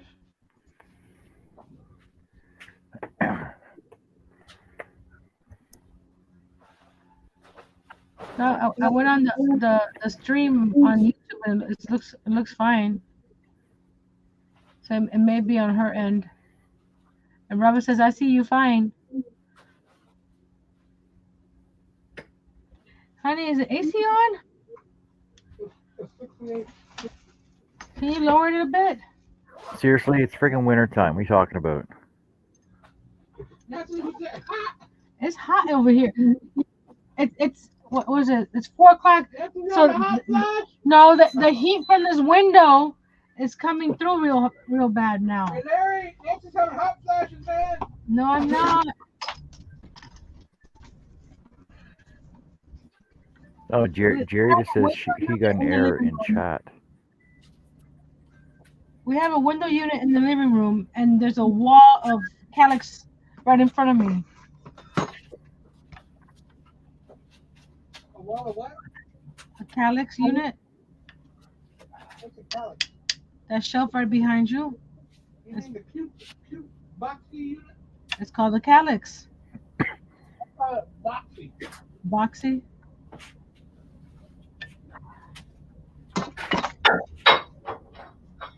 Let me check on my phone. See what it looks like.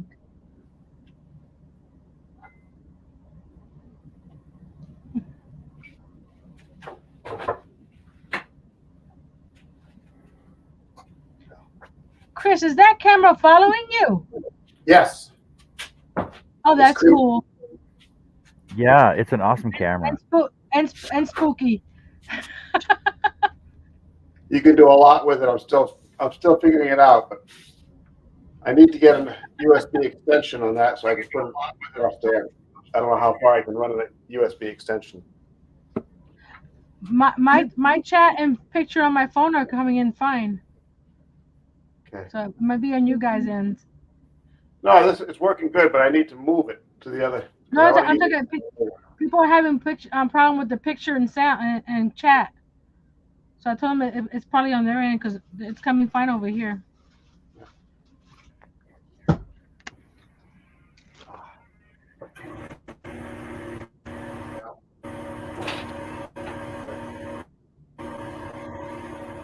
What?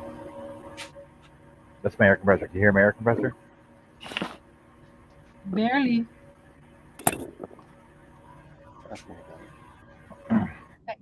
His camera follows him. What? You see? How it follows him? Oh, it's tracking. It goes that way. It's sophisticated.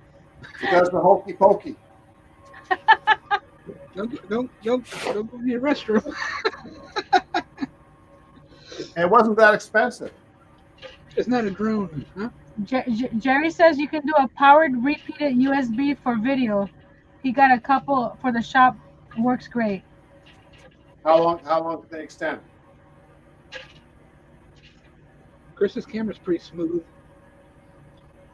Yeah, but I need to move it about 10 feet, which would be about 15 feet of cable.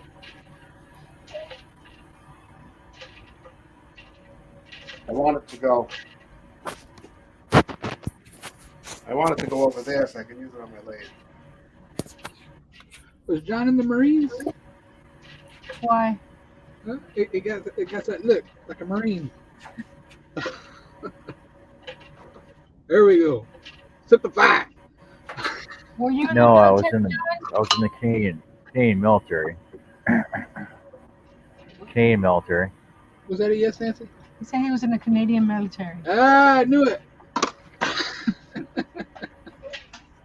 Okay.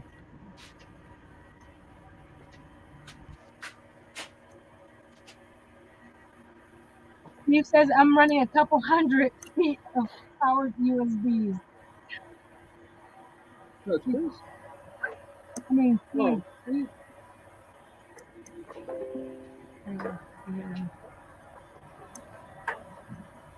And Jerry says these are 50-foot cables.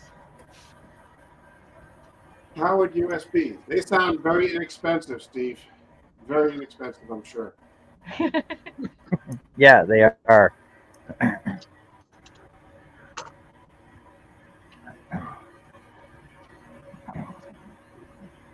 I have to go on Amazon again. I think they're about $10 a foot. So I know for a 50-foot cable, it's $50. That's Wow. not. They don't cut it. she could hook a lot of stuff up to it. I just ran 150 feet of Ethernet cable yesterday to this computer so I could get online with it. Powered USB hub. 4-port. That's not what I'm looking for. Greg says to put a link in the chat. I think he's talking to you, John. You went in, Greg? I'm not putting it in the chat. You know better. I think he's talking about the USB. What you're looking at. No. I'm assuming. I'm not. He needs to verify if I'm thinking what he's thinking. Yes, sorry. $50 or 50. It it's not the one I was talking about. It was they wanted $300. Yeah, they wanted $300 for a 50-foot cord. Whoa. Because it's 50 Yeah, That's what it was. Greg It was is straight- saying yes. Yeah, I'm like, the that's USB no. cable.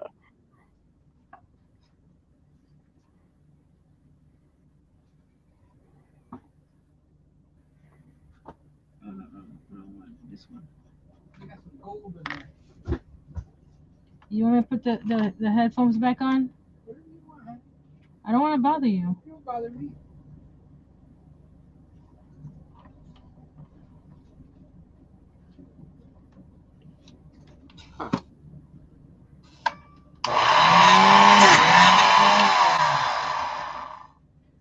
Jerry says my 50-foot was $64. Dang. Yeah. I don't need 50 feet. I need about 15, maybe 20. 15 probably. They got a 24-foot one on Amazon for $37. The 100-foot one's $109. Steve says most of the cost is in the transmitting ends, so adding length doesn't raise the price a lot.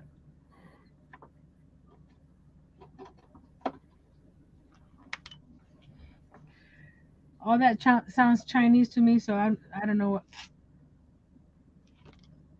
what y'all talking about.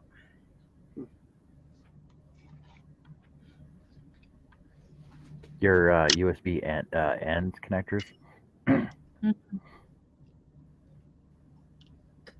I didn't know that there were different types of USB. Because I told my IT guy. I told my IT guy I wanted to run cameras from my hub to different parts of my shop. And he says, "Well, you know, you can run them. The max you run is 25 feet, and then you're gonna lose power on. So you need powered USBs." I said, "Well, I need too many of them," and it's like the cost was not worth it.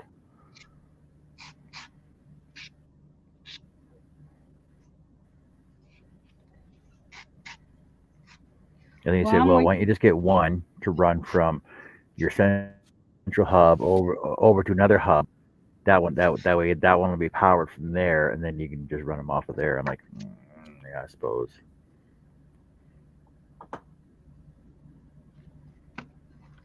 I'm waiting for my IT guy to give me his computer. The Mevo camera's working.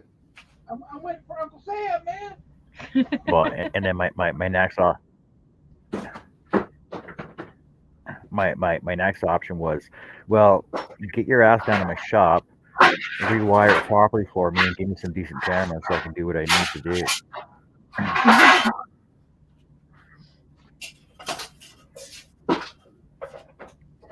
And then charge it back to my work. Is that Canada? Yeah. Yep. John, I can send you my IT guy. He works cheap. Yeah. Well, like I said, but my IT guy will do it from here and charge it back to the shop, so it's pretty much free. But he has to get his ass down to the shop. Yeah, that's it. You just have to get him down there. Who's doing that? Jerry says you would do better with Wi-Fi security cameras.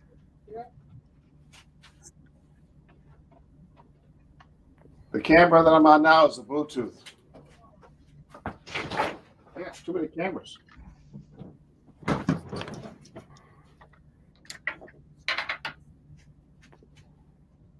That's a pretty sharp picture. I would do the wireless. I'm sorry. Repeat that again. I would do the wireless for the unsecured areas, and then the wired for the secured. Wait, he's talking about getting cameras to the shop. Yeah, I would put the wireless in the unsecured areas, and the wired in the secured. There. Yeah. Beautiful.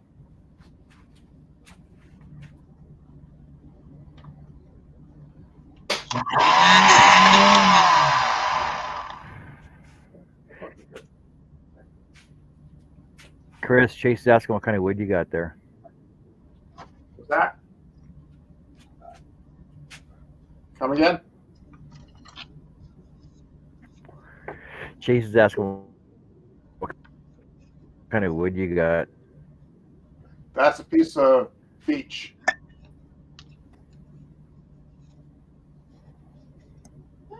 Pretty. I turned that about 3 years ago. I'm finishing it now.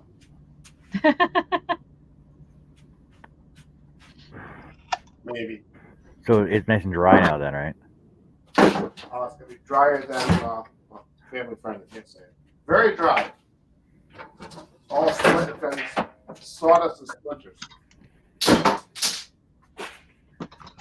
I have a crochet blanket that I started 3 years ago too, but the problem with that is I ran out of yarn, and they don't make that yarn anymore. True. 10. So I got some projects in my shop I started 5 years ago. Still got press and seal on them.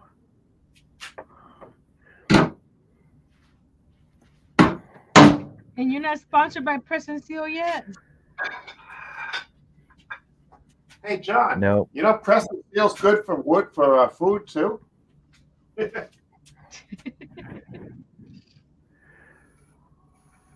I've never tried it on food. You know what? We've actually never used it in the kitchen. I was going to ask if your wife ever missed it if you took it from the kitchen, but I guess that answered my question. No, but I do have her box of parchment paper and aluminum foil out here.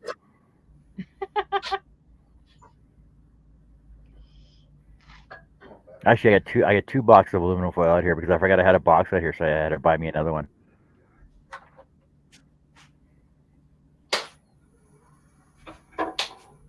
So when she's baking, she has to go out there and get it? No, she has another box in the house. I use the parchment paper when I'm doing glue up, so it keeps most of the glue off my table. Mm-hmm.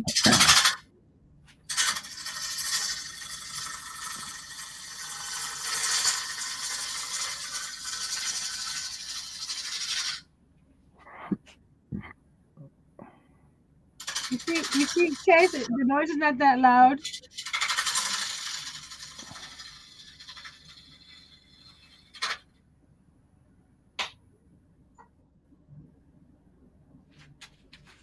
I probably should mute that, huh?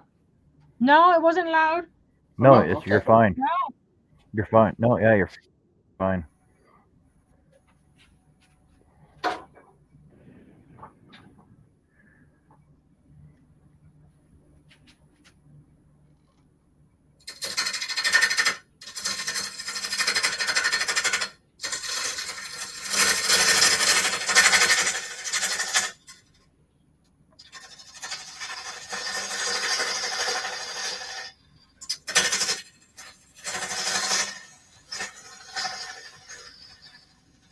Seeing that thing turn around, I'll be afraid I might cut my finger.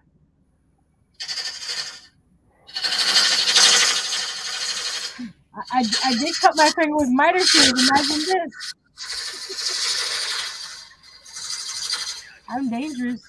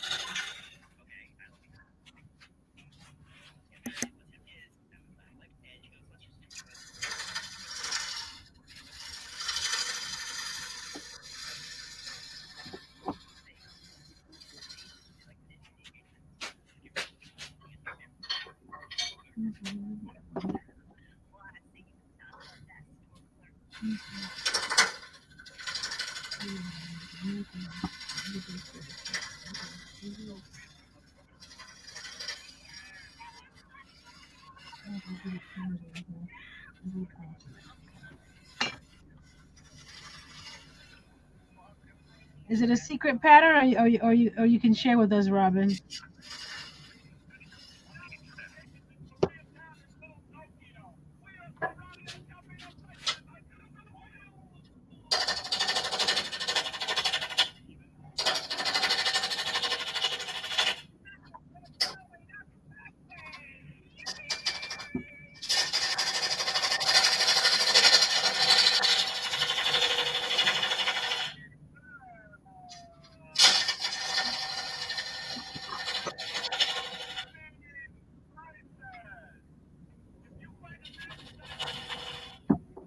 Is someone playing something in the background?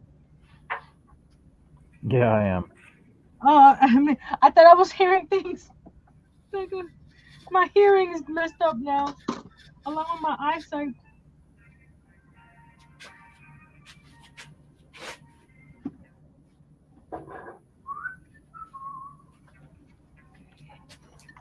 Let's do the corners.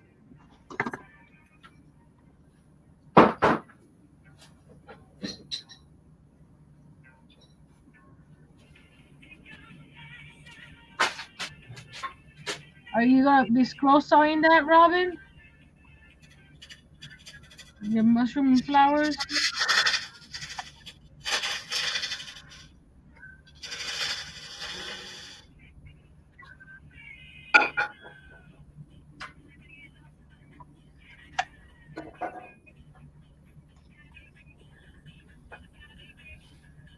I'm almost done with the post, and now I'll start working on the railings.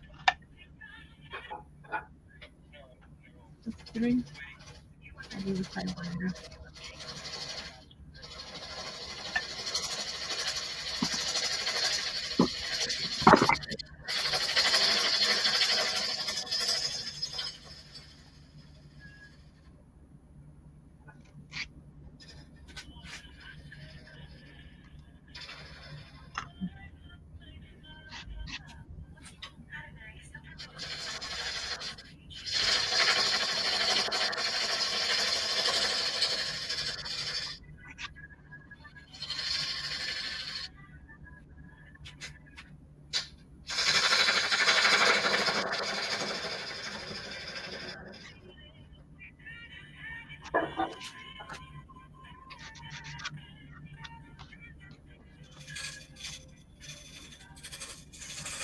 Rolling in the deep.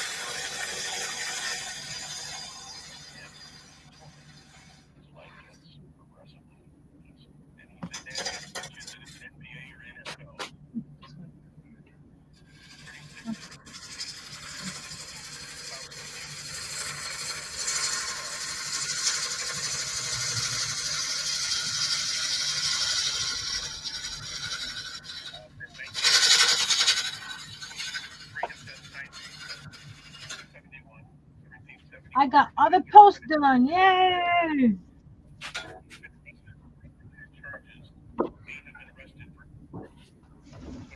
I'll start making some railings.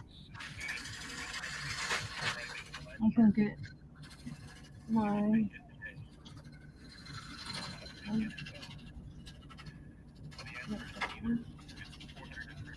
What's that one?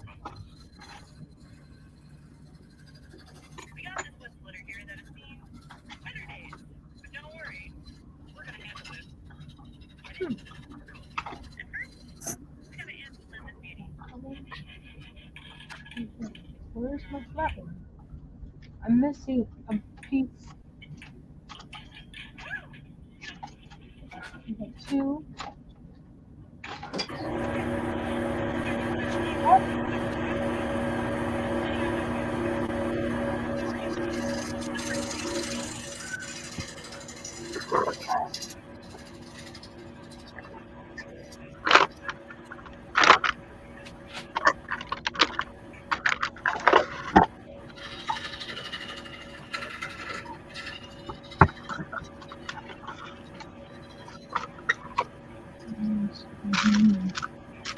Oh, what is it?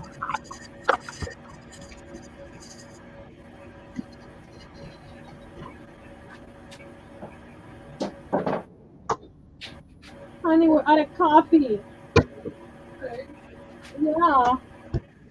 There's no coffee. Huh? There's no coffee in the pot. Can you make some? I appreciate it. You're so sweet.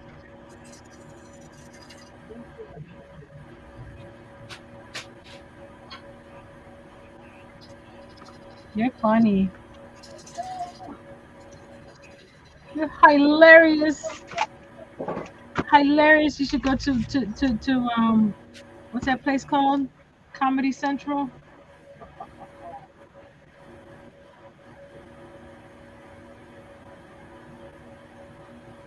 I hear they're looking for bouncers. You get it? I'm trying to say you're not funny. That'd be interesting, Robin, to make it layered. But I would have to see what it looks like to see the final effect it would have. But that sounds interesting.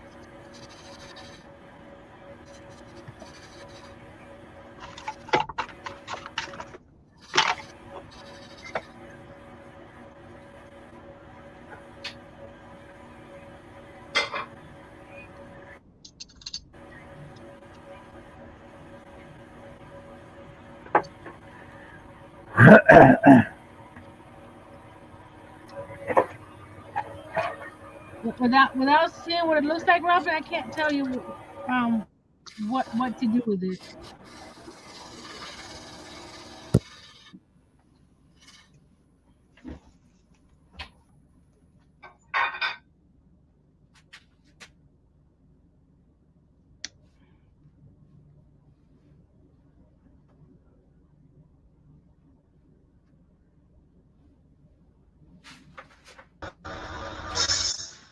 be epoxying a lot of cracks on that.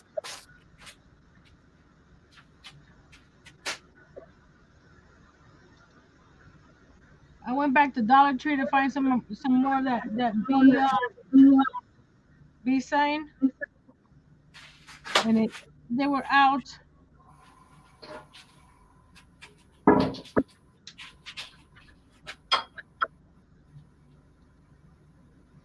I couldn't buy any more.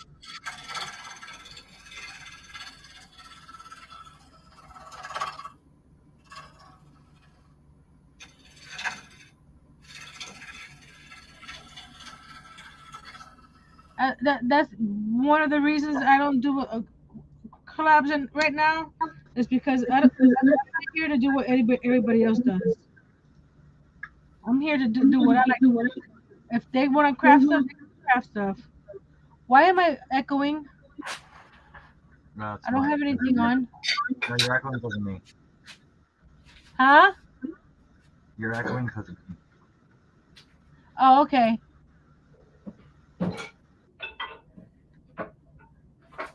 You gotta do you, Robin. Just because they like to do crafts doesn't mean that you have to do it.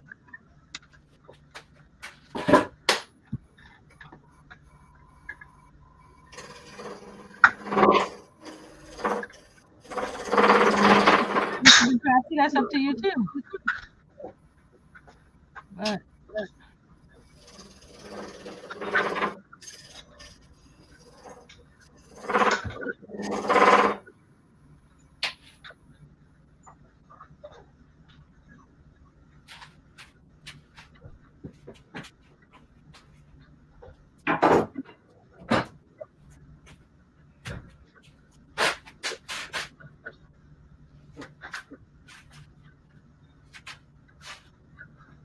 But you know one thing, Robin? Those crafters don't scroll. So anything you do is a lot different than what they do.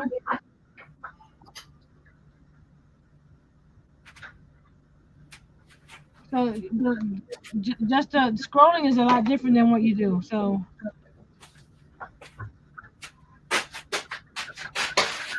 just saying. Oh, it's too short. I can go longer. Any of you guys longer?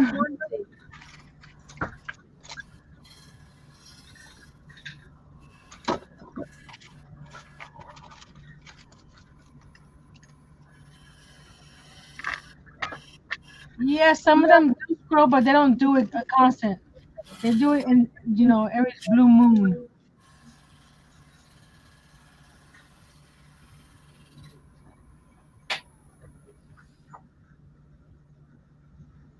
So it's not like they do it all the time.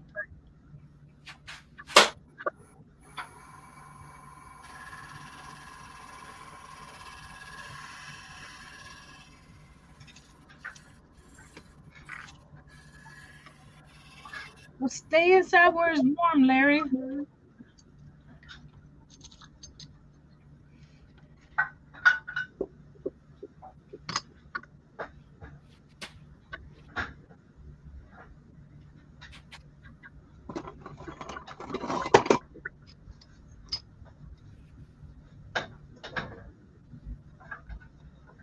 I don't know. What's a golden fried wonton? I'm sure it's probably a fried wonton that's yellow.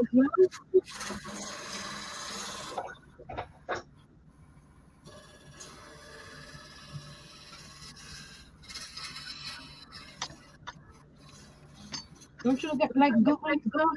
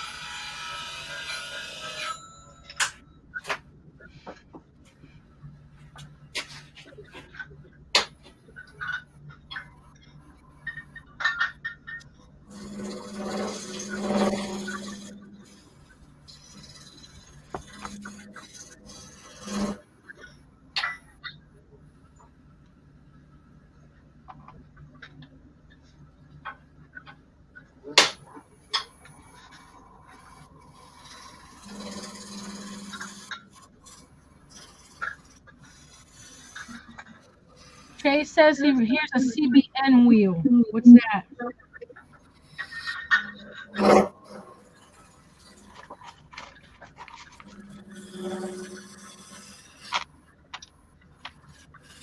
Thank you, Larry. Don't forget to thumbs up.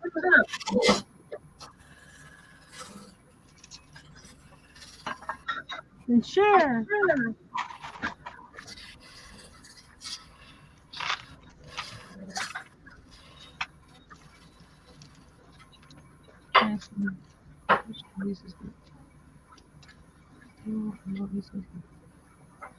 Yeah.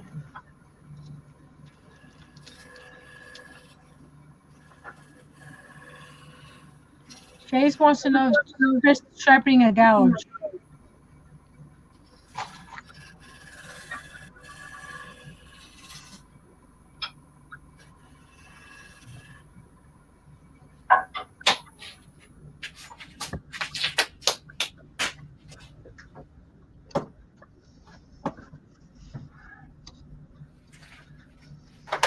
Nothing better than a CBN wheel.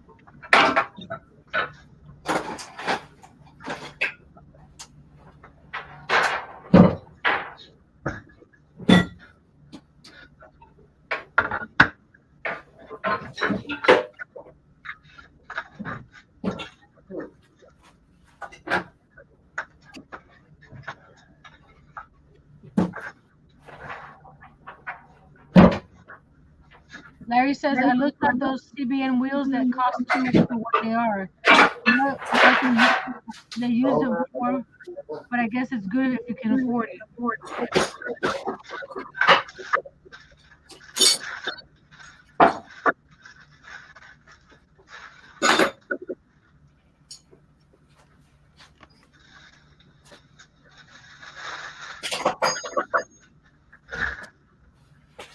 You never left, you were gone.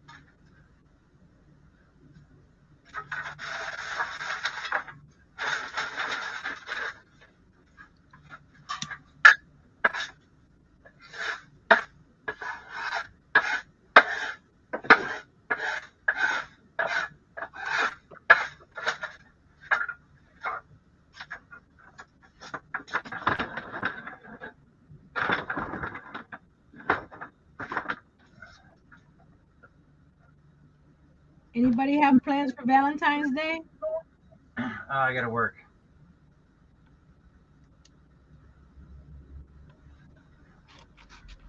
Oh man. Just a regular day. Same here. I don't have to work, but it's a regular day.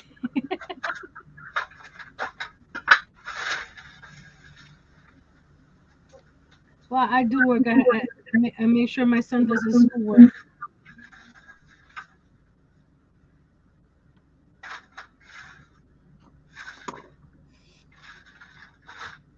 My son's in virtual school.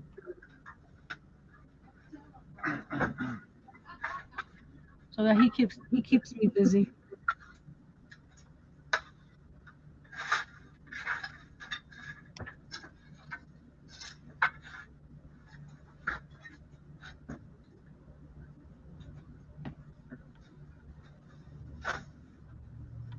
But he graduates this year. Woohoo!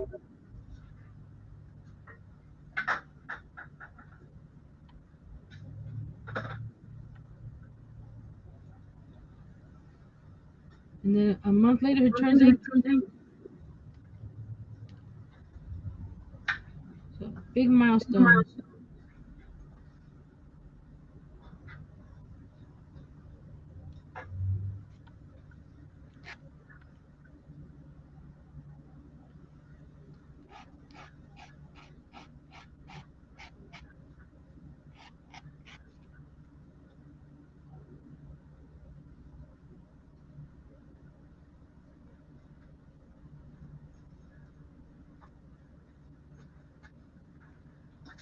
Congrats, Robin. That's a milestone, too. Not a lot of people can say that.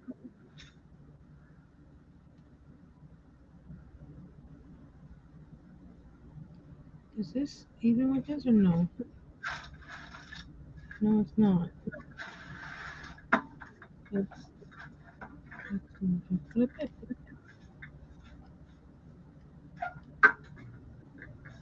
Okay, this is better.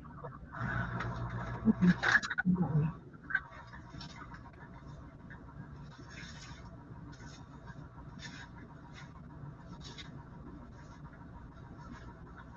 But you guys make a lot of money that day, huh, Robin?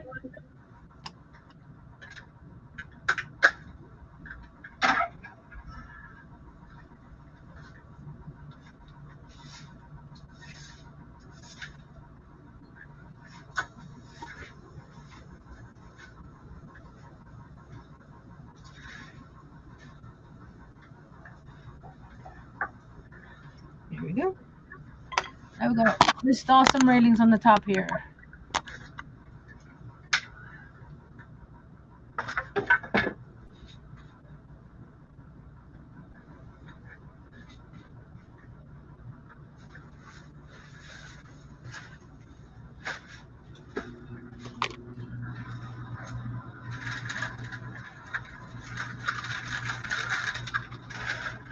Oh, that's the wrong one?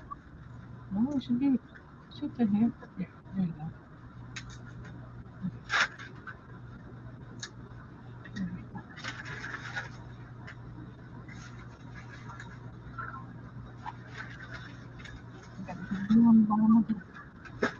Guys.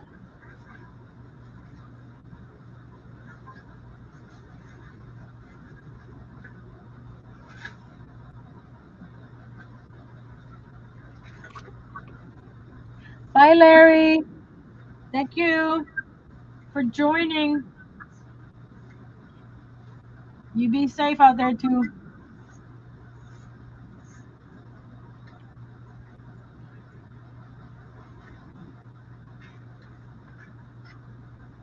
That was really dull for some reason. Some blue. Right. Probably need a little shim. Got into the shim. Right down here. Yep. I'm using the shim.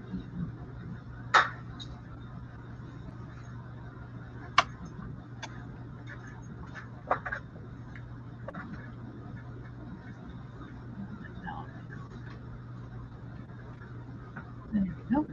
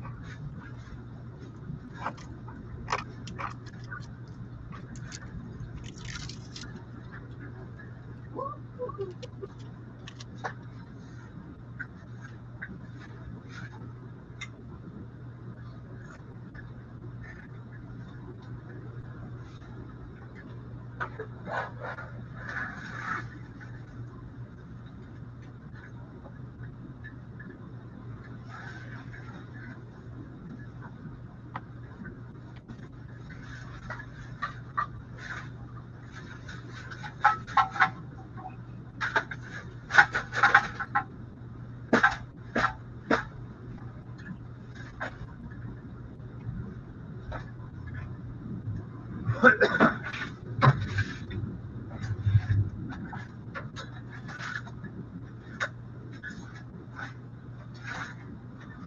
got a Reginaldo Rodriguez from Brazil. Hello.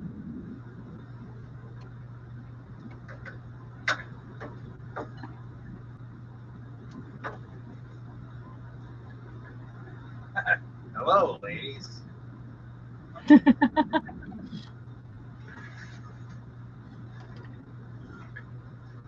Isn't that kind of show, Ronaldo?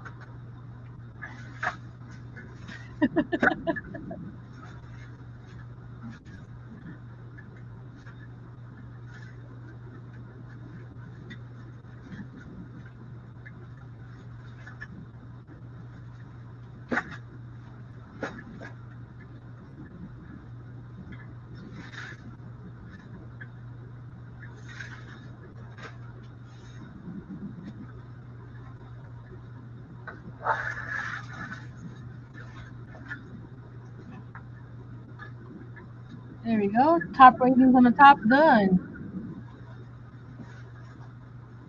Now only 10,000 more to go. I'm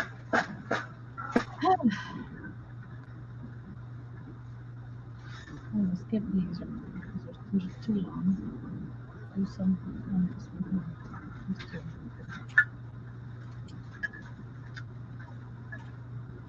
Chase says jiggly. Chase has said, did Chris give up with the bowl gouge and get out the 40 grit gouge?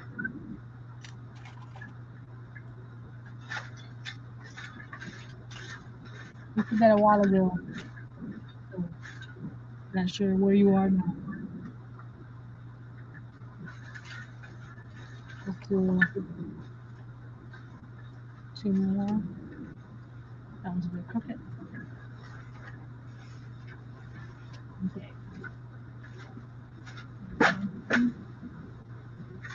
Okay, I'll cut it. 1, 2.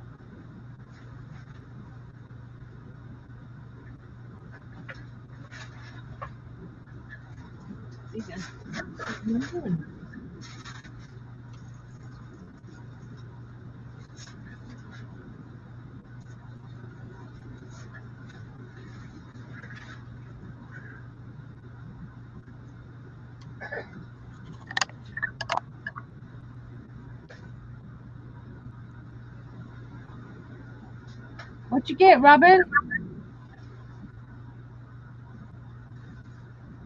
I get the same thing, so I don't have to worry about deciding.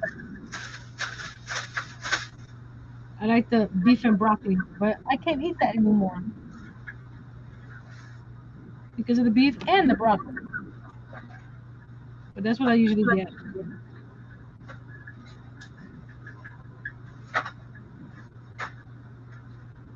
I don't know, Herb. I'm here working. John is working on his cameras. No, I'm working on cleaning my shop up right now. He's cleaning up his shop right now.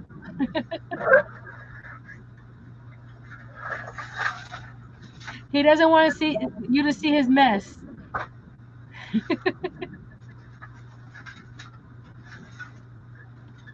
He wants to keep it a mystery.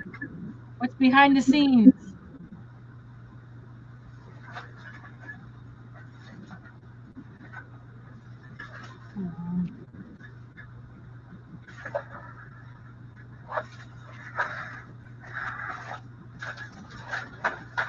I like the wonton soup. Shay says he gets a General Tso's chicken with pork fried rice, a side of crab rangoon, and a quart of egg drop soup.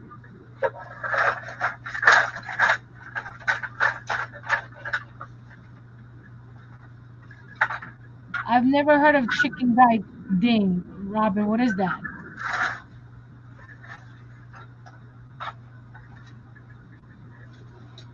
I've never heard of that. Robin gets chicken fried rice, sweet and sour chicken balls, and chicken guy ding. I don't know what that is.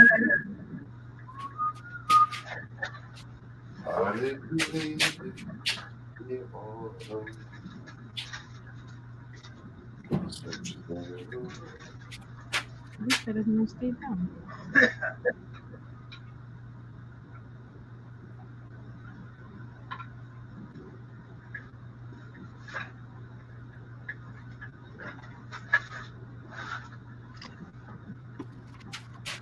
Casey wants to keep the mystery alive.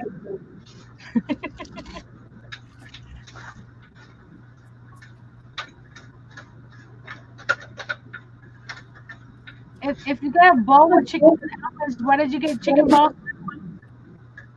I'm just asking.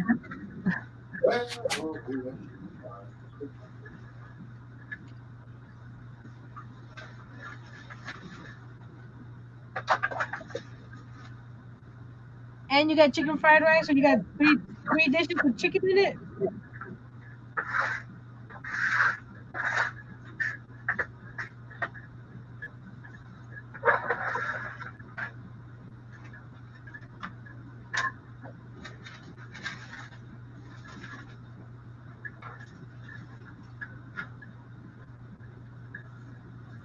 Why did you leave me all alone?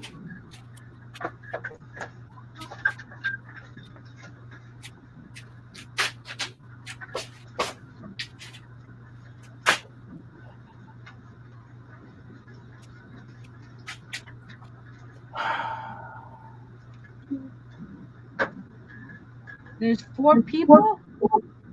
I thought it was you and your son. Who's the 4th person? Your son, your husband? The 4th person. Inquiring minds want to know. Well, I do.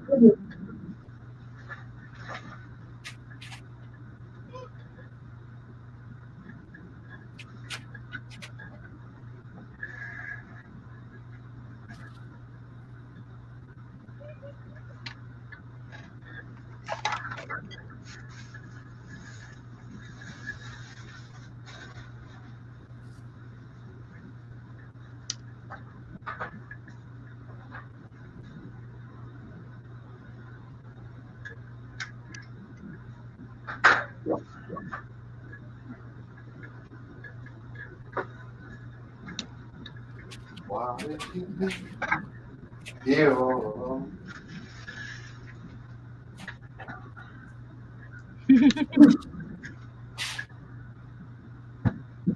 You met another.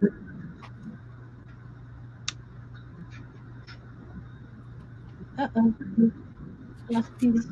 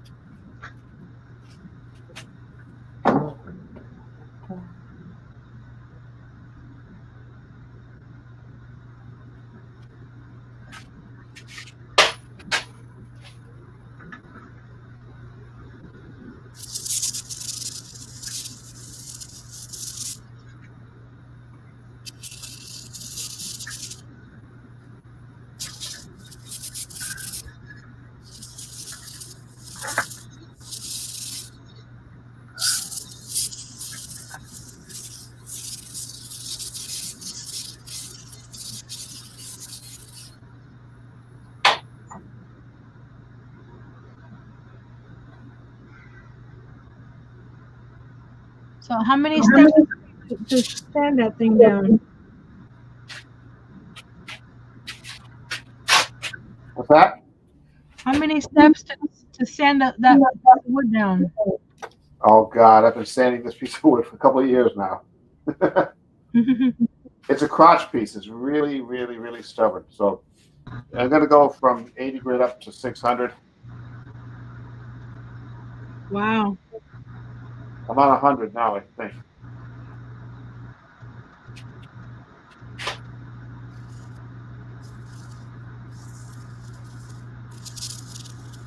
Robin, you got Chase hungry now.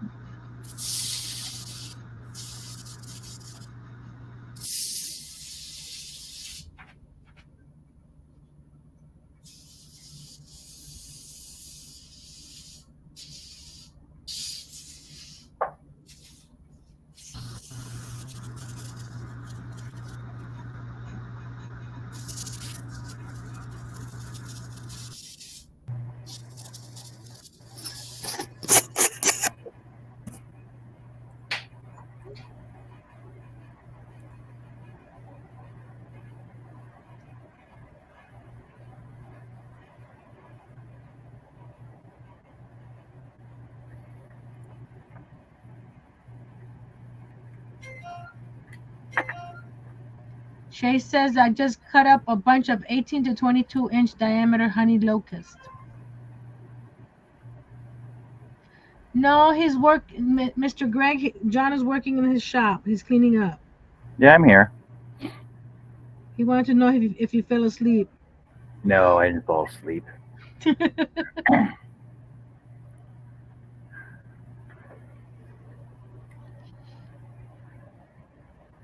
The honey locust had 4 beautiful large crotches in it.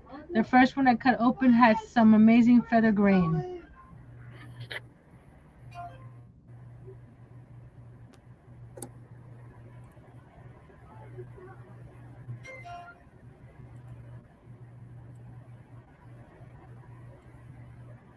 Chris, you dropped something.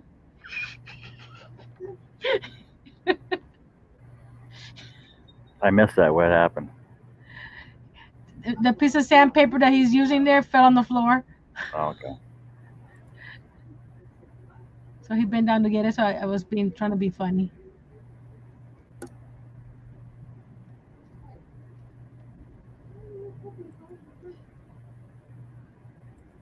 Robin ordering the Chinese food got her hungry, so she's eating cheese.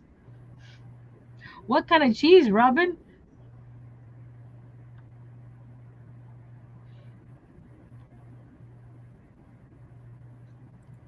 Okay, that one should be done. Just pop it off the ground.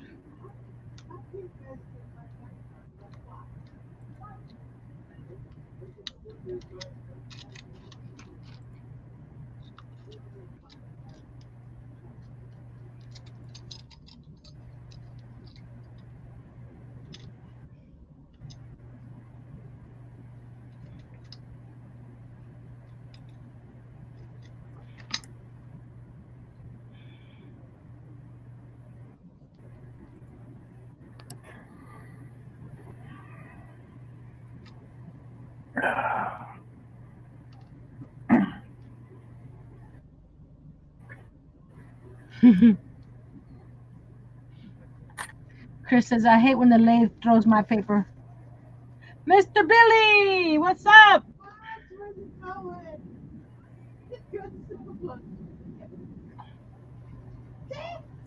Hey, Billy, how's it going? You working on anything interesting, Haven't Billy? seen you around for a while, buddy. What have you been up to?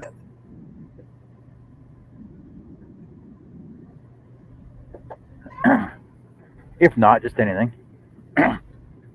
Doesn't have to be interesting. Could just be plain old Jano. And Greg says, hi, Willie.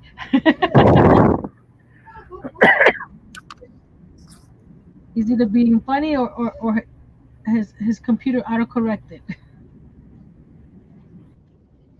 Come on, get over here. Get over here. There you go. Come on.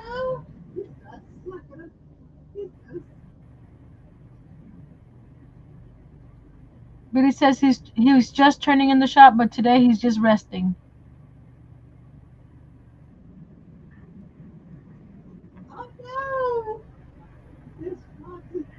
Just resting.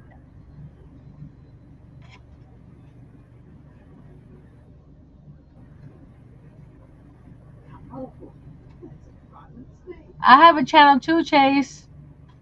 I do a little bit of everything. I suppose I've done all day.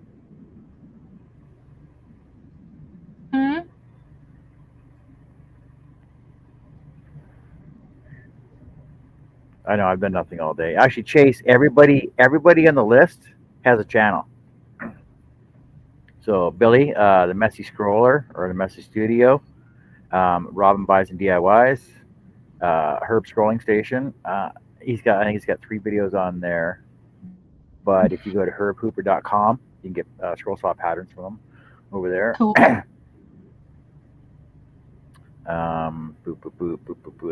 me go to the list here. Chris. Larry doesn't have Larry doesn't have a station. Chris Nealon has a station. Chris, what is your YouTube channel? I know it's something simple like Nealon Woodworks or something like that. Probably. Polly Wants a Crafter on YouTube.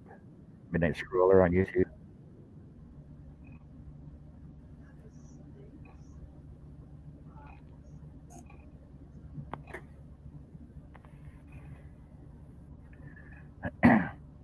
Denise, when she wants to.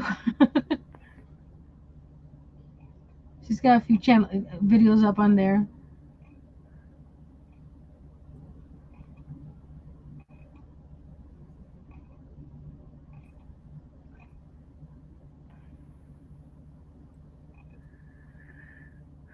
Yeah, if if my subscribers got together and gave me a couple bucks a piece, I'd get a new computer, and then I could go through and give you everybody's links. My computer just running so slow. That's all. Otherwise, I'll put all the links up in there. Chris is Niantic River Woodcrafting. Shay, Robin, John, many others already. I don't know if I have Nancy or Chris.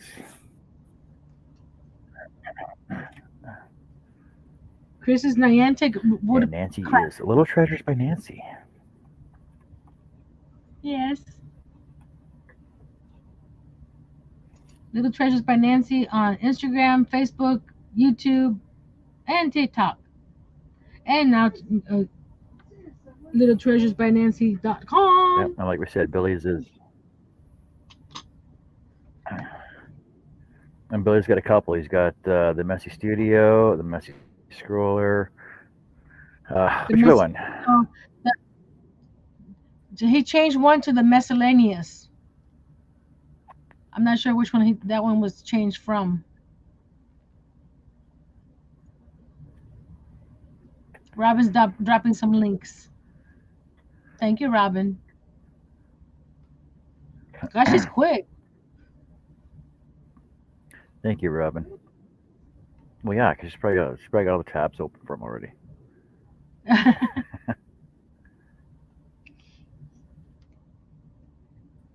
Well, if all my subscribers gave me $1, I can get me a scroll saw, a real nice one. But lately, about only 100, 200 people are watching my channels, and I have 4,000 subscribers. So I don't know what's up there.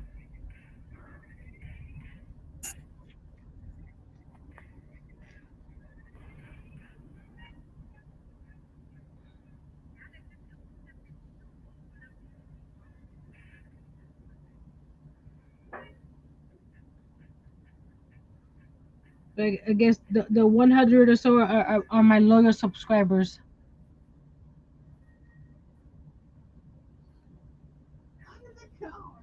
Oh, that's why Robin is dropping so quick. She said, Steve goes, admins can get the channels direct from the chat.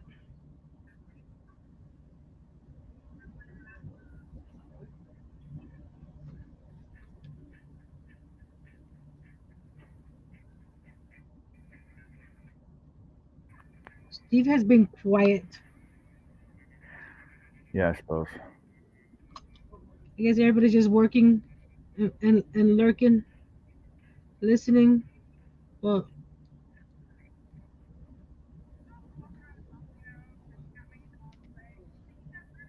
I think I'm going to do 2 more railings after this, and that's it for the railings.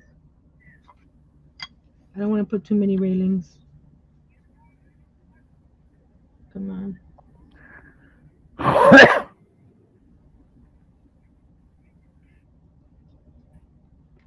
Slide this down. That doesn't slide down.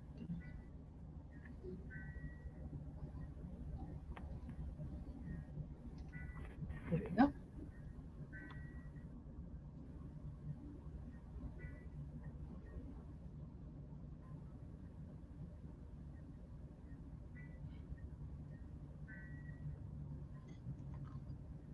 So he said he was working, had to set up a few new sites.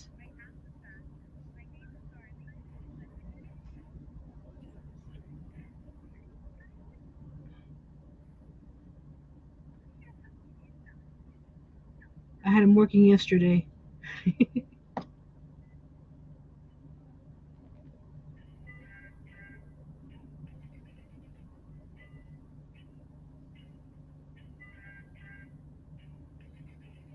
Awesome. Thank you, Chase. I go live every Monday, Wednesday, and Friday.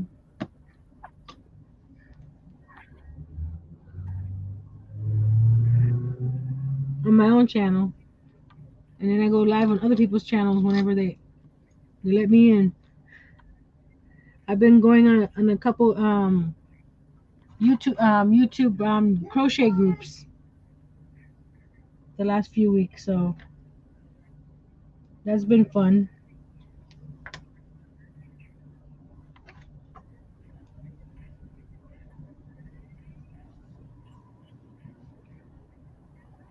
I'll go to your channel later, Mr. Craig. Chase. Why did I say Greg?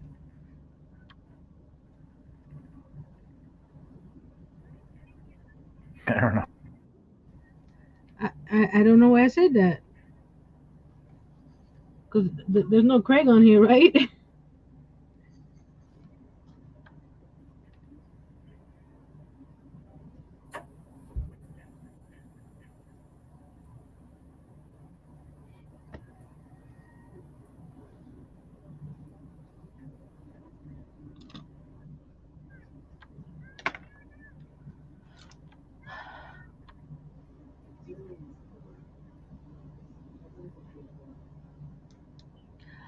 Oh, I'll binge all channels once I'm in for the night. Crafting and making is my ASMR.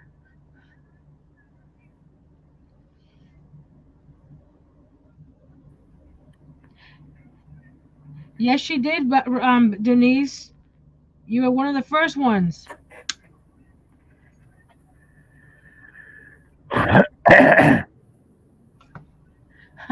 Oh, okay, Greg.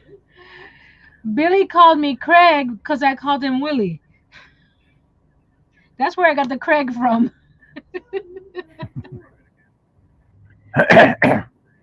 It was a subliminal message.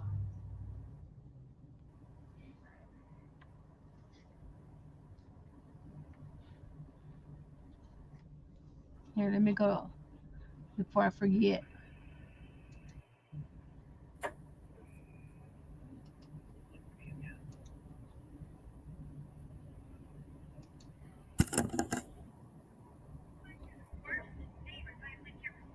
Oh, that's some pretty wood on there.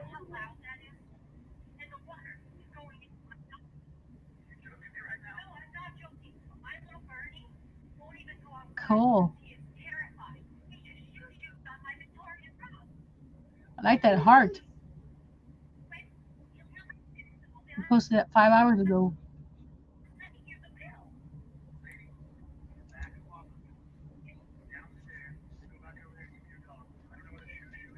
How's my?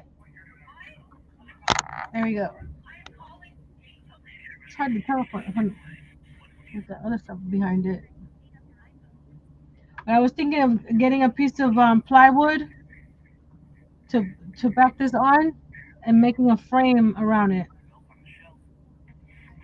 Because when I cut the backing for the actual ship, I didn't go up above in the back here, so it looks weird that there's no railing back here. And if you it should have kept on going this way. So I might probably get a frame that goes like that around it. And this part here probably writes a Bible verse or something about Noah's Ark.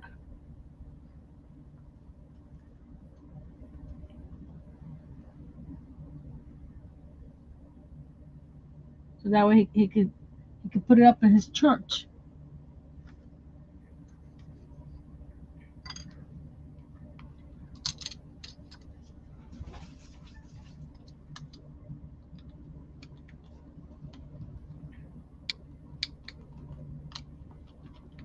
But it still has no animals. And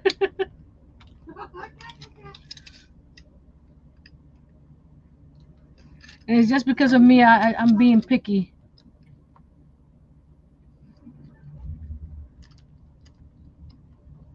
All the animals I see at different stores that they just don't make sense. Because a giraffe is not the same size as an elephant.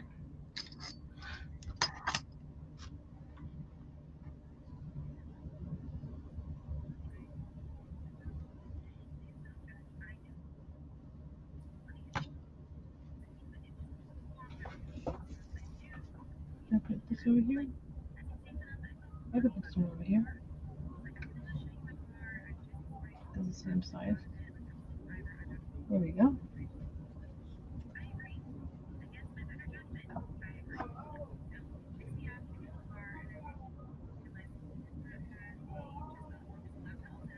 I'll probably do one more here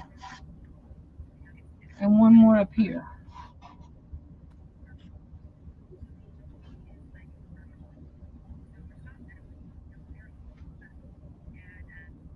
And that'd be it.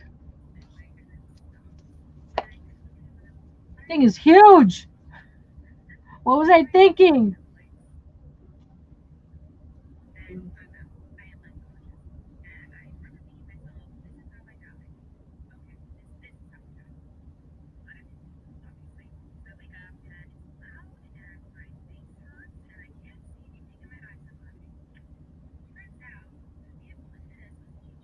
I'm not sure about that, Robin.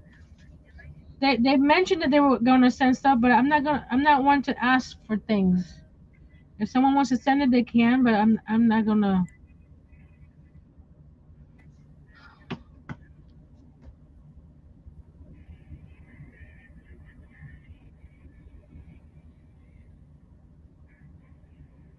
I wanted to, I guess, make it substantial and make it sense to, because I was thinking that like in a like a nursery that someone's decorating as Noah's Ark, they can add a bunch of little animals on there for them,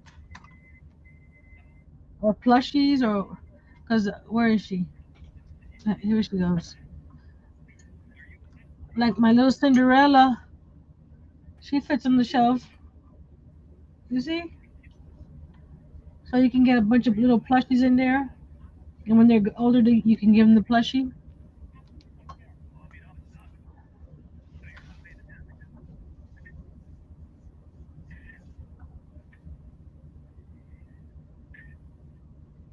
Haha, Greg.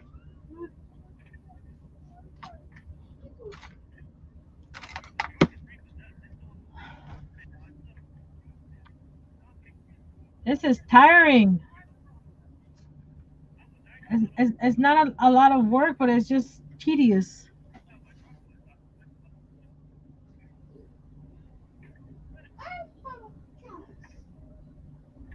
Yeah, they're all different sizes, so that way you can put whatever you want on them. I didn't want them to be all the same because you got smaller animals, so like the lower levels are shorter. Like this one is shorter, and these are taller. And then you have these openings over here. I guess I should do a railing over here on the top, or not. I don't know. If I don't do that, I have to cut this piece off. I may cut this piece off and just probably add a wall here. I am not sure. Because if I add a wall here, let me see something. Where's my blocks?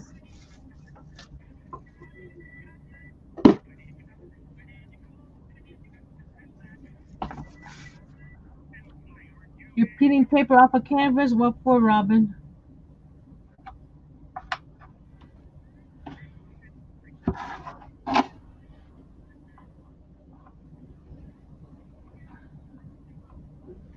Let's see.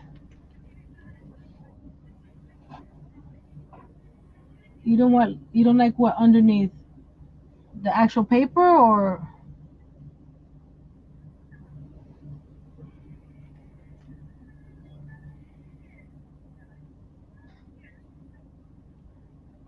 Robin, have you liked anything off the bat?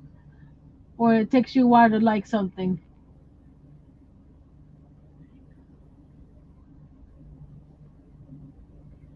Has there been a project that you liked?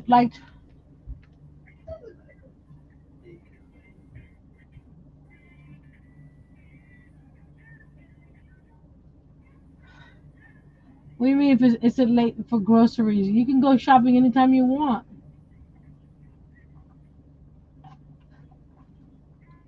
Let's see if I like this or not. Actually, this is not going to work. Maybe one of these guys will work. Where's a shorter one? This one. Oh, it's too short. Yeah, longer one. That's long. Don't have no short pieces? It's too long. Alright, let's just measure and cut it down.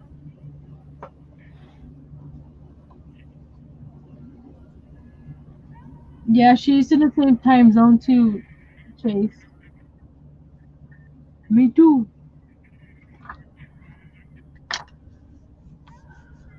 It all depends if you want to go to the store. Well, it is way too late then, Robin. If the closest store it closes at 5 and it's 5:23, it is too late to go shopping.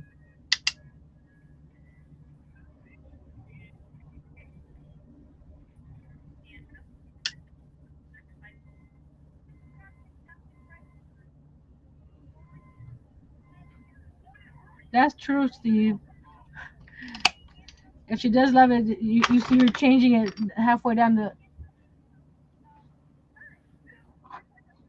Well, why ask that question if it's too late when you know the stores are closed?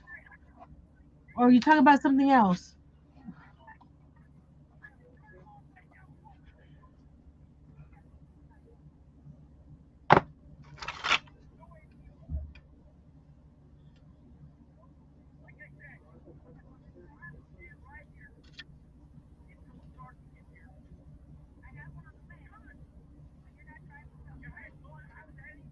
What if people wanted to go shopping during the Super Bowl because there would be less people at the store?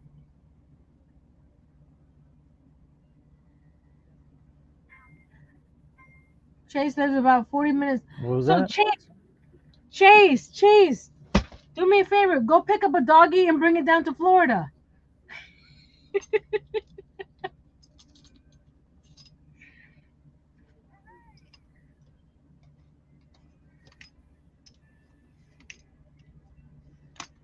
Don't tell him. Just pick one up and bring it down here.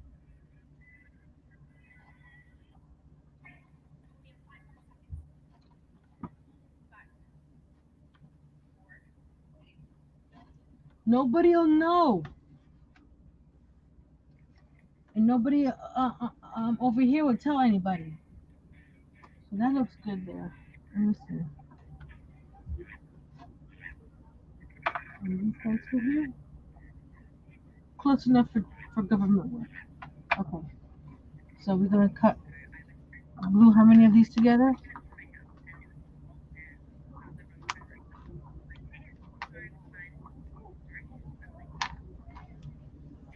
I don't like shopping online because I want to see what I'm buying. The other day we bought some stuff.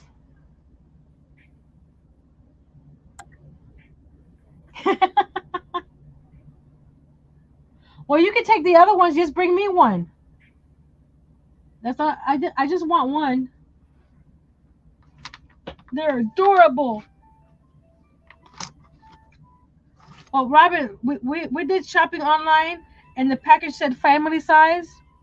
Okay. Yes, but I like his dogs. Those little Pomeranian Huskies, the Pomskis. Those things are so cute. And I know him, so I know that his dog is,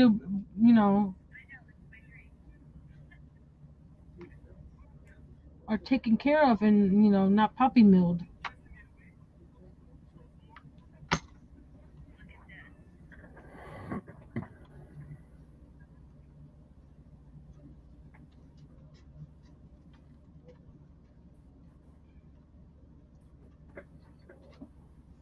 But we bought a package that said family size, right? And when you get home, it's like it's a big portion of for two people. Okay, what if a family has more than two people? Then it's not family size. What? We got there was a package of chicken, right? It says family size on the package. When we got it home, it was portioned for two people. I mean, like, how is that family size? Well, because people consider their dogs fur babies. So therefore, 2 people and 4 dogs is a family.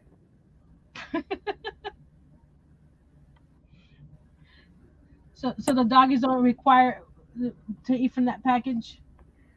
Is that what it is? Or you look at it like, okay, so basically the man is a carnivore and the female is a vegan. Therefore, it's a family size pack as well.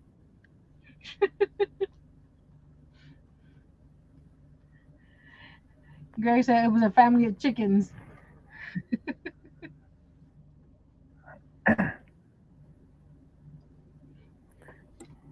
Seriously, the package was, let's see.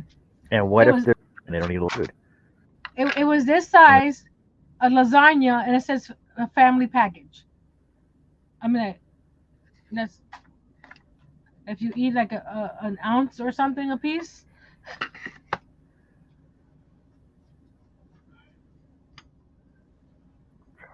An ounce.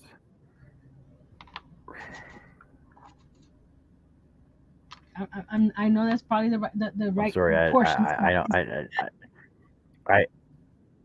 I don't measure my chicken. It's just like, okay, 1 piece or 2 pieces, done with skin.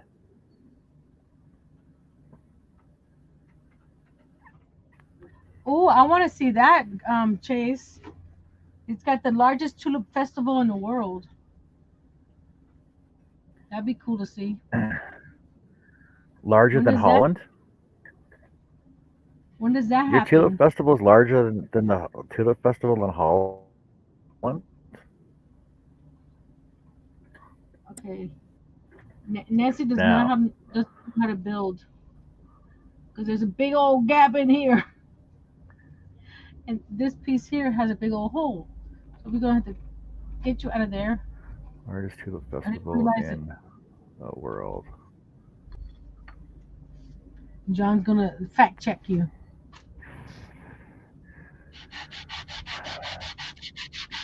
Apparently, the Canadian Tulip Festival in Ottawa is the world's largest tulip festival. That's what Robin said.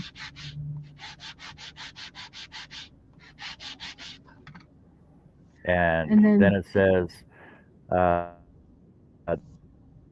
there's over 1 million visitors, so expect long. The largest tulip park is in the Netherlands.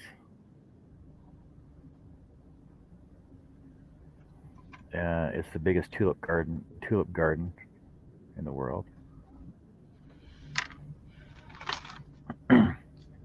We were the largest one at one point. At least it may have changed. Dang it, Robin! She stole my own title.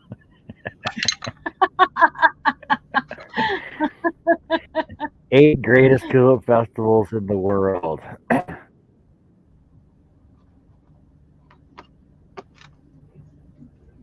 Netherlands, number 1.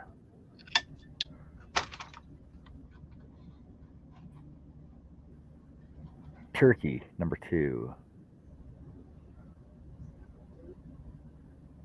Britain, Paisley Manor Gardens Tulip Festival. And then Ottawa. So Ottawa technically is number 4. sorry, Robin. Then and then Holland, Michigan. And then Mount Vernon, Washington. Then Tanomi Tulip Park in Tanomi, Japan. See, but the thing is, Americans like to build everything up anyway because the World Series does not consist of any other teams except the U.S. So technically, the World Series is not the World Series; it's just a national That's series. true. It's U.S. series. That's true. Because honestly, if the U.S. teams were playing against Chinese or Japanese teams, they would never win. They're not even close to not They even would lose. close to the same league. They would definitely lose.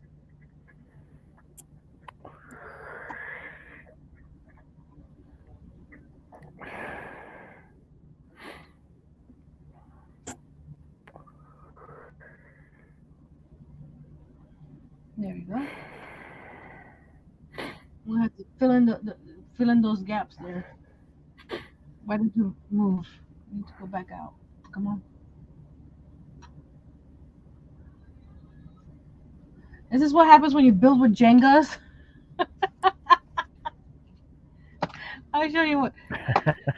You know, the Jenga pieces are not completely straight or the same size, or so when I built this over here. Let me see if I can turn this around. You can't tell here. This is plywood in the back here, right? This piece of Jenga is not 90 degrees to this plywood now, or to this piece over here. So I need to fill in that gap right there.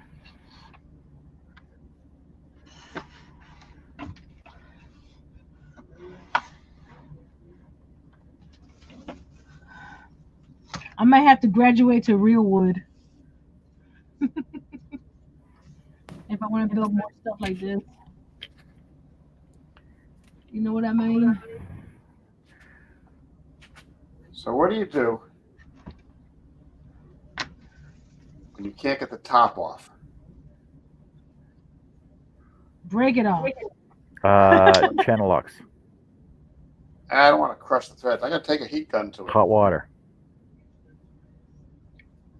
Yeah. Yeah. Heat gun or hot water. Yeah. It's slightly flammable. So. Or do you have a do you have an adjustable oil wrench? One of the rubber ones? No, a strap wrench?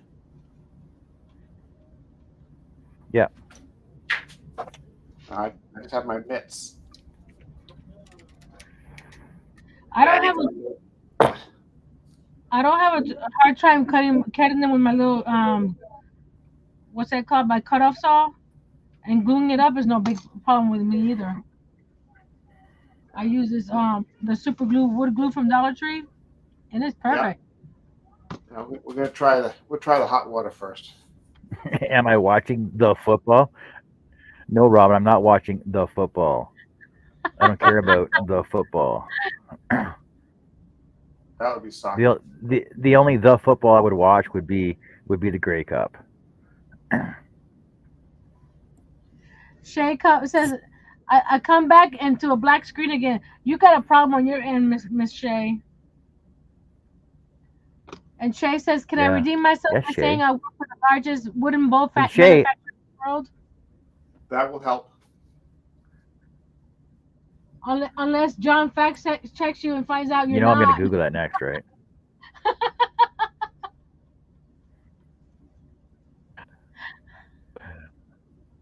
Largest wooden bowl manufacturer. Told you. In the world. Who is it?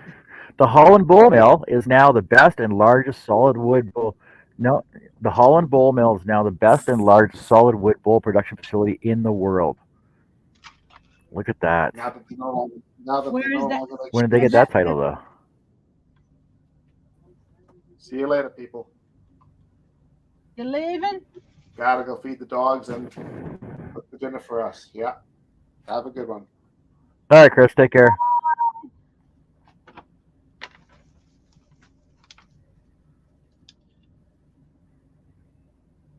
So there's a Holland, Michigan? Yep. Steve, that's not nice. Did you read what Steve said? I saw it.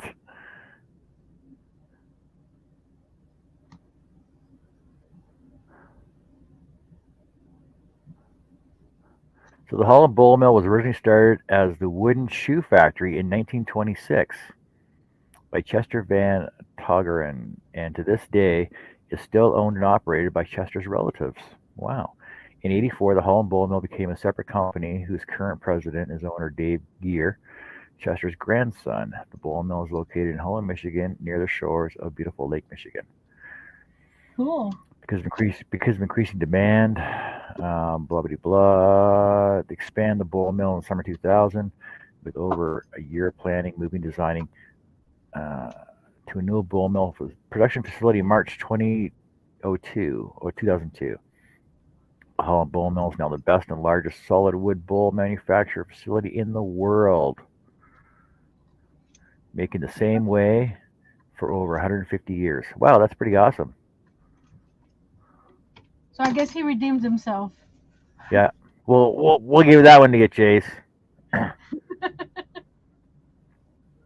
Lifetime guarantee. Wow, really? That's awesome too.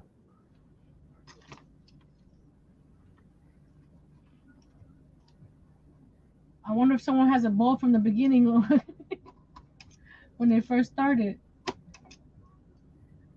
I need this bowl replaced. Oh, free. They even got free tours. Free tours of the mill Monday to Friday, 9 to 12 and 12:30 to 3. No appointment needed.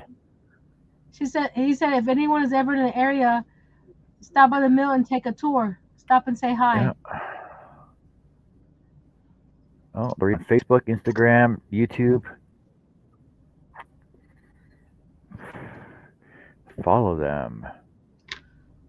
Custom engraving. Showroom. Let's look at the showroom.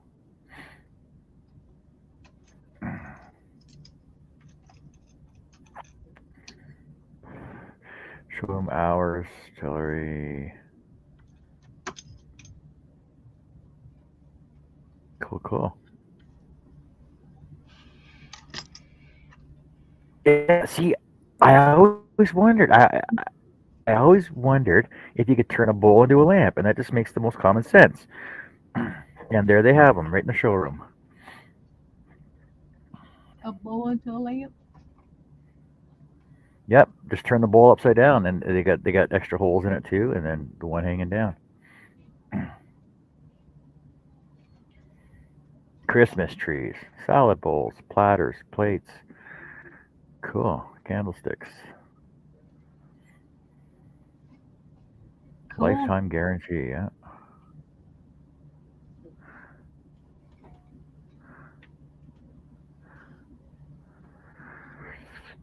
I'm gonna have to cut a piece of this or something to put here because it looks really bad. Any tips to get CA glue off your hands? Acetone. Actually, WD-40 should work too.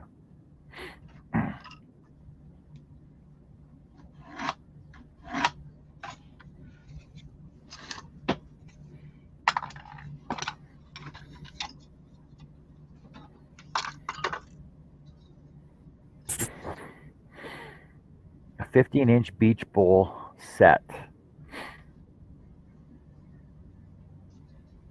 That's a pretty good price too. Beach cherry, ebonized cherry, dark walnut beach with a dark walnut finish, maple. Ooh, maple's expensive. Northern Michigan red oak.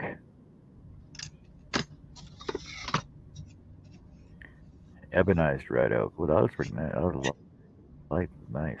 Is Steve trying to be funny? What? What's a flensing knife?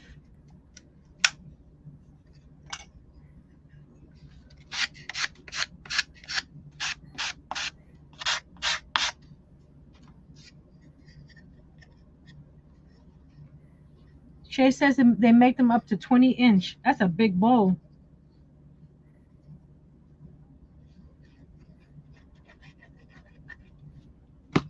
I'm gonna take a picture of what it looked like before. So. Flensing knife. A flensing knife. Flensing knives were originally used to remove the outer layer of blubber from a whale carcass. Ouch! Yeah, it'll leave a bit of a mess. Just a tad bit. See, this is not even. Goodness gracious. No, I don't watch the football. Shit, Robin.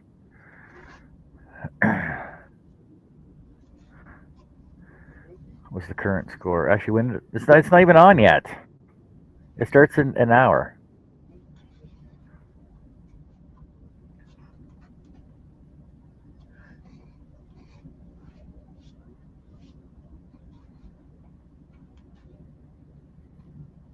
Yeah, it starts in an hour. It hasn't even started yet.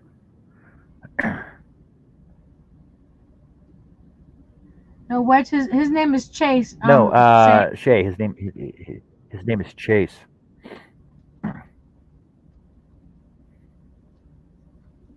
Okay. All that just to put a piece. So I ended up putting a piece of wood there after I build it all up. It's all in there. It's usually at the same time every year.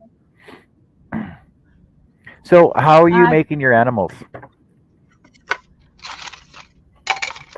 I don't know. To make them out of polymer clay would be way too long. And I'm new to polymer clay, so my aminos my aminos will look funny. Aminos. No, I've been to Michael's, Hobby Lobby, Walmart, even Dollar Tree, and there's packs of animals don't make sense.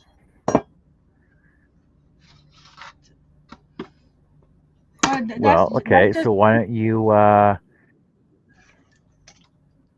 since you're crafty and you're an architect designer, why don't you make another Bristol board or that 1/8 inch foam core board?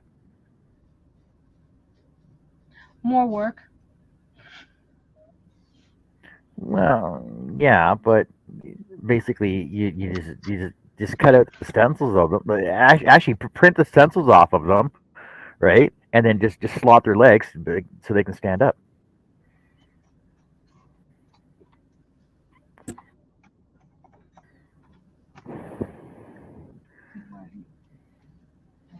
Pop you off.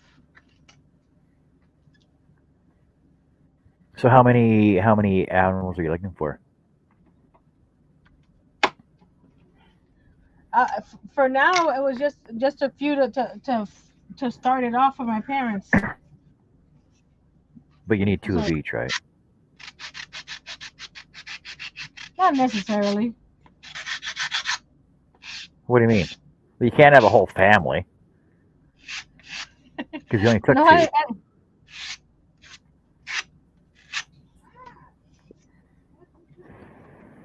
Steve's asking what scale. Greg says crochet them.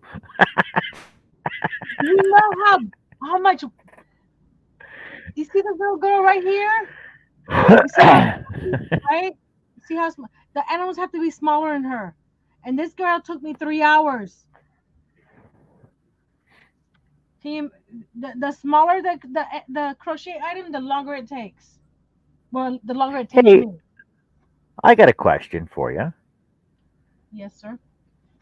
Okay, so it's a religious question though. Since you're doing Noah's Ark, and Noah only took one male and one female of every animal, why did God allow him to have his children on the boat?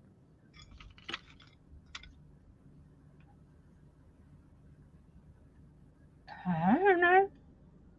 Yeah, nobody ever thought of that. Nobody ever questioned that though. I think because Noah was so faithful to God that he was giving Noah a chance to bring his family aboard. Okay. And the second question. Because some of his kids were not all that nice to him. Okay. Second question. If Adam and Eve were the first 2 original people, and everybody was begot from them, then after the world flooded, the only female available around was their mother. No, because Noah's sons came on board with their wives, so there was 8 people on board. Noah and his wife and his sons. Oh, they had their wives with them. Mm-hmm. They could be 2 or 2 of every race. Mm-hmm.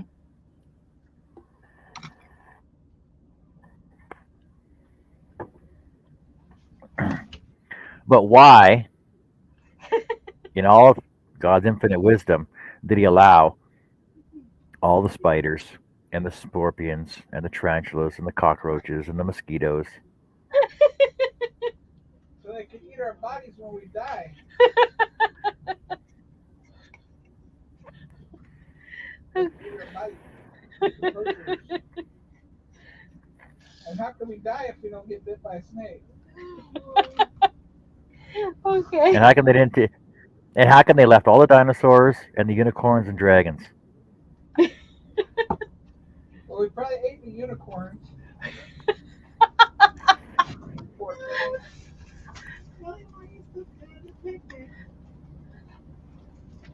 Do you think they took extra chickens for eggs and food? Well, actually, if you start doing the deep dive into it, they actually took 7 of each animal. 7. Yes. If you go deep dive into it, because in order to feed the families for those 40 whatever time that they were there, they needed the animals to reproduce. So the more animals you had, the more they reproduced to feed them.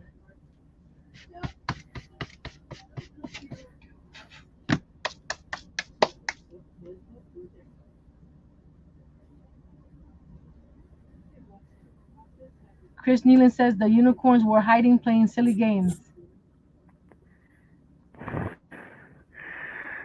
So he was afloat for 150 days. So that was only 4.5 months. 4 months. I have to sand this piece down. Sand that piece down.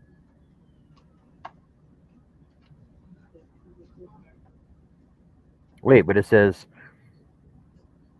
after 150 days, the water subsided until the ark rested on Mount Ararat, and on the 27th day of the second month, oh, so that'd be February, 27th of February, Noah's 601st year of Earth. Oh, no, and Noah's 601st year, the Earth was dry. So Noah was 601 years old. Mm-hmm. Oh, right, that's right, because they didn't really have calendars back then, right? They had plenty of time to make babies. I believe he died when he was 900 years old or something like that. 100 years makes kids.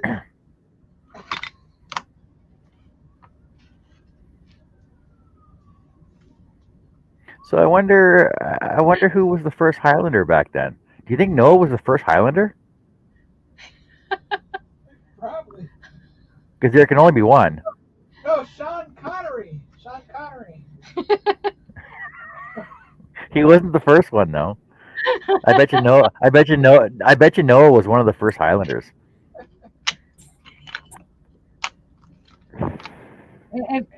Google the oldest man. I think he was 900 something, but it wasn't Noah that was the oldest one.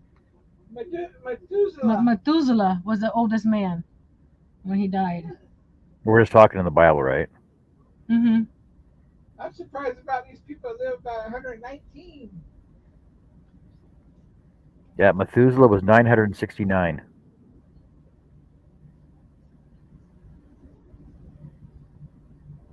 Who was the second oldest? Oh, Jared, 962. 169 birthday presents. Yeah, Noah was 950 when he died. Noah was 3. Yeah, so Jared died when he was 962, but Noah was only 366 at the time.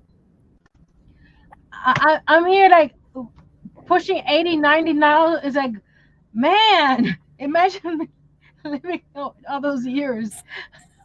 Wouldn't you get bored or something? Steve says, I think Methuselah's still around, but he goes by Nicolas Cage. I don't know. Are you sure? He might go by Keith Richards.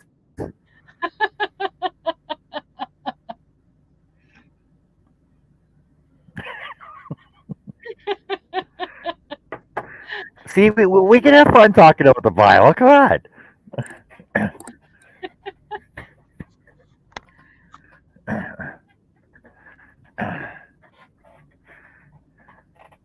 There we go. Yeah, and technically, because he didn't take any fish on the boat with him, wouldn't the fish just keep reproducing? That's why there were so many cod in Newfoundland. That's why. In the waters. Other fish were still in the water, so they just had more places to go and move.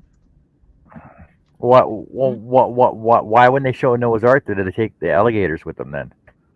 Wouldn't they just been in the water too? Oh, freshwater, right? Never mind.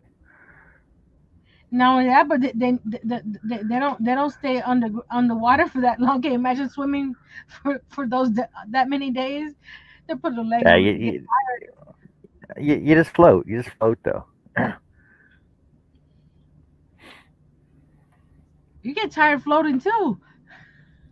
Nah, you just float. Your body floats. I float in the ocean.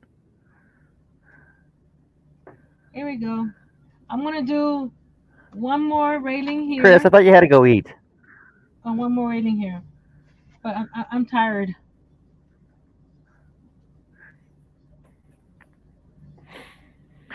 Chris wants to know me to have a please. So John Nave nominated me because he was nominated by to do 10 days of 10 photos and 10 nominations for creativity. Mhm. So now I got to nominate 10 other people. Yeah, I saw Dale was doing that on Facebook. Yep.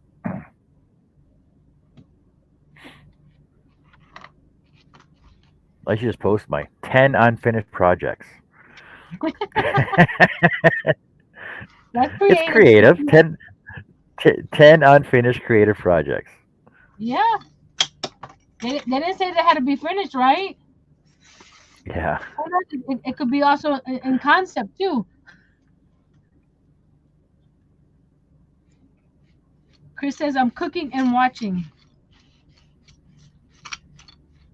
It's my little broom. Look. It's an old paintbrush. Dust my desk off. There we go.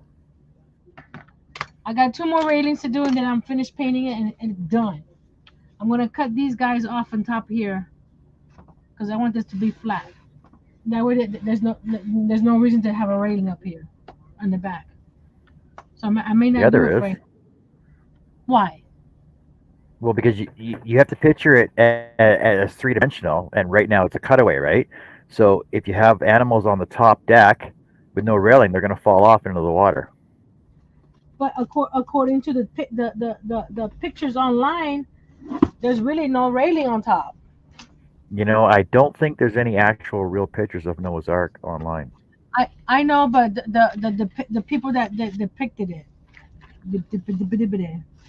actually there is it's not a railing. It's just the top of the boat is higher than the platform, and that's the problem I had. I forgot to cut this piece back here higher. Oh, okay. So I may have to add a piece back here in order to put railings in the front. I don't know.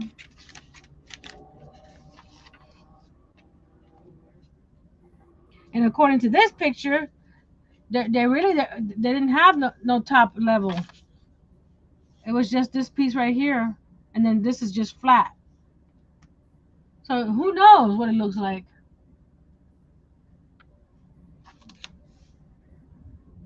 And then this one is arched from the edge to the edge here. So these are both different. So I guess it depends on who's drawing it.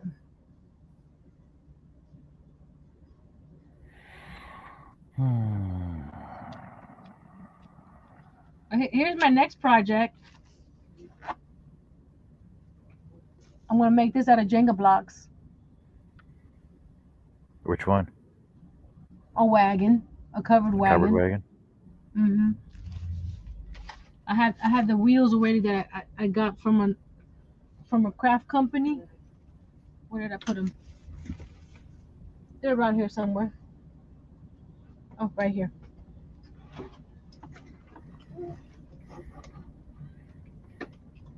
Experts claim they may have found Noah's Ark. Government confirms this is Noah's Ark. See, I got these for the wheels. Cool. So I got 4 of those.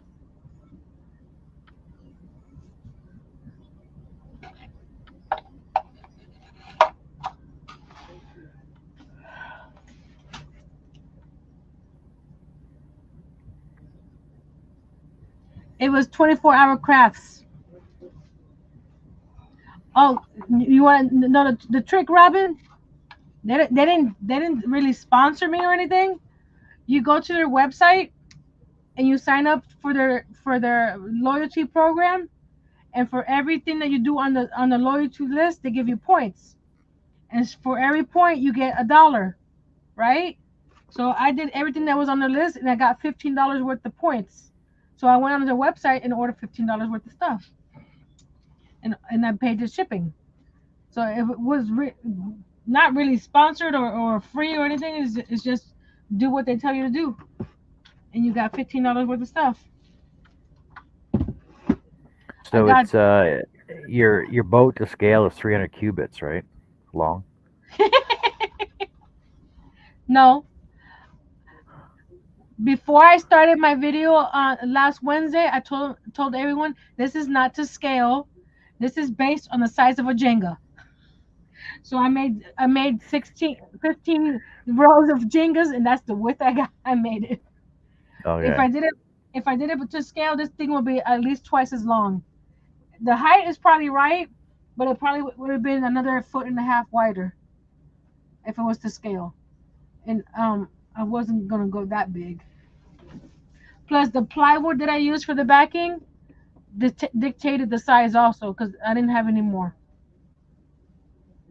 24-hour crafts.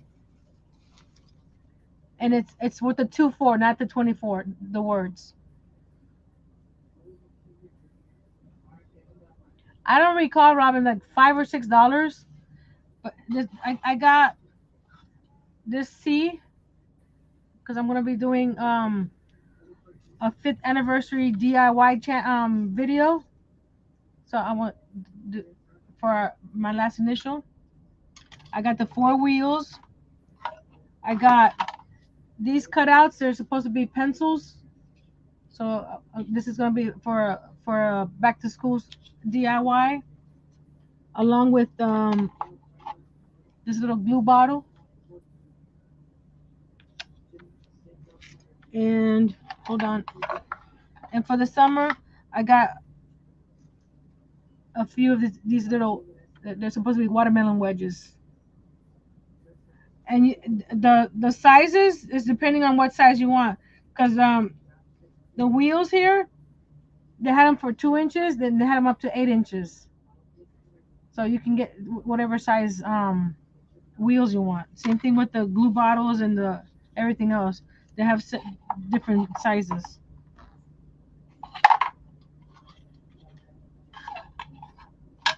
But the prices of the items are not that expensive. Like the little wheels, I think they were less than $2 a piece.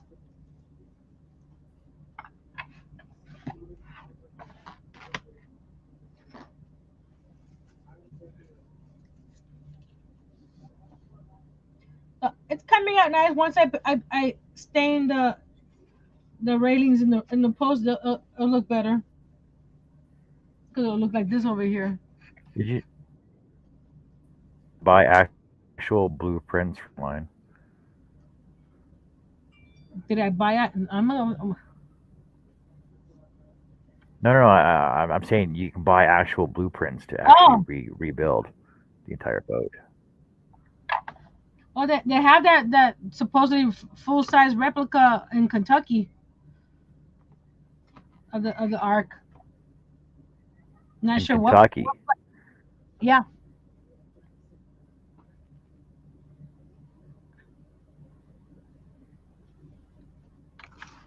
Not sure what plans they use, but did BB Crafts contact me to do an Amazon review? No. I finished with BB Craft and they haven't contacted me back after that last one, so I guess they're done with me. I've done BB Craft 4 times already, so I guess they want to give somebody else a chance.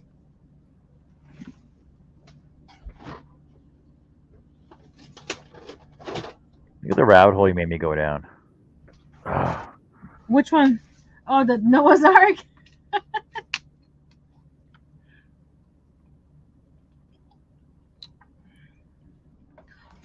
Well, this rabbit hole I started with Mike from Dances with Aardvarks. He's the one that suggested a Jenga block Noah's Ark.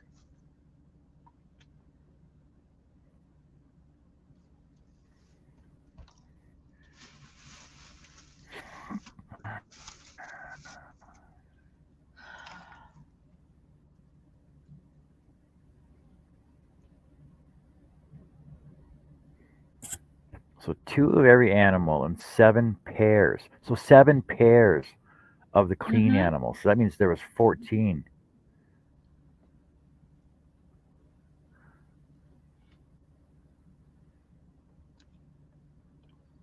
Mm-hmm. And I was reading up, and with all the space inside the ark, there was plenty of space for them to roam around in their little sections. Enclosures. Mm-hmm. There we go. Thank you.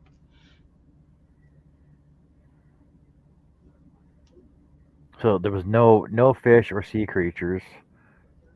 It excludes insects and other invertebrate. Only land-dwelling animals, which was the breath of life. So I'm trying. I'm still looking for a definitive answer. How many animals were on the boat? They don't say. Recent studies estimate the total number of living and extinct kinds of land animals and flying creatures to be about 1,500, with our worst-case scenario approach to calculating the number of animals on the ark would be approximately 7,000 animals. Can you imagine the noise in there? Unbelievable. Or the stench? Because where can they put all the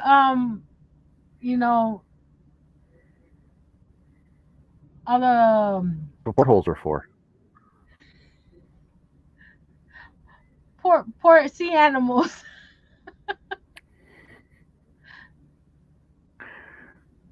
No, I'm not making 7,000 animals, Robin. Billy says, how many animals on the boat? All of them. All of them. Well, if I wanted to depict it right, Robin, this would be like 2 times the size right now. If I did it to scale. Unless I made it, 1 to 24 instead of 1 to 12. Or whatever size.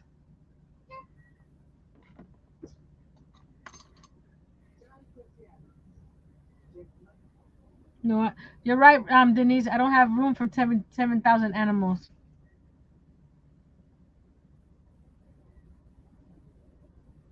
But I'll keep on looking. I'll have some animals. I just don't know how or when. But look, I can put a turkey. I can put 2. Look, I got two of every animals, right? Look, I got 2 turkeys. Oh gosh, no, my turkeys don't fit. Oh no! My turkeys don't fit. Does this one fit? Oh, this one fits. The Thanksgiving turkey fits, but not the Valentine turkey. It's a little tall. Oh, I'll put them right here. Look, I got 2 turkeys on my ship now. You see? 2 turkeys. There we go.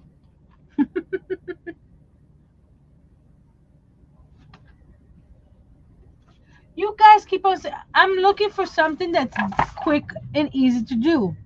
I'm not gonna paint the animals on the wall. You know what? I can print them out and glue them on, but it's not the same thing. Then why have shelves? The reason I had the shelves is to put animals on it.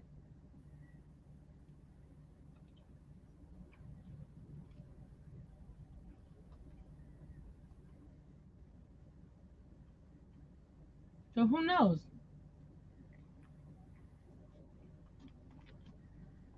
I was doing like Field of Dreams, right? If I build it, the animals will come.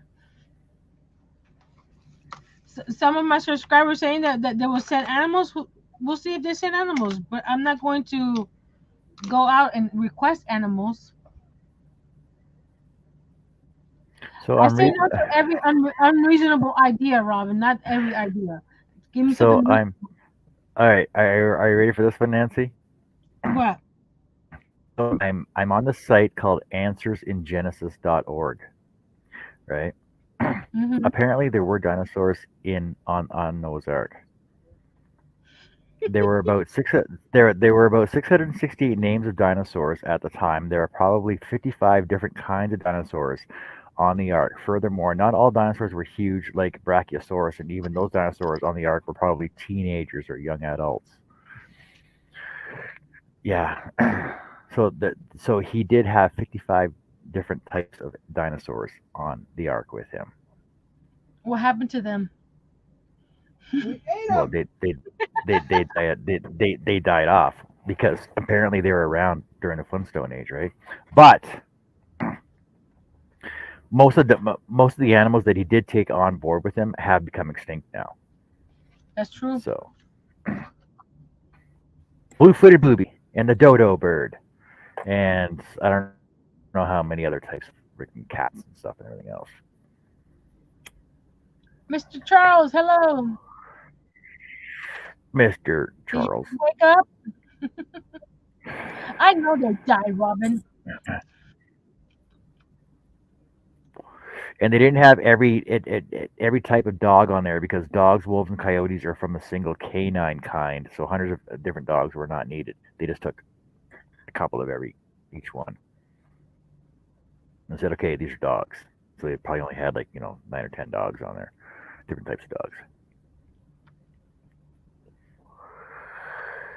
Greg says the thing about advice is a smart person doesn't need it and a fool won't take it.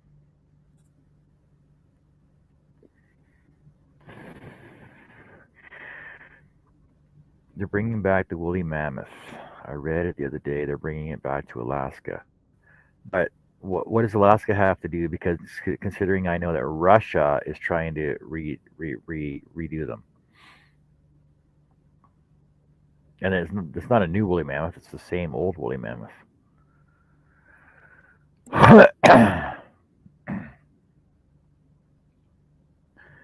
Charles says it is not DNA. always welcome unless asked for advice. Oh my gosh. Oh my god. What? I said, oh my god. To which part? OMG. I'm looking for easy ideas to make animals. I'm because I have so much to do. I have to finish Bob Ross, right? And right after Bob Ross, I have a custom order for another pop, right? And then after Bob Ross, I have the 3 Harry Potter kids. So that's 5 pops that I have to work on. And they're not one day things. And then I have my weekly lives on Monday, Wednesday, and Fridays. So that takes time out of my work because I have to get ready. Wow, wow, wow. Oh, you want to bring your violin over here, honey? Wow, wow, wow. Huh? So Harvard University has a $15 million funding grant to reintroduce what did they call it? They called it a mammothant because they're reintroducing it into an elephant, and they said it would look and presumably behave much like a woolly mammoth, and they're saying that by reintroducing them, it's going to reverse climate change. Because if you bring back the dinosaurs, it's going to obviously reverse climate change and take it back to the ice age, right? Yeah. Because Harvard University geneticists are the smartest ones around.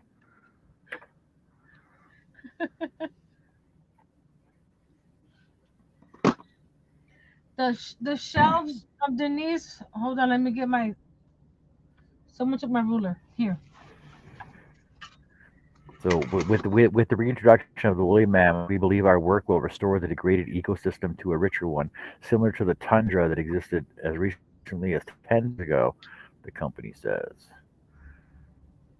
So a professor in evolutionary genetics in Stockholm Center for Paleogenetics is skeptical of the claims. Oh my God. 2 of the shelves are 3.5 inches, Denise, and the bottom one is a little less than 3. So, but if they're gonna bring back woolly mammoths, the next step is going to be the T-Rex and Velociraptors, right? Because that's the logical step to take. So it's gonna be a worldwide rampage on friggin' Earth with friggin' dinosaurs. But why don't they just start with King Kong? Just make the giant gorilla again.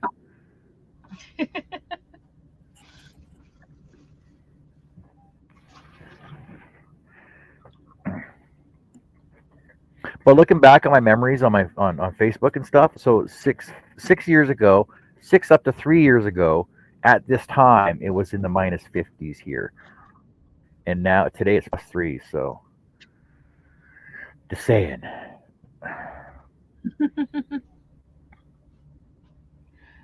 Steve says stupidity comes in all shapes and sizes, John. Oh, I know. I've worked with a lot of them.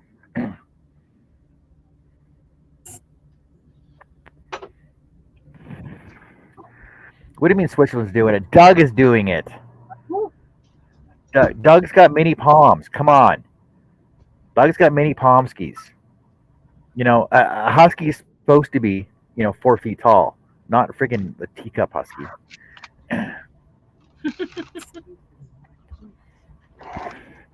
And also, so in the grand scheme of things in life, why has nobody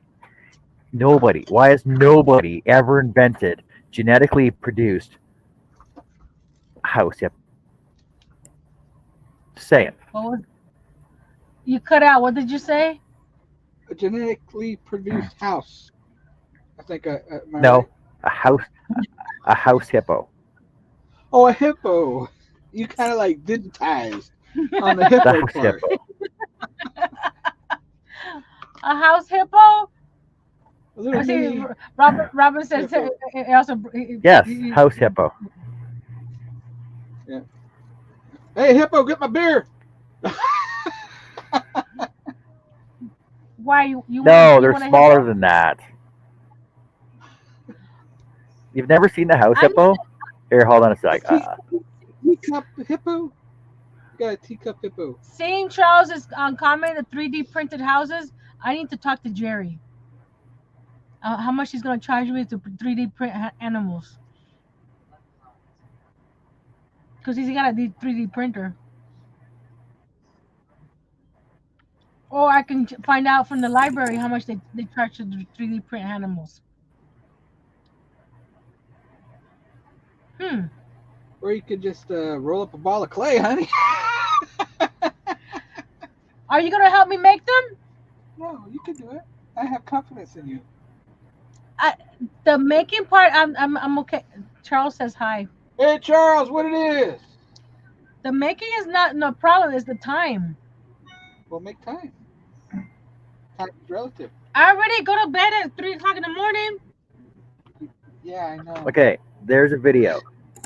Now tell me, go watch the video. Now tell me who has never seen this video. And you guys have no idea what I'm talking about.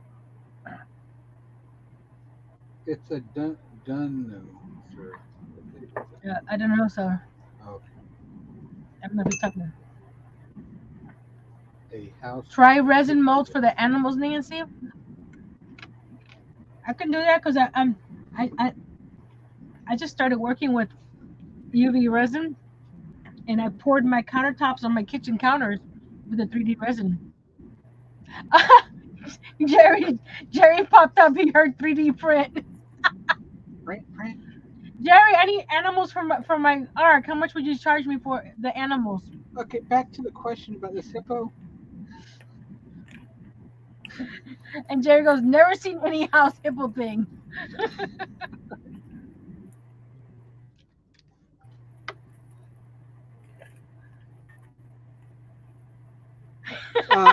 Dang. Charles says that the hippo was killed by a cat. Nope. No, I need like about a dozen animals. That's about it. I don't need a lot of animals. But the animals I've seen in the store, they're so unproportioned from each other. Because you got a 3-inch tiger and then a 2-inch giraffe. What about genetically, like downsized humans? Charles says it choked on a Lego.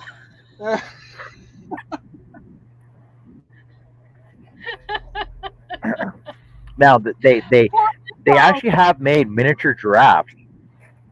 They've made miniature giraffes that are only like maximum 10 feet tall that you can have in your backyard and house. So why not make a house hippo?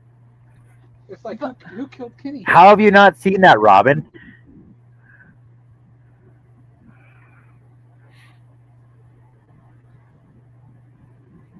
I like how it ate chip. Okay. You got to play that video for him, Nancy, so you can see it. I don't know. I'm like lost with the hippo. I'll send it. I'll send it directly to you. I got it. Okay.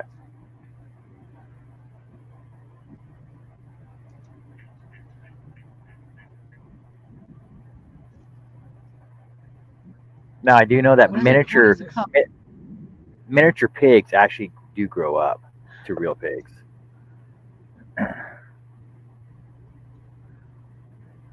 And my You don't mom watch was a TV. little potbelly pig. That ad is from like the 80s.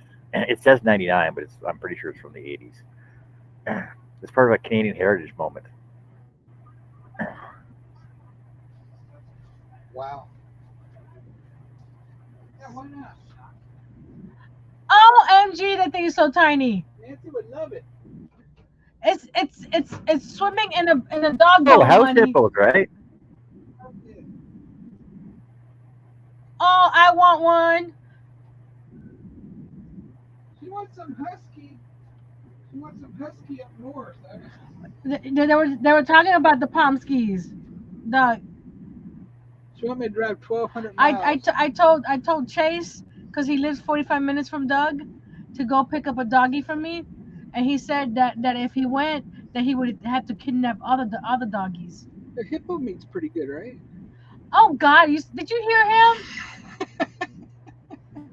Oh, talk about eating. Here's one for you.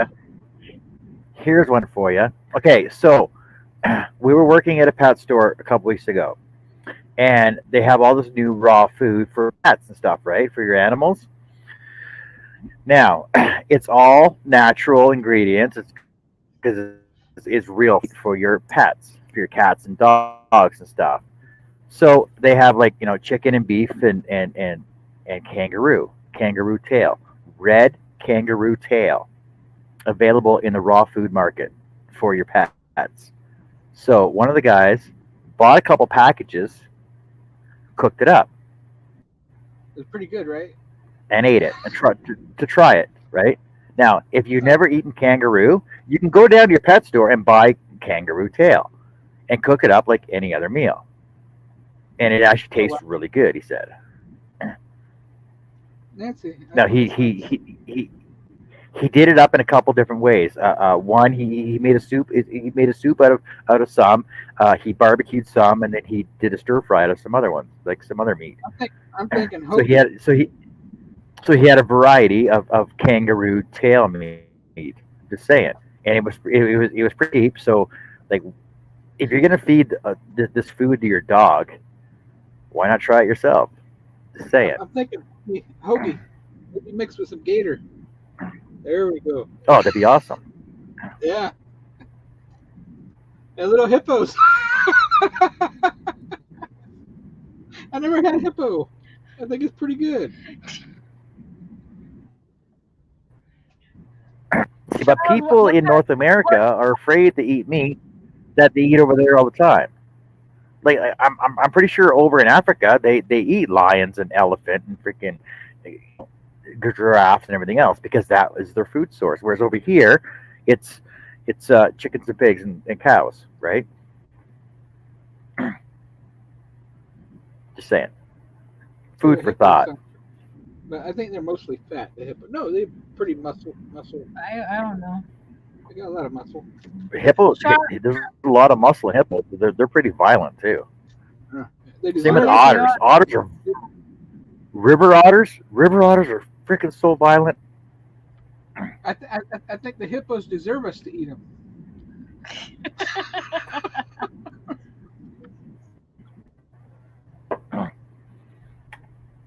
So Charles, what kind of horse do you want? There's a horsey. Charles wants you to buy him a horsey. Yeah, Nancy's like, buy me a horsey. I mean, No, I want a Pomsky. I want a Pomsky. But we have to drive over 1,000 miles to get it. I even looked online. It'll take us 23 hours to get there. It's 1,200 miles. Gosh, man. Take a plane. Yeah, but think of the Nancy, don't forget to take your jacket because you're in Florida and you're heading up to freaking Michigan. So yeah, I've seen his videos where it's 35 degrees now. Well, China's just as far, right? No, it's further, right? he said big old needle horse.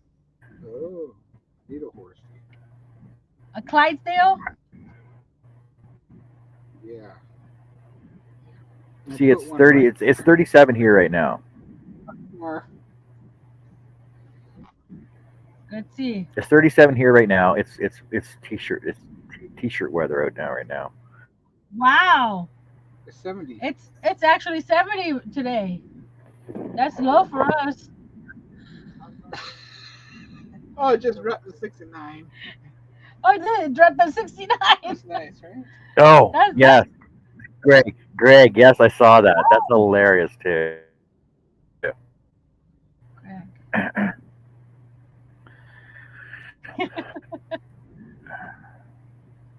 John has heard the story of me trying to eat a whale. Look, on tomorrow it's dropping to 50. Hey, whale's supposed to be good though. Yay, 50. Yeah. Shark's good. It's a little chewy. It'll be nice weather outside tomorrow.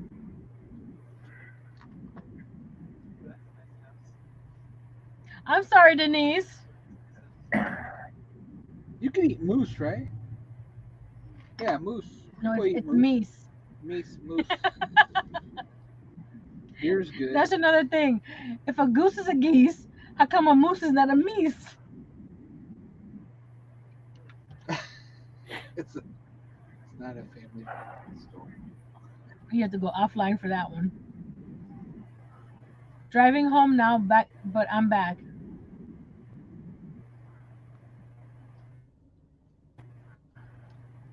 Here you go, Robin. I'm so sorry, Denise. It's gonna be 18 on Tuesday. There's a spider video, Robin. Everyone wants to be 18 again. The spider video. I want to see the spider video. They're on Smack. Oh, this thing's not even live anymore. Yeah. Open. Oh, you lag quite a bit, honey. Huh? You lag a little bit. No, the lag from StreamYard and YouTube is long. You haven't been on YouTube on lives a lot, have you? 12 hours of a leave.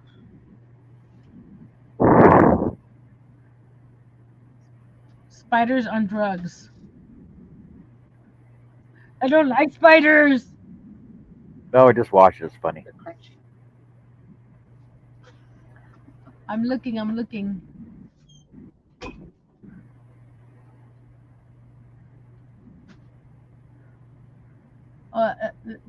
That's when they're swabbing them with the cotton swab. It's the drugs. Yeah, drugs. Yeah.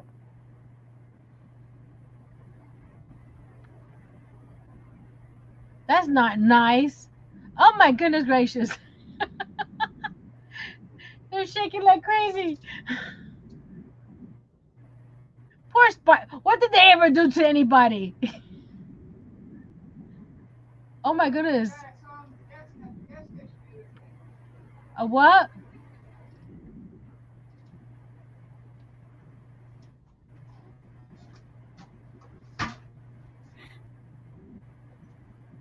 Oh, tweaking. They're going crazy. Okay, what does the car have to do with anything? Look at them, look at Spider them. in it. That's what's got to do with it. Make there's just poor things.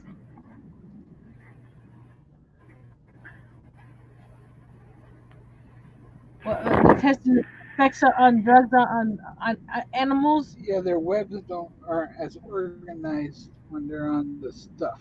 You think? Yeah. No, I mean they're not. They're not as ambitious either. Sometimes. Hey, But it's Jason, like very. how's it going? We're here today. Hey, Jason. Do I know him? Jason's in Canada too. It's funny because we were talking about you this morning when we were first on. No, he's in Calgary. Isn't that Canada? We don't consider Calgary part of Canada. That's like a lot of the United States too many people don't consider that part of the United States. It's just an appendage. Yeah. We're very populated. We've got 22 billion in the States. That's way more than Ontario. James, go clean your room. Well, I had the video muted, so I have to go watch that later. Greg says the narration is the funny part. Not Oh yeah, it's hilarious. I've had my brace and my shoe on all day, and my foot's swollen. Take it off. Take the shoe off. I did take the shoe off. It feels like it's still on. It's not. Ah. Does that feel better? Yes. Thank you. I've had it on since what 10 Hey, Herb. o'clock this morning. 9 o'clock this morning. Can I send him to Canada? You can keep him for a month. You can keep him for a month. He could do all your IT. He could do all your IT stuff.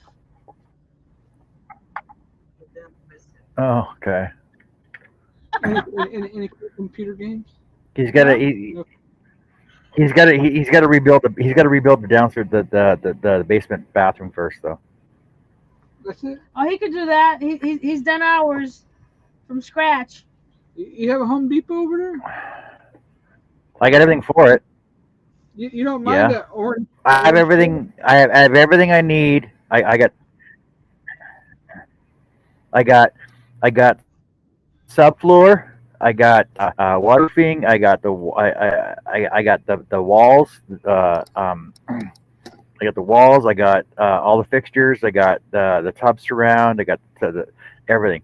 I got everything brand new. Fred's got to do it. Wow! Look at that. Yeah, our house didn't have a bathroom, and he did it from scratch. Well, we graduated from Home Depot bucket.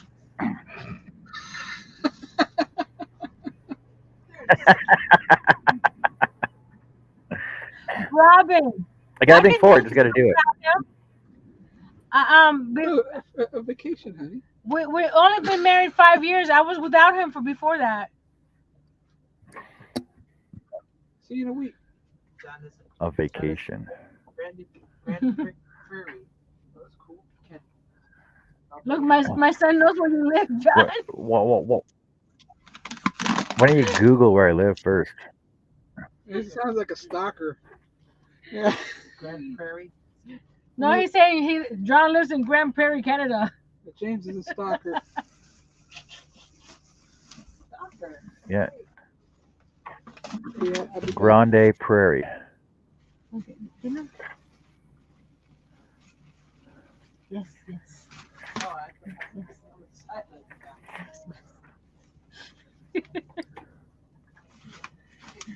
Oh, Earl's leaving to get some dinner. Yay, dinner!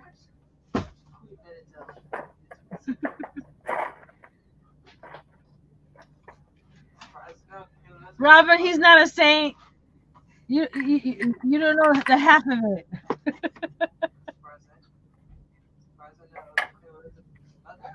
My ears were itchy. What was that, Nancy? Robin says you're a saint, a funny saint. Oh, I always knew she was a nice lady.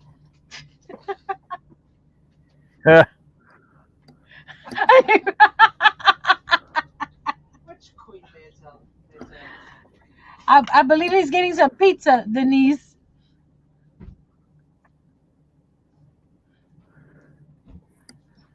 Which I'll be having one slice of it. That's it. Not to mention John F. Kennedy's mother. What do you mean you heard what?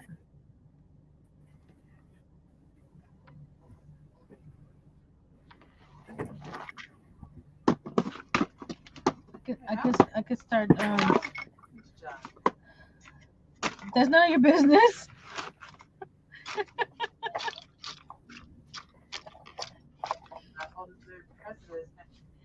My son is obsessed with the presidents of the United States.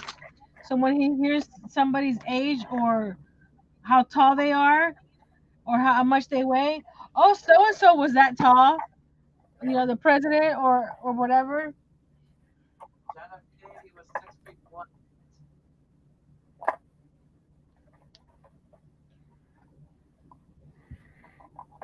John knows what, Robin.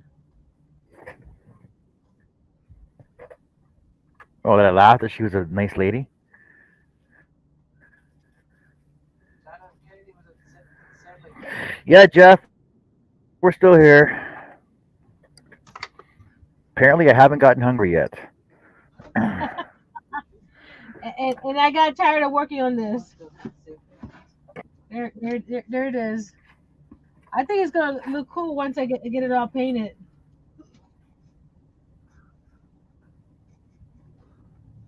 Yeah, it's getting to it's probably hunger pains, Denise. We're having hunger pains. Was that instead of getting hangry?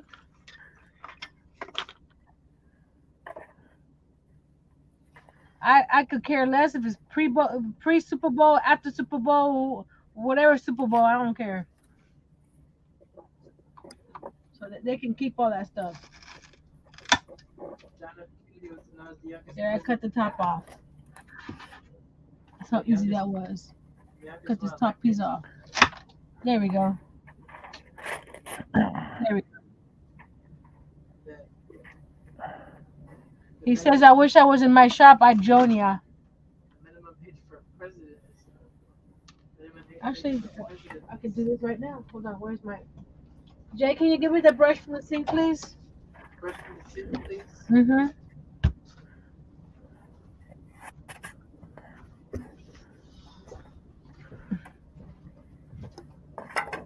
This is black. It's not antique. Where's my antique? There it is. Here you go, Bobby. Whoa, look at those fences. I got the wrong paint. It sounds like I need to get...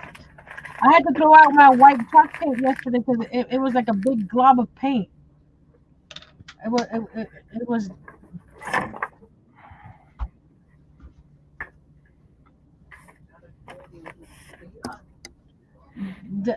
Robin wants to know, hey John, remember that day you had a guy on in your shop? Who was that?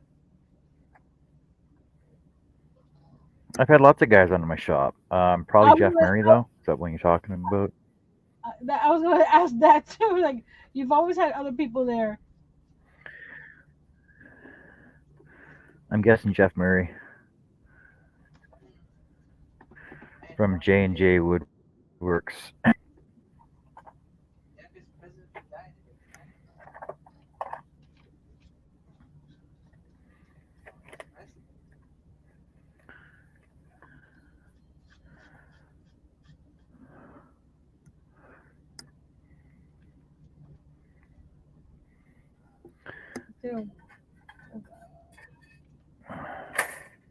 How this looks all painted up. Excuse me, stained. It's not paint.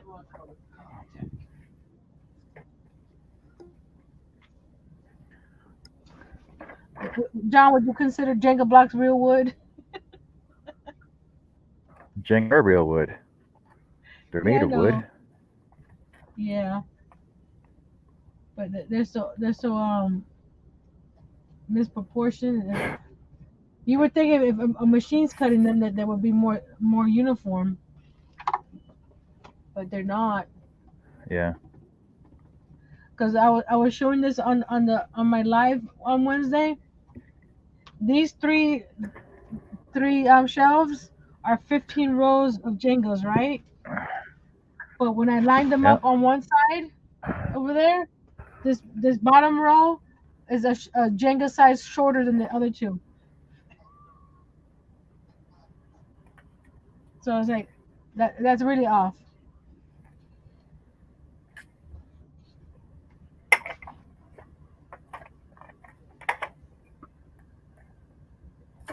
Jeff says I'm hoping to join you guys in over a month. 6 people won. Jeff, 2 years. Robert says he was a maker, but I forgot who it was. I thought it was Jeff, but I don't think so. Jeff Murray. He's pretty much the only one who's been in my shop showing his stuff off in here.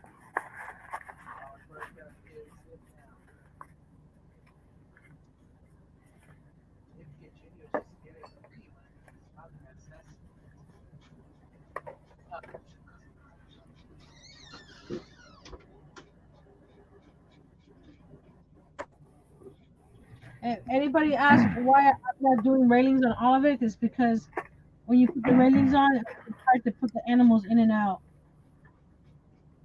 So it's just a depiction.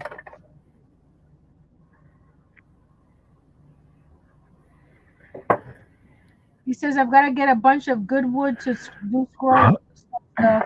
It's too thick.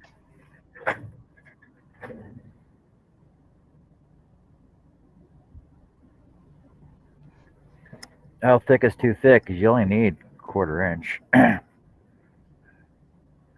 And then again, all you got to do is resaw it.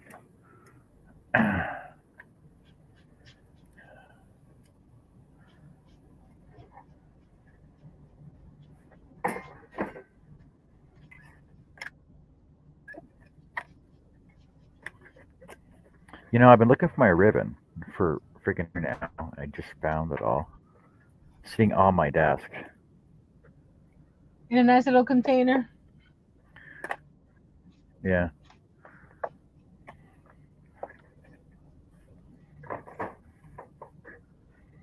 I've done that. Look for stuff all over the place and then sit back and then come back to, in a few minutes and it's sitting right there.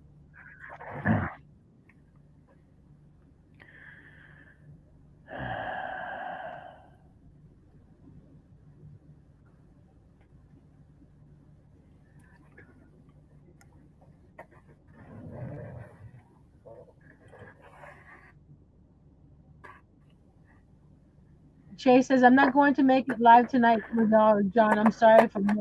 For sure next time I'll plan ahead better and have my shopping and chores done ahead of time. All right, we're out of here. See you guys.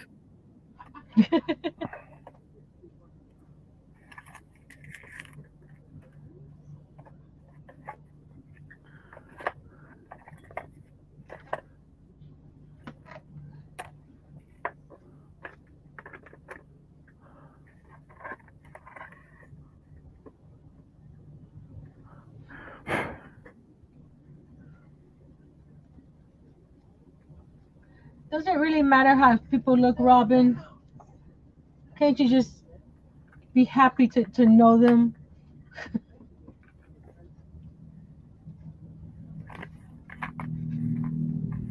Would you like them any less if you saw who they looked like? Just curious.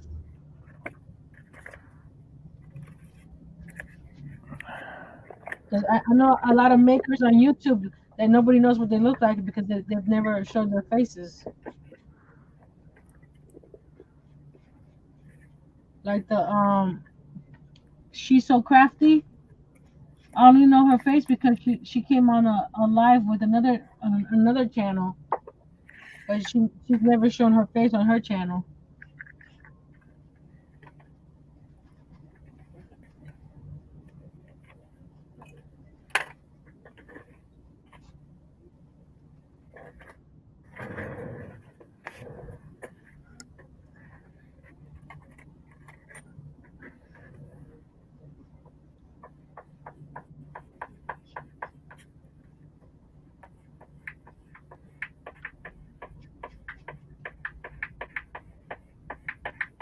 Wow, it looks so different getting the post painted.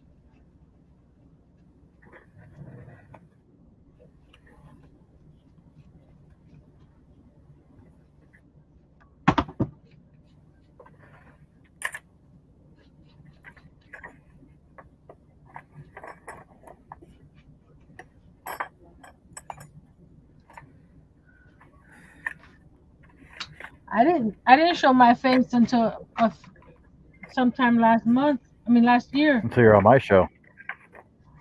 I think your Until show was you're the on my first show. one. Yeah, your show was the first one I came on live. Yep. Then I You're started like, oh, going. I'm too shy. Now I can't stop talking, right? Oh yeah. Brought you out of your shell. Then I started going live with Jerry every week.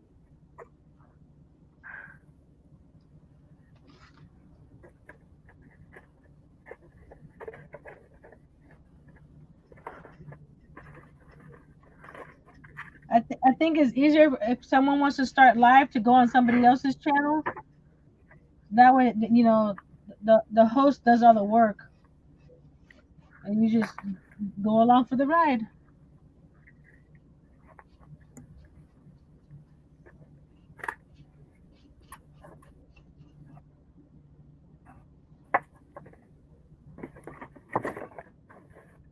Trey says I have a half wizard beard.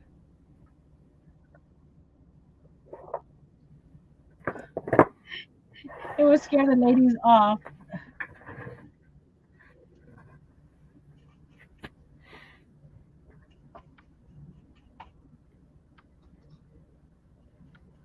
Okay, maybe more lumberjack than a wizard.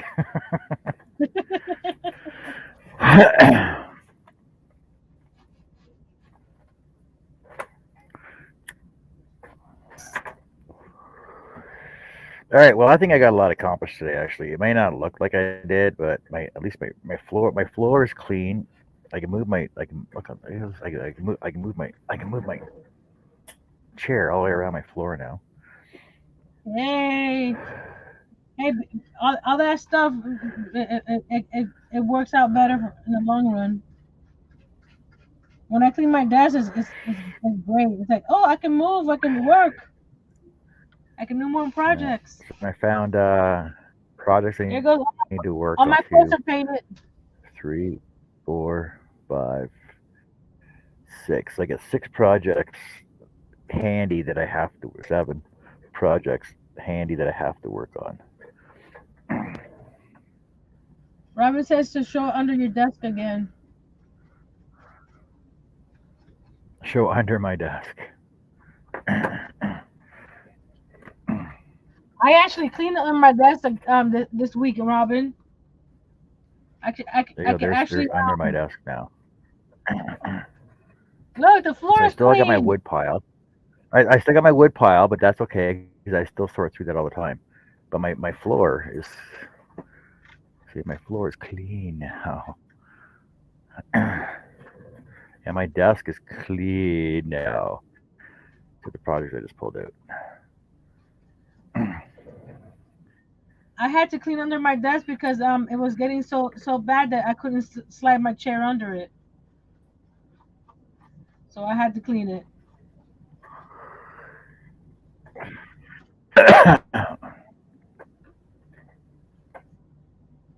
It's still full of stuff, but so hopefully, with less crap on my table, I should have better internet now.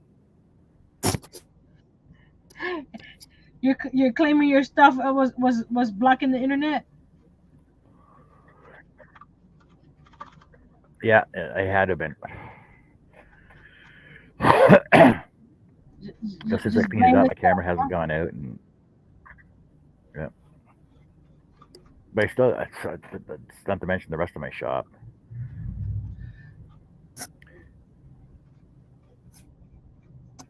One of these days, I'll have my own shop. That's right. I unhooked those cameras. You can't even see the rest of my shop right now.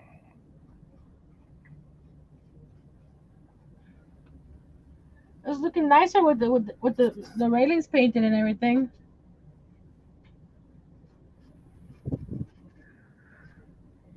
So, like I said, I'm doing two more railings, and that's it for railings, and then I just need animals. Or I could give it to my dad without the animals and let him figure it out. Yeah. Here, Dad, fill it up. All right, let's see. We've been on for 6 hours and 50 minutes today. Wow. Not me. Yeah. I was late. So it's 10 to 5 now. See, I've been on since 10 o'clock this morning. I think I'm getting hungry now. You haven't stopped since 10 this morning? No. And I know everybody's been asking when I'm going live again. John, when are you going live? John, go live. John, when are you going live again? So, Hey, John. work has started to. What? John. When are you going live again? You know that was coming, right? Yeah, yeah. So since everybody's been asking me to go live again, the projects I got on the go, I got to finish these up. But most of that's over on the other side of my shop. I got to do that though. So I'll finish these up, and then I'll see what I can get started up going again. So I might go once a week now.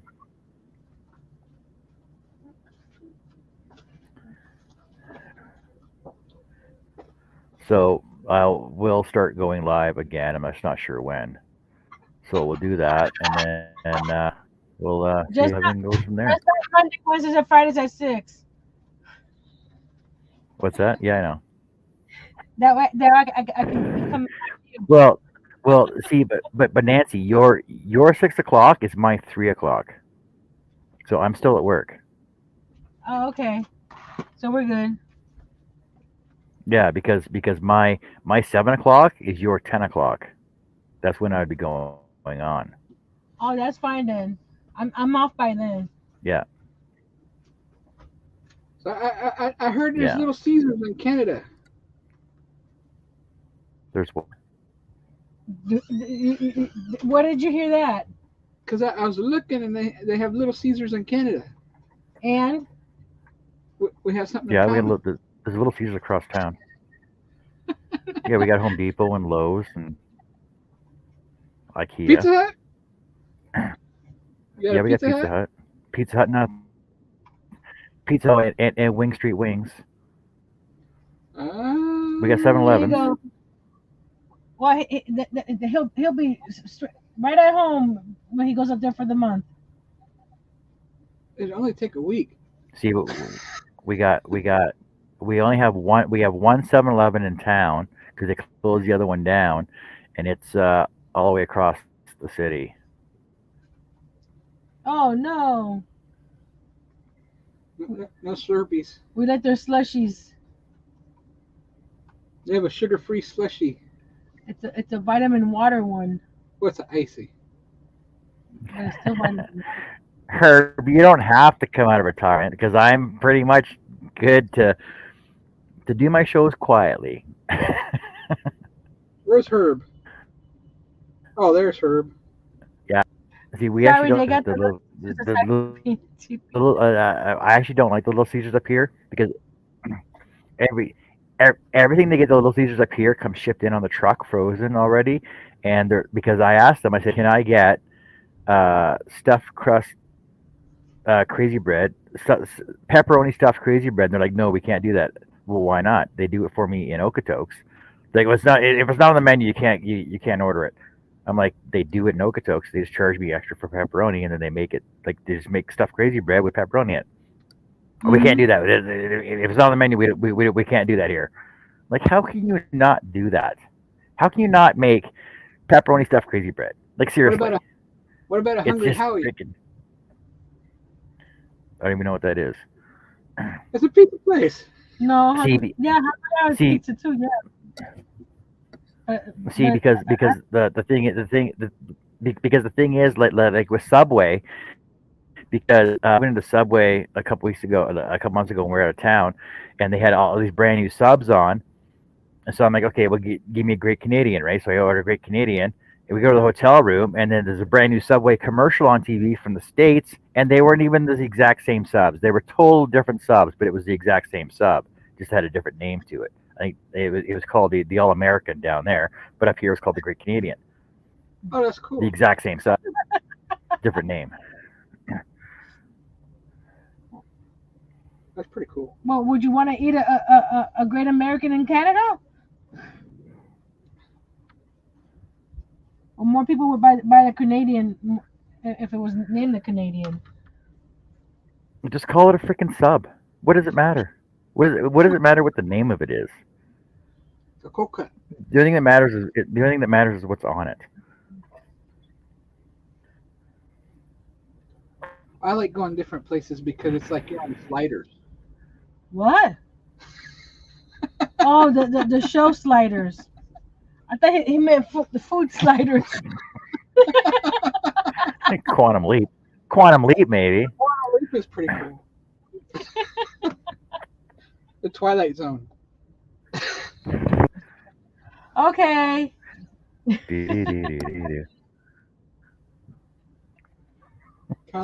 Chase says clean floors are overrated. Does she have a clean floor? But I do find though, Chase, that if I can't move my chair around, like I need more than like 2 feet to move my chair around. So I know when I have to clean my floor up, it has to be, I gotta be able to move my chair at least 4 feet. And I definitely have to rearrange my shop too, because I actually don't. I like my little cubby that I have here, because like I got a wall right here. This is my spray wall, which is the back of a cabinet, and then I got a little doorway here, and then my back shelf, and then the rest of my desk all the way around. So it's a nice little area to work in, but it's starting to get a little confined. I think I got to move this shelf back. I actually wanted to turn my whole desk too, but then I'll still end up with a little walkway. If my craft Hey, Johnny B. If my craft table is too full, I won't. Robin. I won't work. Robin. I can't work. That's for Robin.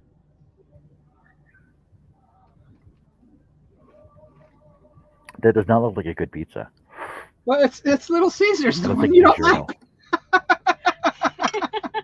Yeah. Budget restrictions. What is it? Why don't you get a pizza? I built an office in my shop, got a laser, and tore up the entire shop just to redo it. Yes, I saw that. Have you worked on any of your machines yet? I don't need to tear my shop apart. I just need to reorganize it. Like, I wanted to get rid of a bunch of shelving over there because basically it's just storing garbage, and everything over in the far corner is just storing garbage. I gotta get rid of a glass shelf. I gotta get rid of shelving here. Gotta get rid of a glass display case out front. Gotta get rid of a. It used to be an old Nescafe coffee display. Gotta get rid of that. Hey, we'll And come I pick still it up. gotta We rebuild all come my. pick up the dog. That's the wrong place for the dog. Yeah. Oh. It's on the way. Well, okay, put it this way. If you guys ever do a trip to Alaska, if you ever do a driving trip to Alaska, you have to go on Highway 43. You have to drive up Highway 43. You have to go through Grand Prairie, Alberta to get to Alaska. I have a friend that lives in Anchorage. She's been asking me to go visit her. Ohio? Yeah. Anchorage, Alaska. And I'm just saying, from my front door to Alaska is a 24-hour drive. Oh gosh, I may not be visiting her that way. unless we're doing a what's it, coast to coast trip. See, but we have like in the summertime, you if you're playing a game, right? plates from different states and everything else. There's a lot of Florida plates that come through here.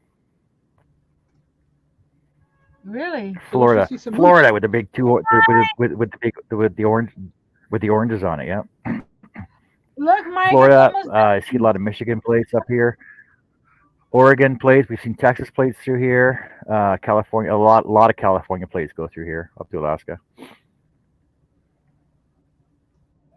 They go from one extreme to the next. Look, my Noah's Ark Yep. is almost done. Look, it's moving. it's rolling in the water. Looks awesome. Well, hey Johnny, hey Mike. It's a good thing you guys are here because I'm out of here now. I've been on for 7 hours, and I'm starting to get hungry. It's 5 o'clock here. Hey, get a little Caesar. Oh, come back out later to hang out. Does it flow? I'm not gonna try it, Robin. I'm not gonna do a shop tour today. I'll do a shop tour after I organize my shop more. Yes.